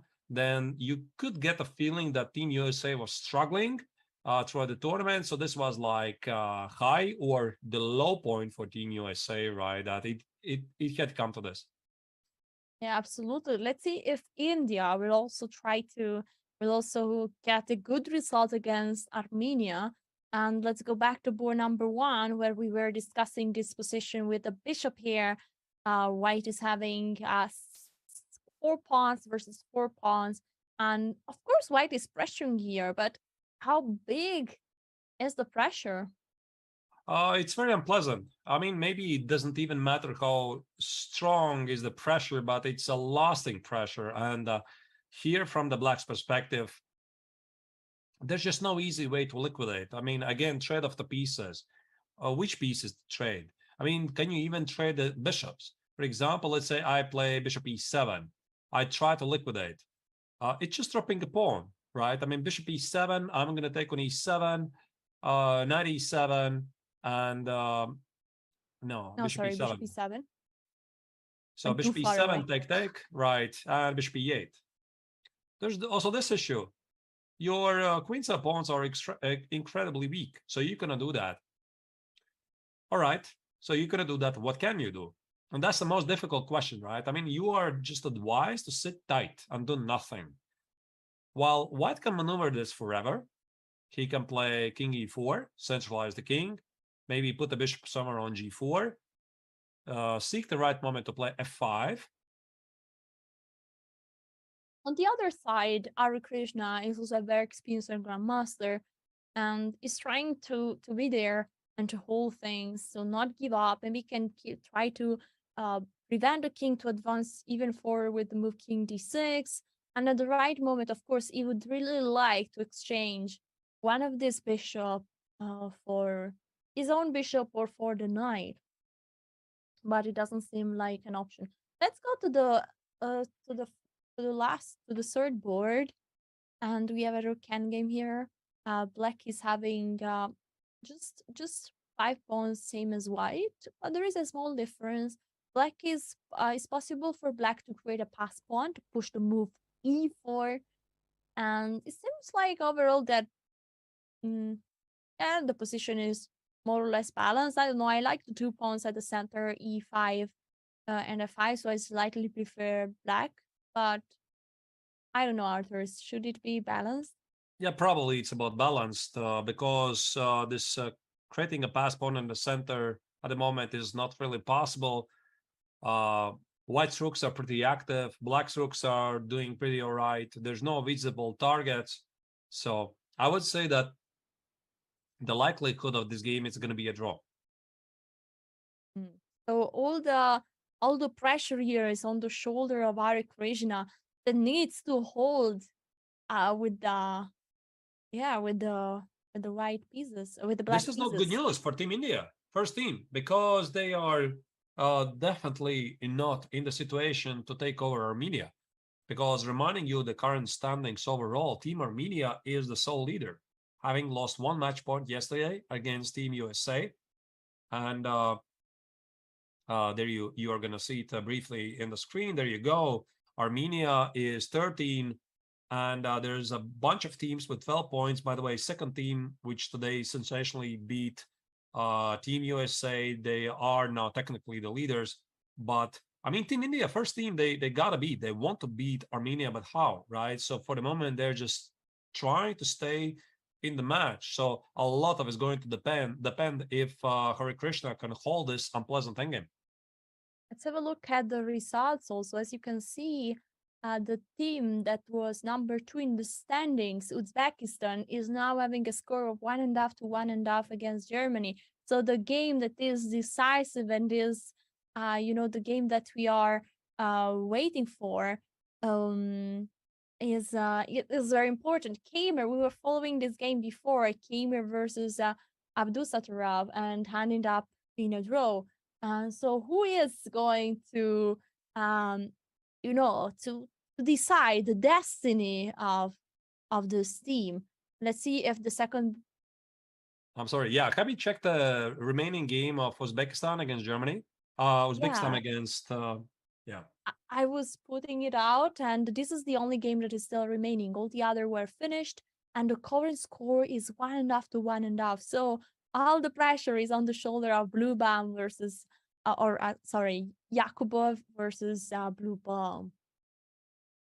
And White has very close to crushing position. The bar confirms that, by the way. Bishop f6. White is getting through to the pawn on e6, rook e6. He's a killing blow. So if he play knight f6, there's one problem. So knight f6, g takes. Queen f6, queen h5. So if not for this move, yeah, mamma mia, right? Mamma mia. Mamma mia. So queen h6 maybe is a trick, but let's not don't forget that White has a passed pawn on d6 as well. It might have a say. And there is a pawn hanging on e6. And there's a pawn on e6 under attack, and this is bad news because how do you defend it? The only thing I can think of is queen f7. Yeah, or knight f8. Or knight f8. Exactly. So either way, Team Germany is trying to hold on to the match, and Uzbekistan is showing their real ambitions to get the medal because, again, to remind you, their tiebreaks, they are having one of the best tiebreaks in the tournament, if not the best, right? I mean, comparing to other teams, Team Uzbekistan has 23 small points against USA's 18. That's a huge difference. In case there's going to be a tie, Uzbekistan always will be higher. And also, what is very interesting is that if Uzbekistan is today winning the team match and Armenia is not winning, but is probably drawing against India, then Uzbekistan is taking the lead. And this is incredible because Uzbekistan, very sneaky, already played against most of the favorite. They already played against Team USA and they made a draw. They already played against main India and they made a draw. They still need to play against India too, but they face already many of the strongest team. They have a huge tie break. And who could have said it? Who could have predicted that Team Uzbekistan, after 8 rounds, would be first or second place in this open section of the Olympiad? I think this is leading to tomorrow's matchup, Team Armenia against Uzbekistan. They haven't really played, have they? Right? No. I don't think so. So this is going to be tomorrow's, most likely one of the big matches, unexpected matches for the leadership. And I don't know who Team India second team is going to play against. No clue yet, really. Absolutely exciting, I would say. Right. We'll see.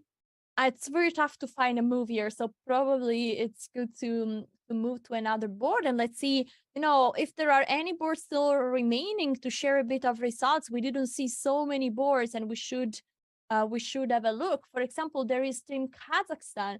We said Team Kazakhstan is having an impressive performance so far, and guided by the leader, Yumabayev. Right. Let's see if the game is already finished or is still going on.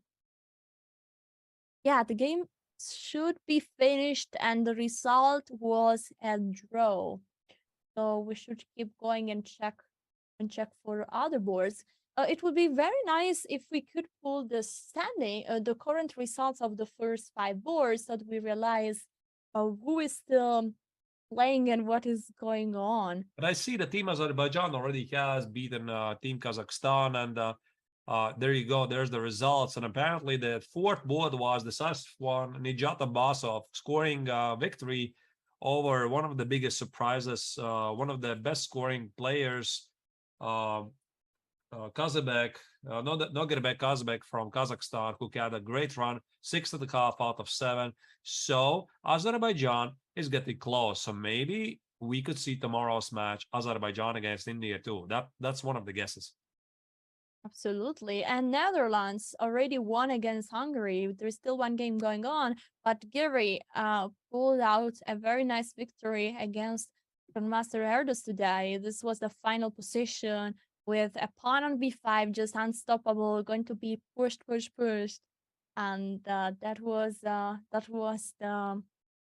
it. So here we see all the results of the first 5 boards in the team competition, and we should go probably to the top board back again. Armenia, India is still under discussion. Team Armenia. I have a feeling the same game they're gonna play for quite a while until the next time trouble. Mm-hmm. So you choose the direction, Alessia. Where do you want to go? Well, I want to shortly get an update on these games. This seems still like is a big fight. Now, of course, the white rooks are attacking the pawn on h6, but it's black to move. How do you protect this? There's also rook d2 check, by the way. Rook d2 check, collecting the pawn on b2. So let's say I give a check on b2. So whatever you do, I don't know, king h3 maybe. King h3, yeah. Then either take the pawn on b2 or double the rooks on the second rank. Yeah, by the way, maybe it's a good moment to ask also the dear viewers, dear chat. I mean, what are you thinking about? Which games you would like to see? Because now there's a slower pace. The first time control is finished. The games are all of the games are approaching the finish. Maybe there's something really exciting. You think that we would have to check it out. Absolutely, guys. Let us know the game that we should check next. I will shortly go back and have a look at Sargsyan versus Ari Krishna. As you said, this game will be very long, and there could be a decisive score just when the time is starting to get really short. I mean, chat is want to see the I don't know why I call him the friend of Ikaru, but I kind of like it. What recommendation? Yeah, there's also a recommendation to check Team Brazil, and in particular Greek or Mkhitaryan's game. Maybe we can also start with that one or one of the next ones. What do you think, Alessia? Yeah, we will go on that. All right. I want to see if maybe Benjamin Buck is finished, honestly. Okay, then let's go to see Brazil. Who is playing in Brazil? Do we have the roster?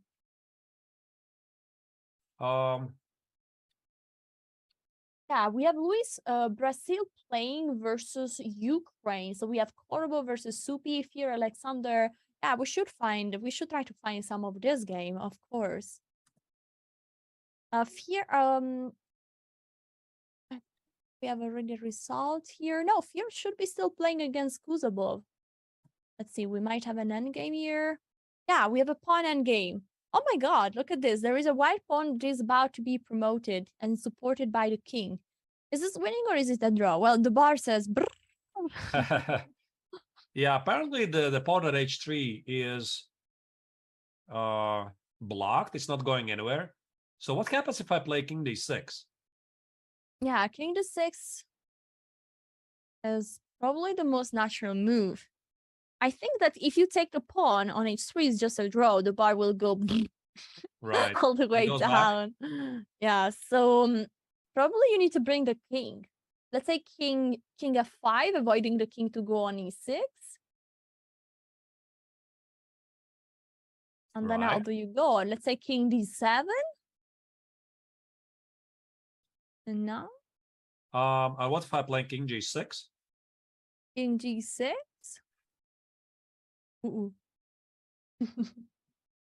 King g6. Well, doesn't look too well. I mean, if you play king e8, you're lost, no? King g7. So you need to do something against king g7. This is the threat. But what? Maybe rook h4? And then rook g4? Maybe. Yeah, maybe rook h4 is a move. This is a move. And then, mostly you would like to have the rook behind the pawn. Oh, and if f7, you just give check, king f5, and then you play rook g1, probably. But then you need to defend. Can we go back a bit? Can we go back a bit to this moment? I mean, it's not so simple. It's easy to misplay this. By the way, there is a move on the board, and this f6. F6 is played. Ah, no, yeah. Not the move. We're already there. What was played? No, f6. And then we are calculating king here, king f5, and now, no, sorry, king f5.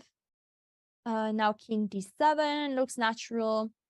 And here, yeah, king g6 or f7 are the possibilities. But if f7, it seems like king e7 is the thing there. And then I play king d6. What do you do? Oh, maybe f7 is the winning move. No, f7 actually looks pretty good. So f7, king e7, king g6. So what do you do? Rook h4? And rook e2 check.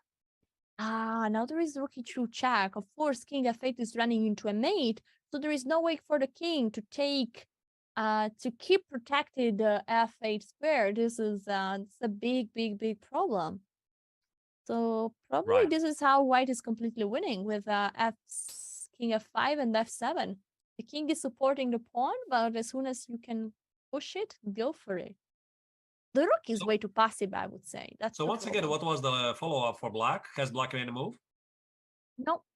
This is the current position. f6 is played, and we are waiting. Black is thinking about the next move. But I think that king d6 is okay. One other idea could be to play rook g8, and if king f5, to play rook g3 to go behind with the rook.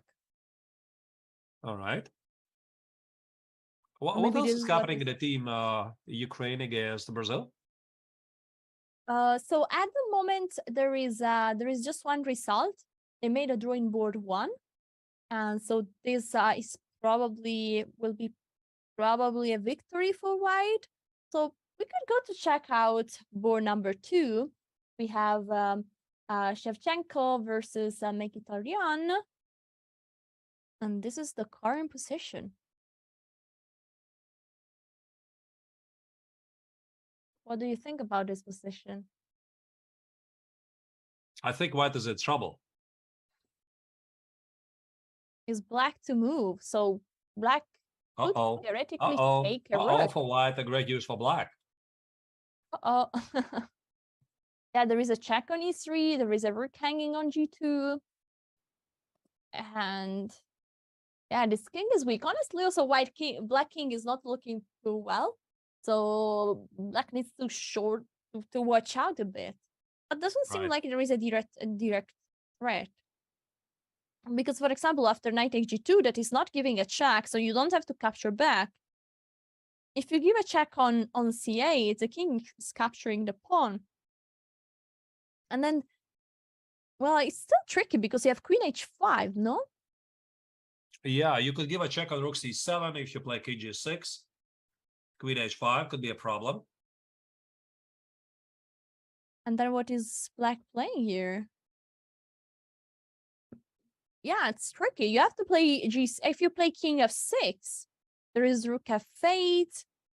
And then, yeah, then it's scary. So that's why probably black is taking some time, because it's not so easy as it seems. Right.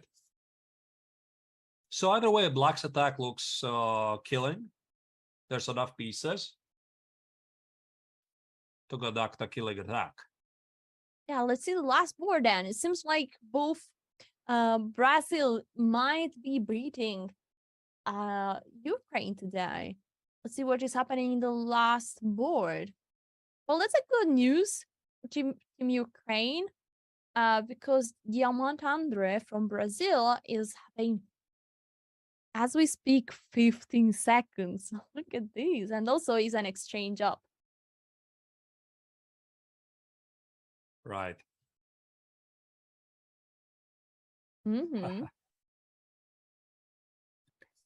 So let's see who are the top seeds in this Olympiad. So we have a look who is what is happening here. We have Team USA that they unfortunately lost against against India too, and India too is having an impressive performance, even if they are not in the top 10 seeds. Then we have India that is playing today against Armenia. Also Armenia not in the top seeds. Norway having a very, very disappointing performance up to this point, even if yesterday they managed to win, and maybe they will have another victory today. Actually, we should check out what Norway is doing. We'll check out later. And many strong player in every team. Here we have a beautiful card with all the Team Ukraine. That is, we know what is happening in the world with Team Ukraine, and things are hard. But in such moment, it feels like the team is more united than ever, and they're here. They are at the Chess Olympiad, fighting for their country, and try to do their best. But for now, our focus is on this match, is on Ukraine versus Brazil, and we try to see who will win between Brazil and Ukraine. We have Brazil that seems to be winning on 2 boards. Instead, on this last board, it seems a bit more disappointing. Right, and black has an exchange up. I mean, a pass pawn at the a file looks really good for black. So also the white king is exposed. Queen c1, big threat. Absolutely. I think we should check the last board of Norway, because we have already, they're 1.5 to 1.5 probably, and we want to see if if Norway is advancing or not. All right, let's do that. So Orchidal is playing the 4th board today, and he's here. If my memory is not totally wrong, right, then Team Norway is at the moment held to a draw, so Orchidal has a chance to become the hero. Yeah, look at this. We have white, that is the player from Slovakia, Christopher Repka, and white is controlling the pass pawn, black's pass pawn right now with the move, with the rook on b8. It's white to move, so okay, there is a bishop under attack. I was about to ask Arthur, why is not a pawn on b4? Why cannot be taken? So there's a question: can I liquidate this immediately, like bishop f5? I don't think I can do that. So bishop f5, I would want to trade the bishops, make a draw. Isn't there a check? Yes. Yeah, rook e1, rook e1. Puzzle rush. Do your puzzles. Puzzle rush at its best, guys. Rook e1, rook f1. Then the bishop is falling. Voila. So decisive game in Team Slovakia against Norway. I would still give black better chances because I don't see how do you keep the pawn alive. Rook takes on d4, bishop c2, b3. They're big threats, right? And can we draw it maybe a couple of moves ahead? So if I win the pawn on d4, this is my plan. I want to take on d4. I want to play bishop c2, b3 next, rook a4, and rook a2. Once I do that, yeah, I enable the b pawn to roll forward. b2, b1, queen. So how does white even stop it? Yeah, that doesn't look good. Look. It's pretty. It's tough, I would say. I think that also one thing that we need to notice is that white is having really few time on the clock. And when the pressure is bishop f3 is on the board, so probably rook take d4 is the next move, right? For sure. Yeah, rook takes on d4 seems to be the necessary move.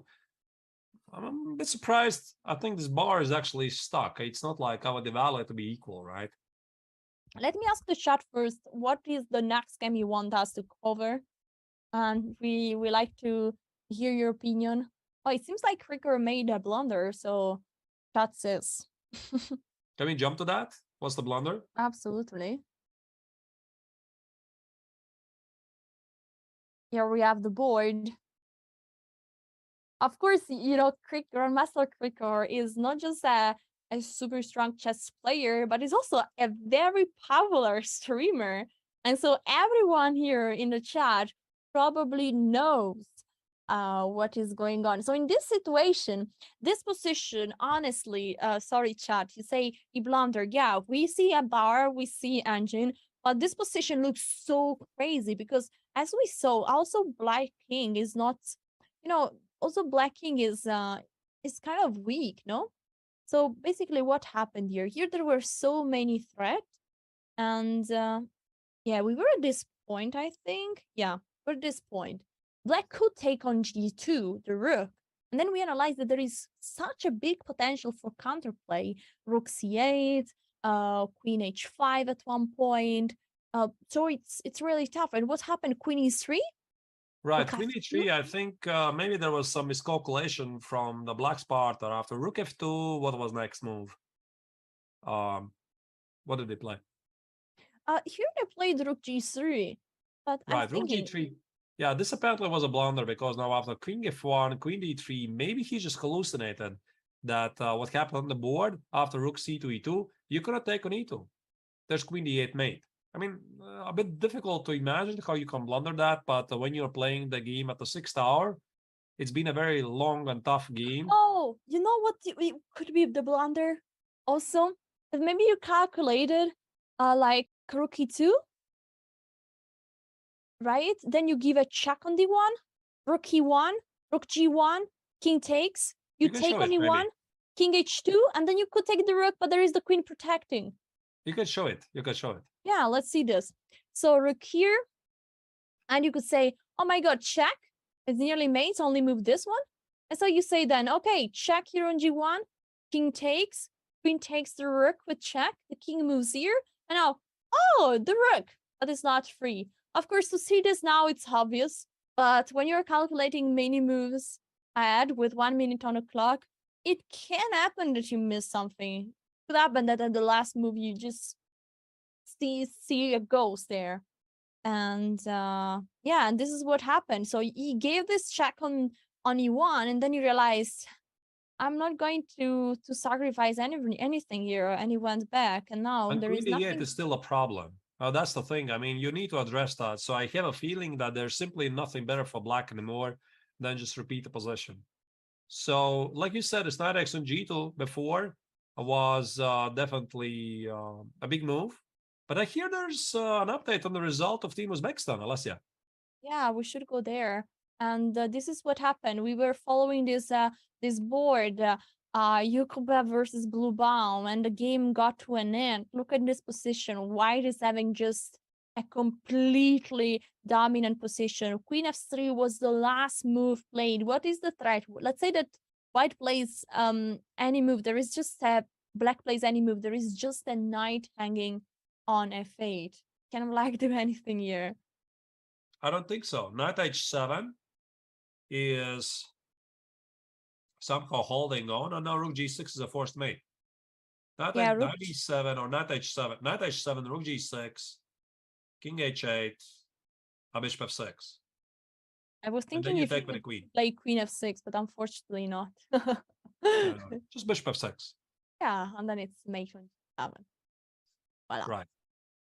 So this is official. Uzbekistan should probably take the lead here. Wow. So and Uzbekistan wins already in the match. Yeah. Uzbekistan wins, but if Armenia beats India, then they will still be the leader. So I think it's time to take another look at this. We had lots of moves here. Check. The pawn was captured as you predicted. Also another pawn got captured. Give a check. The rook got exchanged, so we are in an endgame with just one pair of rooks. They said that they are all drawn, no? Probably. I mean, it's been drawish for quite a while. I don't see any dramatic changes. Yeah, something like c4, king c5. Yeah, this is the current position. White is having just 40 seconds on the clock. Instead, black has a bit more time. I think we might get the live feeds. Yes, here we are. Seems like they got a new, a new. I would say the sheet, where you write the moves. Where do you write the moves? They got a new one because they got a smooth 60. Right. So yeah, the score sheets in general, they have 60 moves, right? Yeah. And when you reach over move 60, you raise a hand, or if the arbiter is present, he hands you a new score sheet, you write it down, etc. Yeah. So yeah, this is what happened. It seemed like they've already finished because there were score sheets going up and down, but it was just the second one that you need once you reach move 60. Is there any chance for any player here to pull out a decisive result?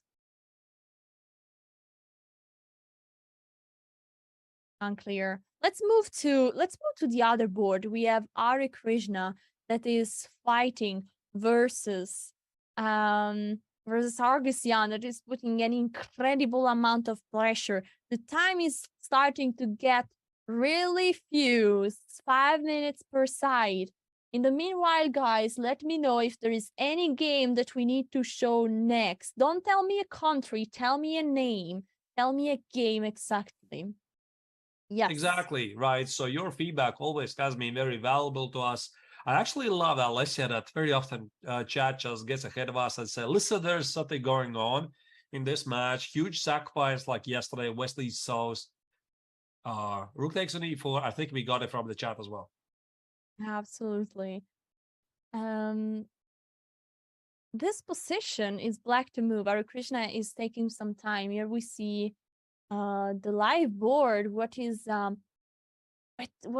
happening, And this game are absolutely too important.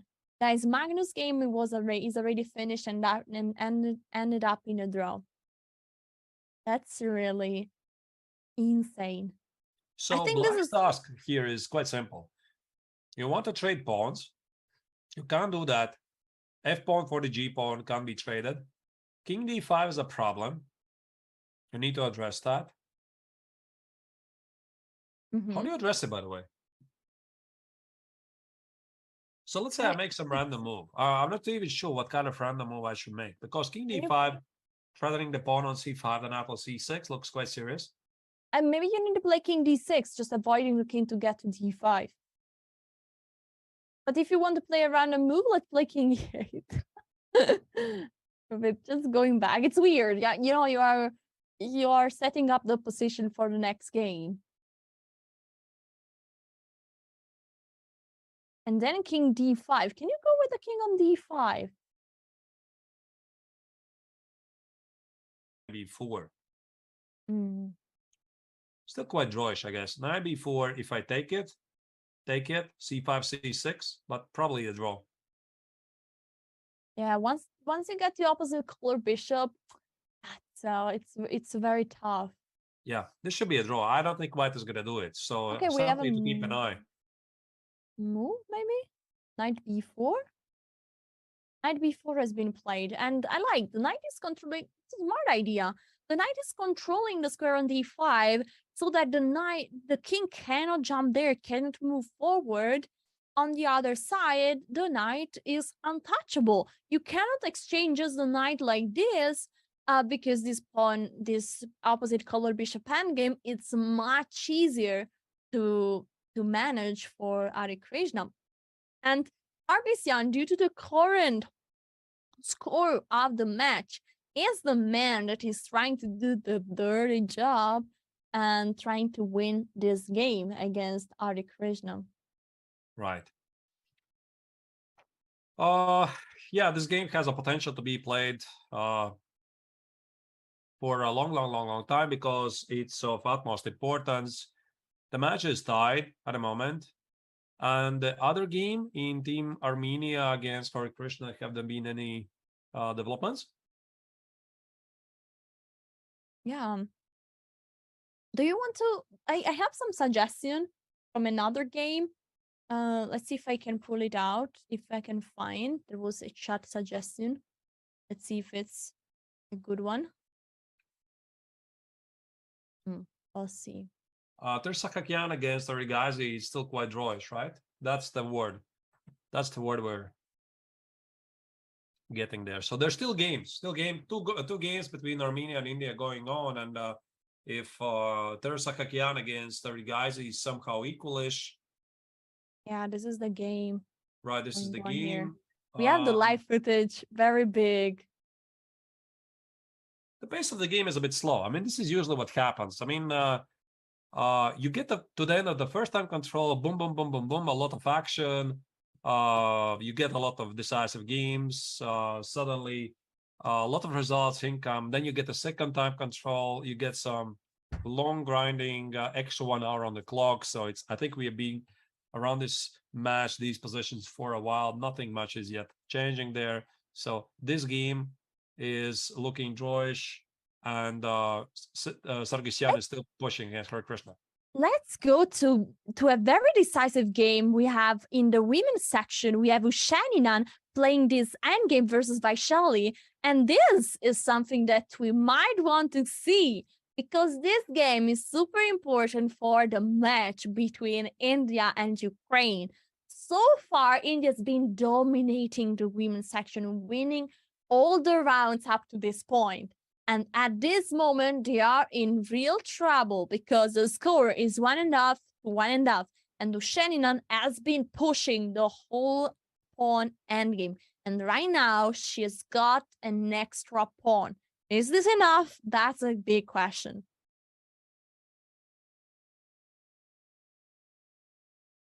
How do you make a progress if you are black? Obviously, you need to activate the rook. I would really like to bring the king on d5 and maybe d4. I think the king on f5 is right now not exactly where you want to go. But as soon as you play the move king e6, then maybe f4 is a problem, I guess. Exactly. Yeah, f4 is a problem and also pinning the pawn. But what if I do play rook a6? So my idea is play rook a6, rook h6, rook h3. So what I'm aiming for, I want to get to the pawn on f3 or g3.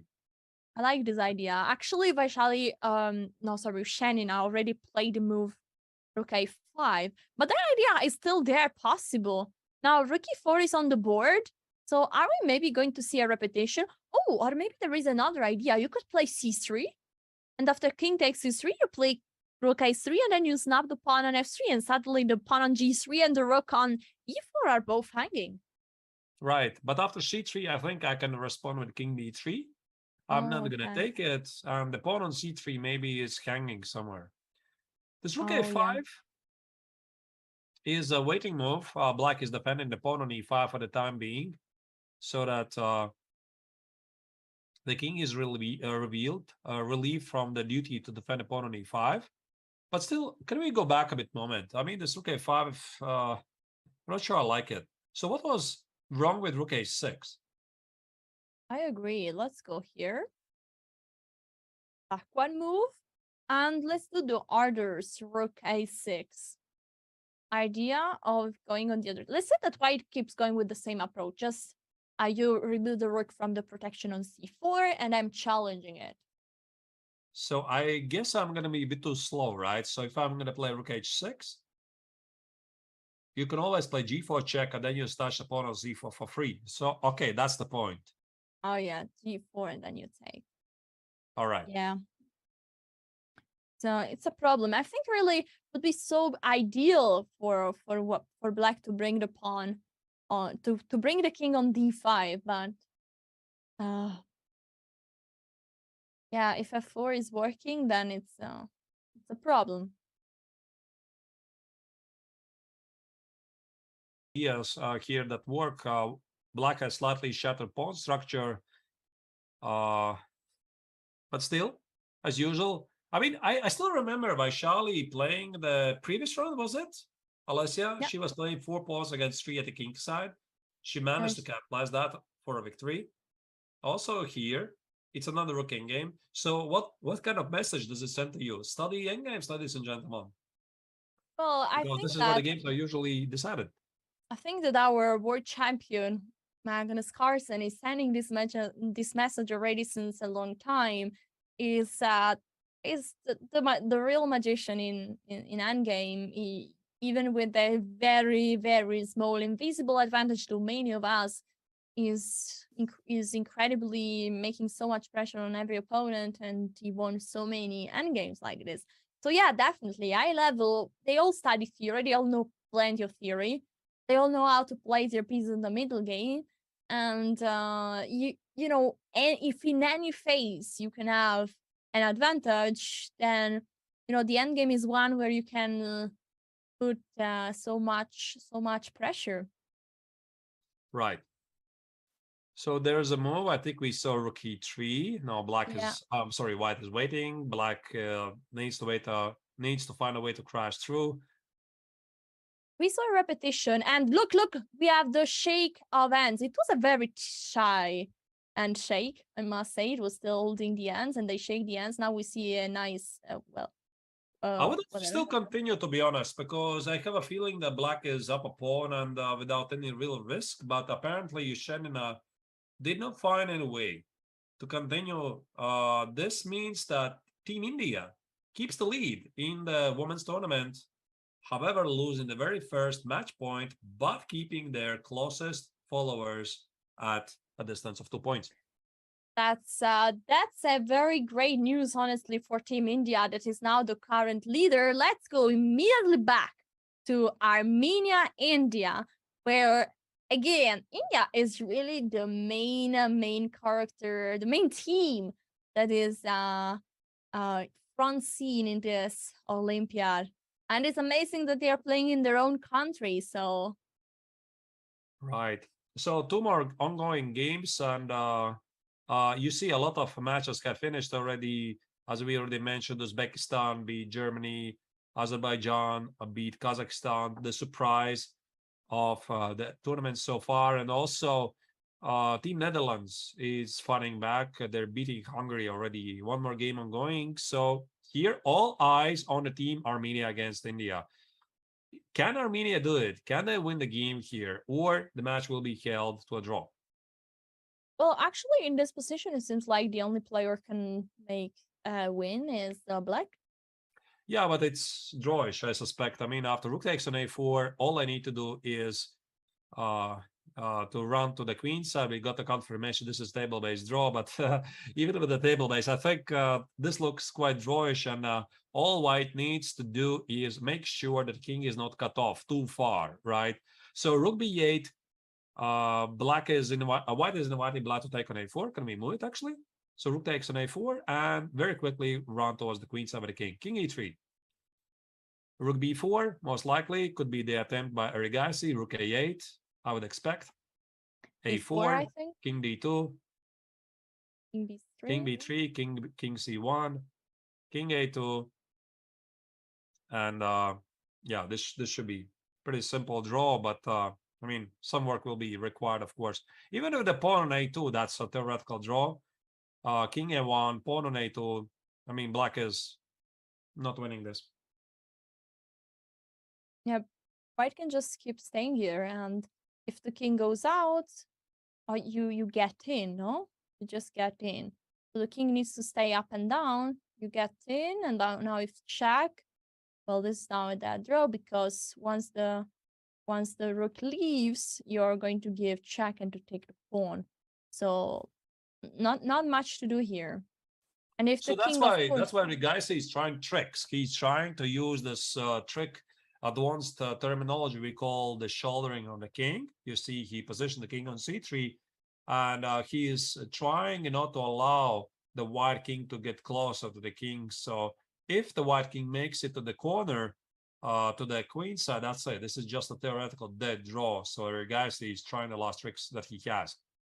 Yeah, I think that we should move on to the game that Sargsyan is playing against Hare Krishna, because this is very, very interesting. I think the players are in a big time trouble. Look, Hare Krishna as a time showed as 0-0-0. Now he's looking. We have the live camera feeds. He was looking shortly directly to us. Maybe he heard my voice. And now Sargsyan. He just made a move with the king, I think. And Hare Krishna is in big pressure. You see, he's at the board, is ready to make the next move to react. He's in a fight mode.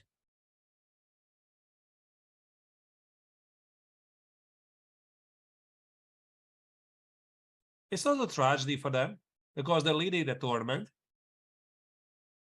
However, after this round, it might mean it's a shared lead, because Team Uzbekistan is there, second India, Azerbaijan is there.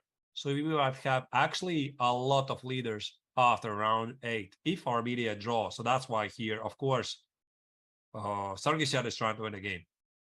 Now look, we have the live camera, really big full screen right now, and the players are, I think Sargsyan, look, he had a very suspicious look at the time. He knows that Hare Krishna has big time pressure, but he's also doesn't have much time. But this is the best moment to, try to get something. This position should be according to the engine pretty holdable for black. Now he just went back to the bishop on c3. This game has a potential, Alessia, to continue 250 moves because legally, again, let us remind us the rules of chess. The game is drawn if there is no trade or any pawn move for 50 moves. So Sargsyan can legally press the opponent in time trouble. Let's say make 49 moves here and there, then make 50th move b3. And one thing I want to remind everyone, the time control is 90 minutes plus 30 seconds. At move 40, there is an additional time of 30 minutes. After that, you don't get anything anymore. The time is short, and the player needs to make a move. You see Sargsyan, he wanted to make a move, but then he second guessed, and now he's taking the bishop and moving towards the queen side. That's what is going on here. We are back. We're back with the big camera. And Hare Krishna is also holding the end. If I could give, I always say, don't, when you want to make a move, make it directly. Don't second guess. But as you can see, also top grandmasters sometimes are second guessing, going for the move and then retreat the end back. Sometimes it's hard. We need to consider the pressure that is going on them right now. This is the most important game of this match, as this could lead to victory or loss of one team or the other. We don't have any more moves on the board, right? Because I'm fairly sure they already made a number of moves. Yeah, we are. We will get it sooner or later, but that's why we have the camera live feeds. And let's move to the other board, because we should have results. Look, The king is exactly as we predicted. The king went to, he's trying to cut the king off. There is a king on B8. No, the king on B1 and the king on C1. I think we can try to put some moves here. I think we will reconstruct the position. Something like this, this, no, this No, this is just an easy draw. I mean, I don't see Eric Geisy making here any progress. So the black king is on B1, the rook on A2 is not getting out. King B2, rook B8 check, or rook B7 check, my apologies. King goes back, or rook B3 immediately seals the deal. I think this game is going to finish in a moment. We are seeing in the camera. I think this is the current position we have. And there is a rook on A7. Oh, wait, my apologies. I mean, rook B8. I think there's rook B2. So you need to be a bit careful about that. Okay, now rook A8 has been played.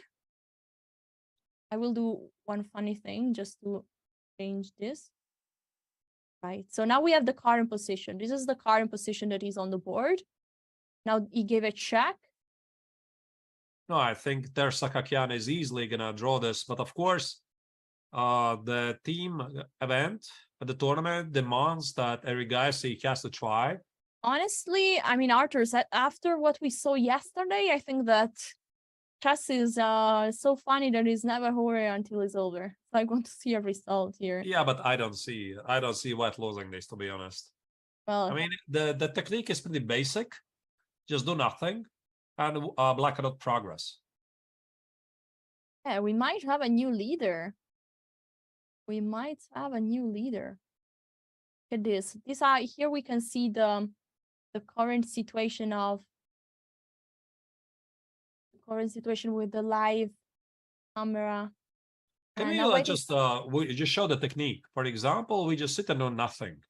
Sit and do nothing. And the black king can never get out. So I play rook b8, rook b7. White is touching the rook and going with it on, I think it's c7, right? Rook c7 even is cleaner. Yeah, check, king c1. You can go to the corner. You're going to stay there. King b3 allows the king to escape, but this is giving nothing for black. Again, I sit and wait. I do nothing. Sometimes this position is winning if the king is cut off far away. Not here.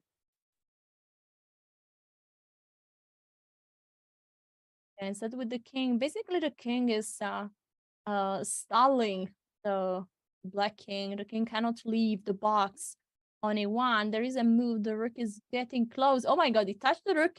He moved it and then he went back. But now we know he needs to move the rook, of course. Of course. I guess if he touches the king here, is this losing? So if he moves the king, yeah, you see, this would be losing. So you have to be careful. Don't touch a piece that you cannot move. Just in case, you know. Okay, rook c3 attacking the pawn. a2 is on the board. Just don't play rook c2. There's going to be rook h1. No, I mean... Rook c8.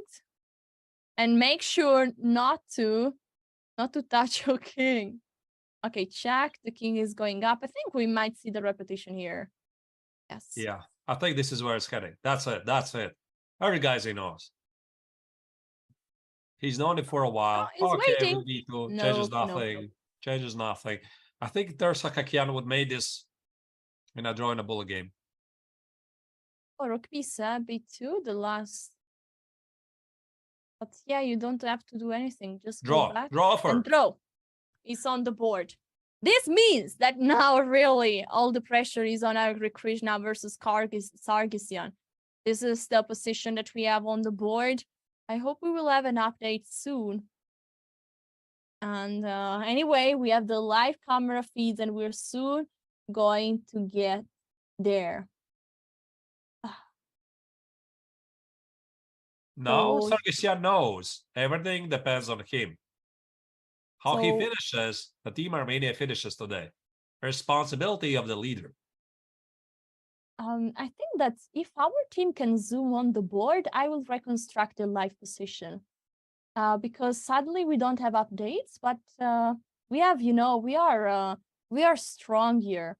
So let's put a knight here. Sorry, the move order, guys, will not be exactly this, but I will reconstruct for you what is on the board.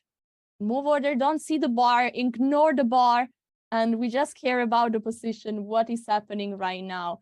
And at this moment is black to make a move, I think.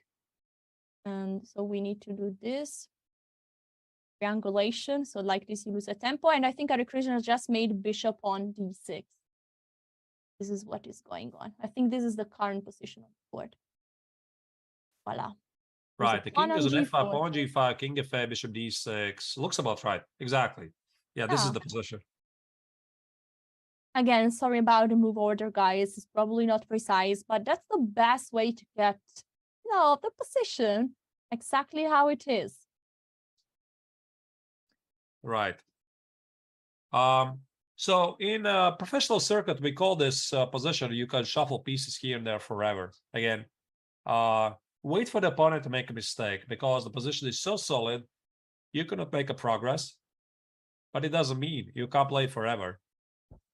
Bishop f6 just played, but it's a very nice situation for Sargsyan. He knows that he can't lose this game. He can make a draw at any moment, and his dream would be probably to bring the king towards the queen side at one point. I mean, if I could improve the king, probably I would put it to b6, but how to get there? It's impossible.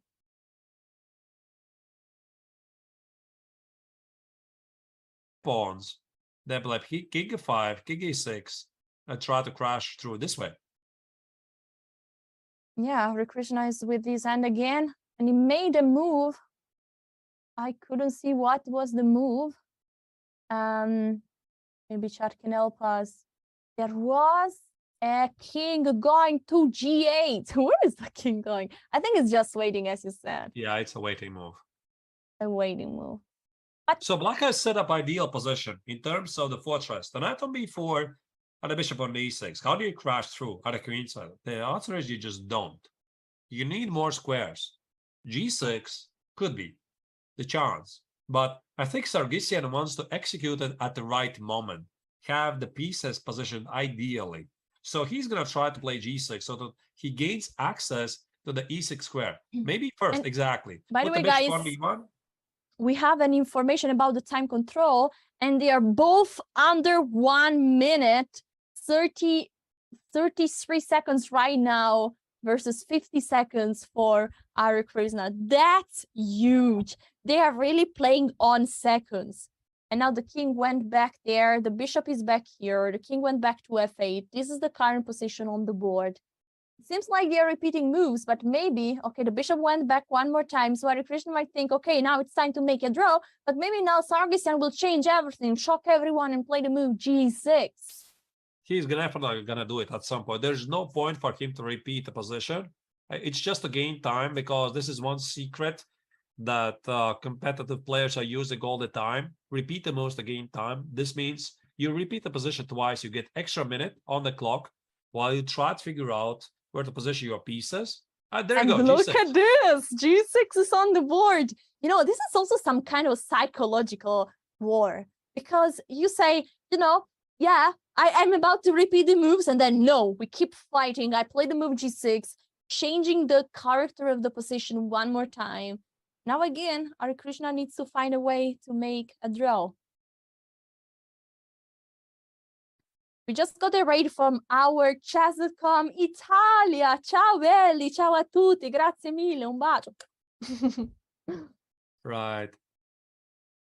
I guess king f8 is a reasonable move. Then definitely white's idea is to play king f5, king f7, bishop d1. And then after bishop h5, get the king on e6. Can you put that on the board, Alessia, maybe? Yeah, after king f8 that is just being played, what do you suggest? King f5, king f7, bishop d1.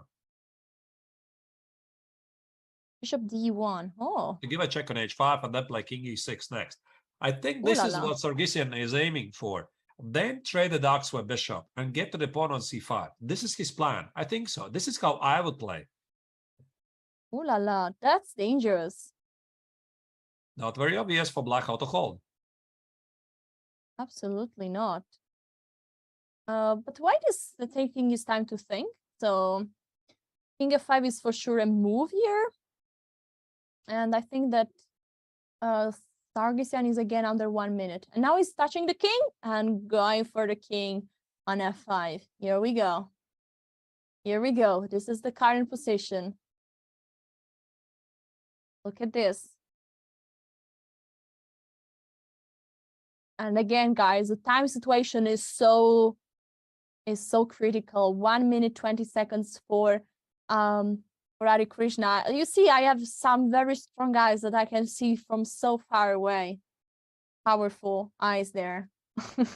And now Black needs to figure out how to get the king towards the queen side, but it's not easy. You play bishop e7, White is not a good trade. So yeah, this idea that you mentioned of bishop d1, bishop h5 is so nice, and the king is like penetrating towards the queen side, and that's danger. That's what you need to avoid. But how? Hare Krishna on 40 seconds. Is it really such a problem? Can we try to do it? King f7, bishop d1. And king e8. Hare Krishna is moving his elbow up and down, but he didn't make a move. Oh, now the bar is going brrr after king e6. King e6, bishop h5. This is dangerous. Maybe this is the wrong way. This is dangerous. Hare Krishna on 15 seconds, guys. Yes, the elbow down. He's ready to make a move, but he doesn't know. He's not sure what is the next move. Hare Krishna has 5 seconds, and he made, look at this, in this position, he made knight to d3. He's not stopping the king to go to e6. He had 5 seconds on the clock when he made this move. All right, what happens after king e6? That's the big question. Well, we are going to see that, probably. This is starting to look really dangerous for Hare Krishna, and Sargsyan has been pressing this for a while. It's very tough to call this. So, yeah, but also Sargsyan time is short. Also Sargsyan time. Very short.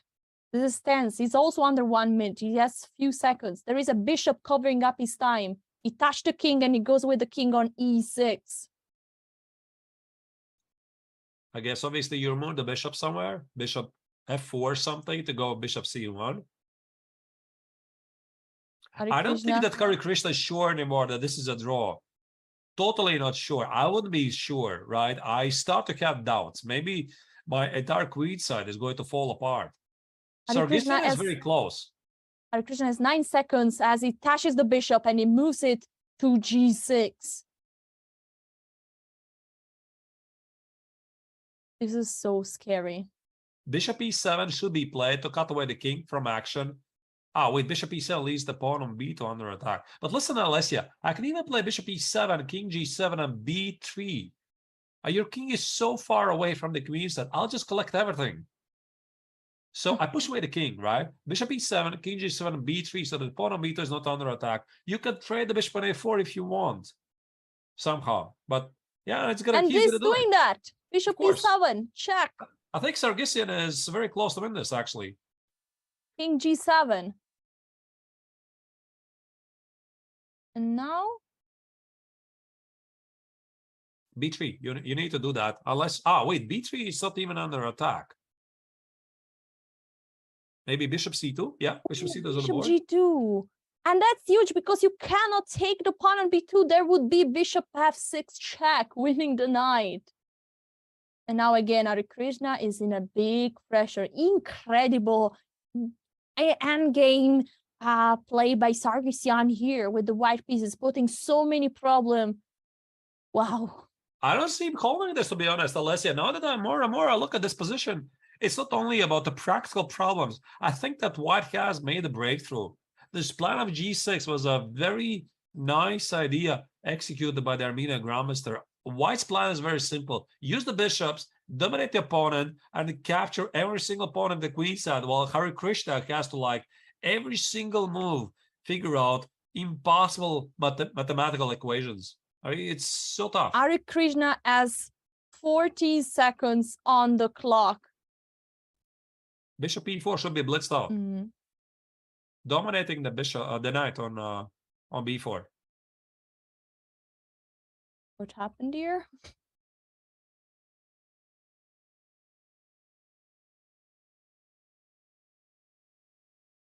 Okay. Wait, something happened badly here. Let's see if we can get to the board. There you go. Bishop e4 is played. And even something like b3 is a move. Just in case, removing the pawn from being a target. We should see the big board on the show. We should have the big board on show. Yeah, the clock is working, but we will work on making the position look like exactly what it is right now. Right. On the chessboard. Here you go.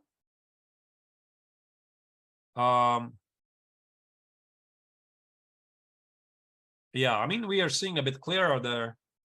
So b3 is played. Very, very pleasant position to be in for Sargsyan. Bishop d4 most likely is going to follow.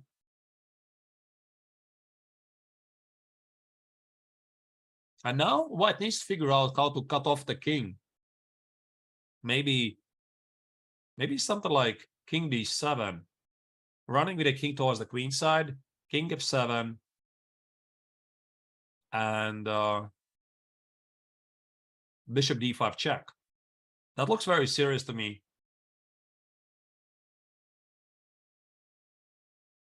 So Sargsyan is checking his options. Yeah, king d7, he's going to do it. No, something else. Bishop d6, quiet move. Doesn't hurt. Nearly there. You try to reconstruct the position, right? Yeah, I'm working on that. All right. I'm really close. Bishop d6 is played. I think I have the position on the board right now. All right. Yeah. Voila, this is the current position. 55 seconds for Hare Krishna, and it's black to make a move. And sometimes the live board is giving our update, but you know.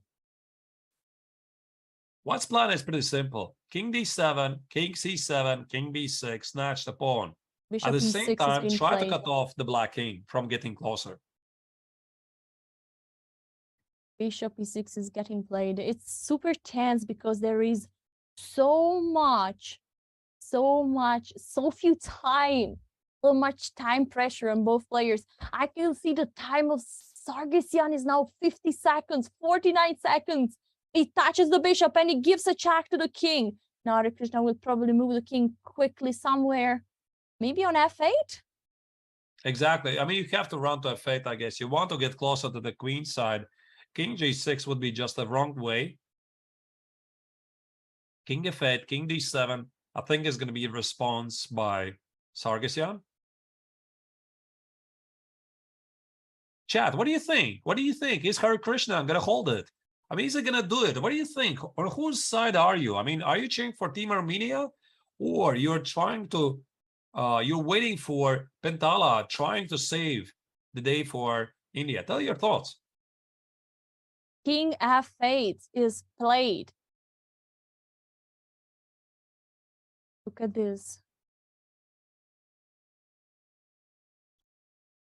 King f8 is on the board. Again, the time is short. And now what could be an idea? You could go with the you could try to go with the king, or how do you keep going? Because if you play king d7, and where are you going next? Bishop d4, most likely, or king f7. My idea, Alessia, at some point is to play bishop d5 check. Okay, I think it's exactly what is on the board. No, bishop d5 was not played, Alessia. Sorry for misleading you. King f7 is on the board.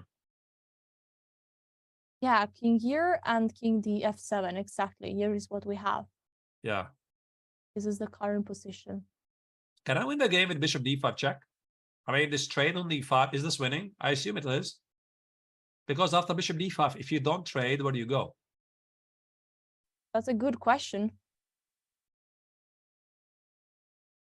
That's a good to question. Remind you, dear viewers, the importance of this game. This is Team Armenia, the leaders of the Olympiad. They're playing against first team of India. Score is 1.5, 1.5. And Armenia is fighting for the leadership in the tournament. They win. They still remain the leaders. If it's a draw, we are going to have a bunch of leaders after round 8. Sarkisian made a strange move, bishop f5. What is the idea? You want to give a check on e6 without repeating the position. He's also in huge time pressure, guys. Just 40 seconds. 40 seconds on the clock.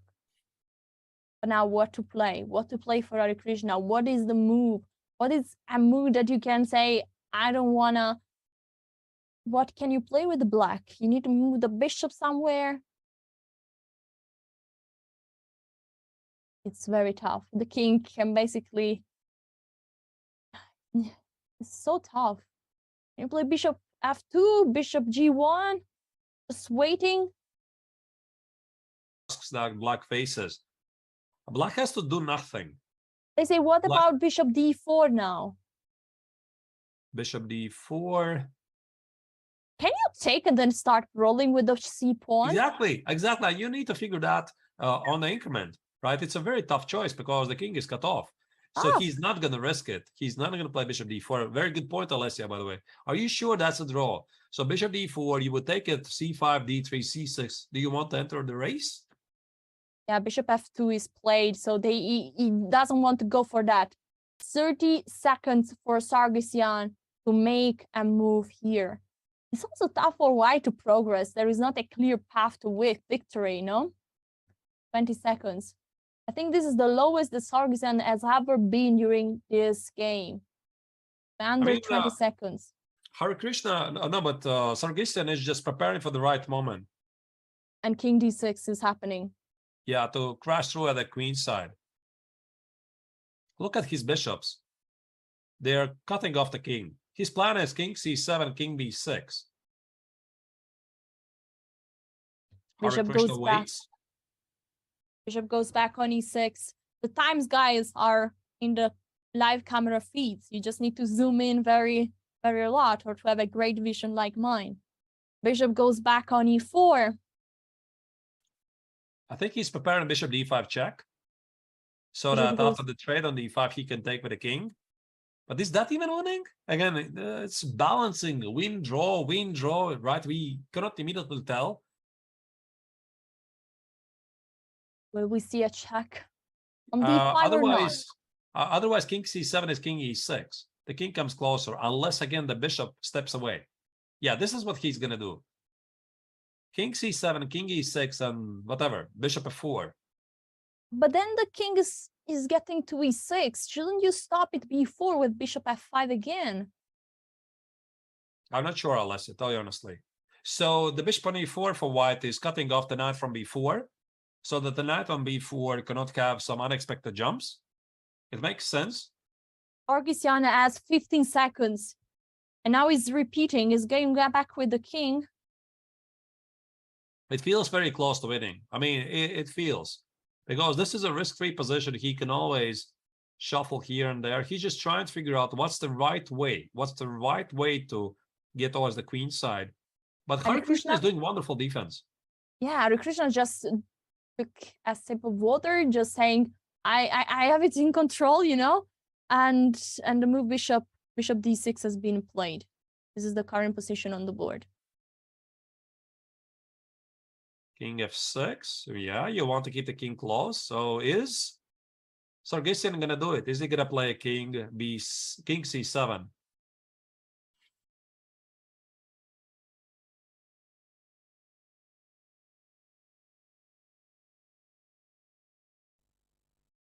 It's hard. These are tense moments. The time situation is so critical. By the way, in the meantime, with the last quick moves, Harikrishna made collected 2 minutes on the clock, and now that king c7 is played, he has 2 minutes to think. Instead, the time situation for Sarkisian is just of 50 seconds. So king e6 most likely to bring the king closer. I'm not sure I like Sarkisian's decision not to put the bishop on d5. But I mean, it's easy to say, right? You are playing already, this is whatever, 6th hour of the game. It's a very long one, a long tournament, round 8. The game has the high stakes. Who is going to be the leader of the Olympiad after round 8? just because of this game. And still, I see Sargsyan is very composed. I mean, he's very cool.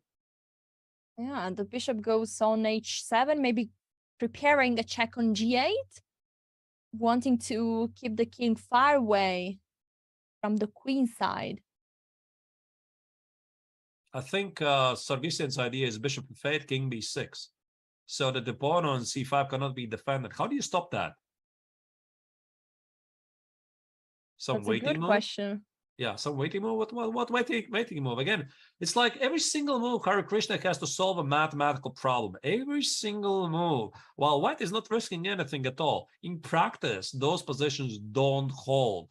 I mean, they just don't hold. I mean, I don't want to jinx anything for India and Hare Krishna, but I've been there, of course, myself many times. It's incredibly difficult, and it doesn't matter how good you are.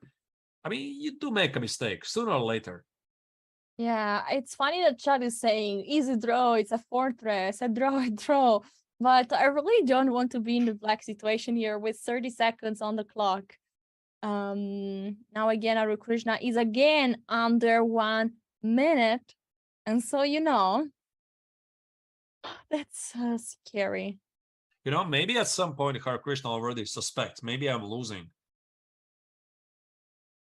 Oh, knight a2 is the move played. He's moving the knight. Look at this. Knight a2 happened. Moving the knight. So he wants to remind white that the pawn on b3 is weak.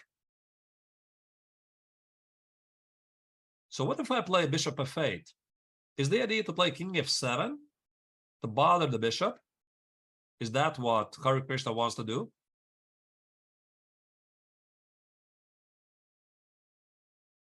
So king b6 is impossible. The bishop is hanging. You need to remove the bishop. King c6 is no progress. Bishop goes back on e4, but this gives to Hare Krishna another chance for a repetition. Actually, is it possible knight c1? The first active move in a while, attacking the pawn on b3 and forcing white to go passive with the bishop on c2. Definitely. But how do you make this choice? The knight was standing on b4 for most of a while. I think Hare Krishna is going to go back, knight b4, because white didn't show yet how to crash through, so there's no need to change the direction of the game, at least especially in time trouble. I would go knight b4, unless, of course, Hare Krishna is going to find how to liquidate the game into a draw. And also look at Hare Krishna. He's very cool, right? This is, again, he knows it's a mathematical problem, every single move. Absolutely. Bishop is about to be touched, and look, bishop goes to e5. Hare Krishna is not repeating moves with knight b4, but is showing, I have under control. The knight on e2 is doing perfectly fine, and is keeping the option of knight c1 open, attacking the pawn on b3, or he could always go back on e4. The time situation is so critical. Sargsyan is again with about 30 seconds on the clock. Hare Krishna 45 seconds. I think Sargsyan's idea was to play bishop d5 check, push away the black king, and then play king b6. But knight c1 changes everything. Yeah, so you have to try this bishop f8 and then try to execute king b6. Yeah, bishop f8 just happened. And now what to move? You go back with the knight, or... Again, every time it's so tough to find a waiting move. Bishop f7 is, of course, an obvious possible move that could happen. Let's remind everyone, guys, this game is so important because there we have Team Armenia fighting against India. The current score is 1.5 to 1.5. And so if Sargsyan is managing to win this game, Team Armenia will win this match and secure the first place in the Olympiad after 8 rounds. Knight c3 is on the board, attacking the light square bishop. Where is this bishop going to go? I think he wants to play a5, a4, liquidate those pawns. So that's why this is also a message to Sargsyan that you don't want to allow that, and position the bishop on c2. Oy. And I think we have a move, bishop on c2. It is played, yeah.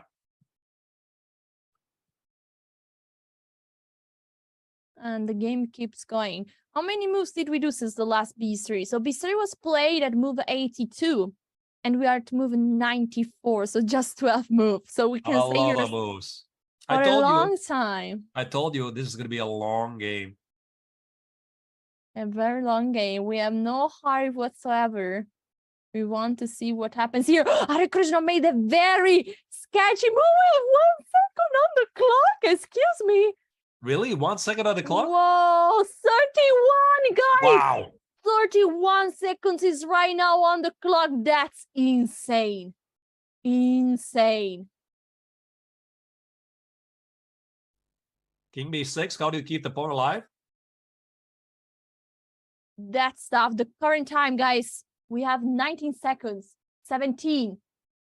This is the current time situation on the clock. And Hare Krishna immediately, this time is not risking again to lose on time. And is going with the knight on B4, protecting the pawn. Yeah, but wait a second. Bishop B1. I just collect the pawn on C5 for free, right? How do you stop it? Oh my God, this might be the critical moment. I think black's position is falling apart right here.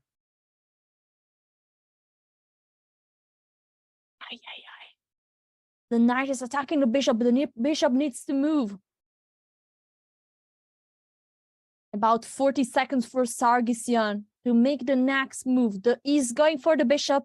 You see his hand there, and boom, he plays it on B1, where he's completely dominating the black knight. Now the knight cannot go anywhere after the move bishop B1. The knight is in complete domination, and the pawn on C5 is about to fall. We have the move on the board. Worse. To make things even worse, it's not just the pawn on C5. The pawn on A6 also is going to fall, because if the pawn on C5 falls, so does the A pawn. If you trade the bishops on C5, king C5, you need to protect the knight on B4 with A5. Then you go king B5, you just collect that pawn.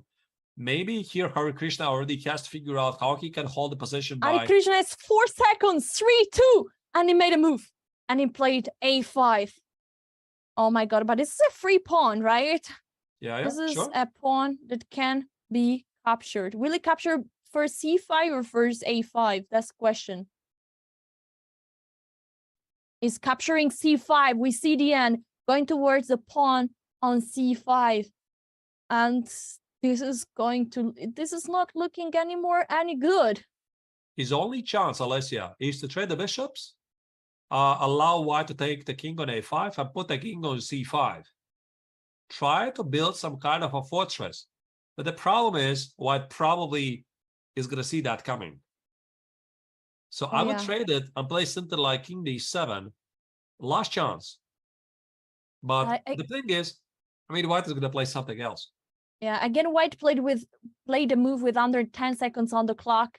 And now the bishops got exchanged. And now we will see, is black able to build a fortress with the knight on C5, stopping the 2 pawns?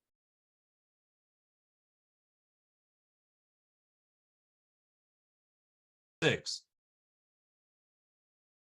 This is what Hare Krishna wants, but white is going to play C5 check. That's the problem. And then the king. If the king goes to D5? That's something like king D6. And now black is in the Zugzwang. And that's it. This is how the game is going to finish. Let's show this on the board.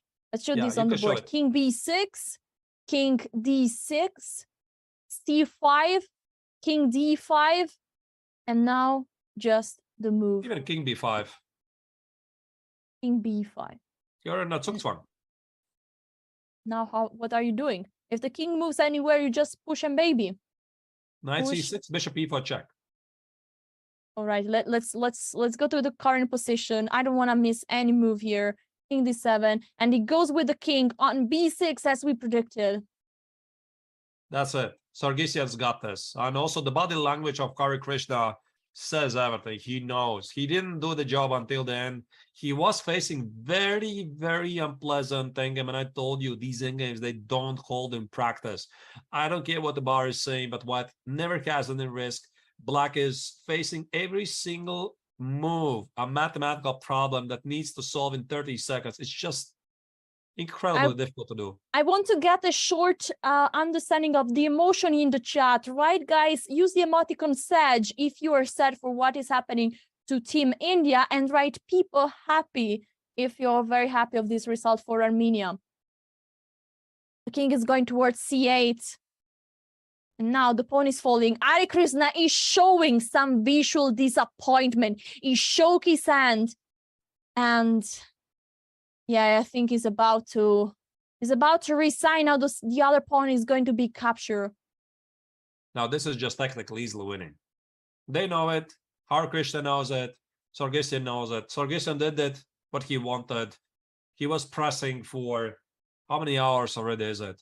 Almost 6 hours. Exactly.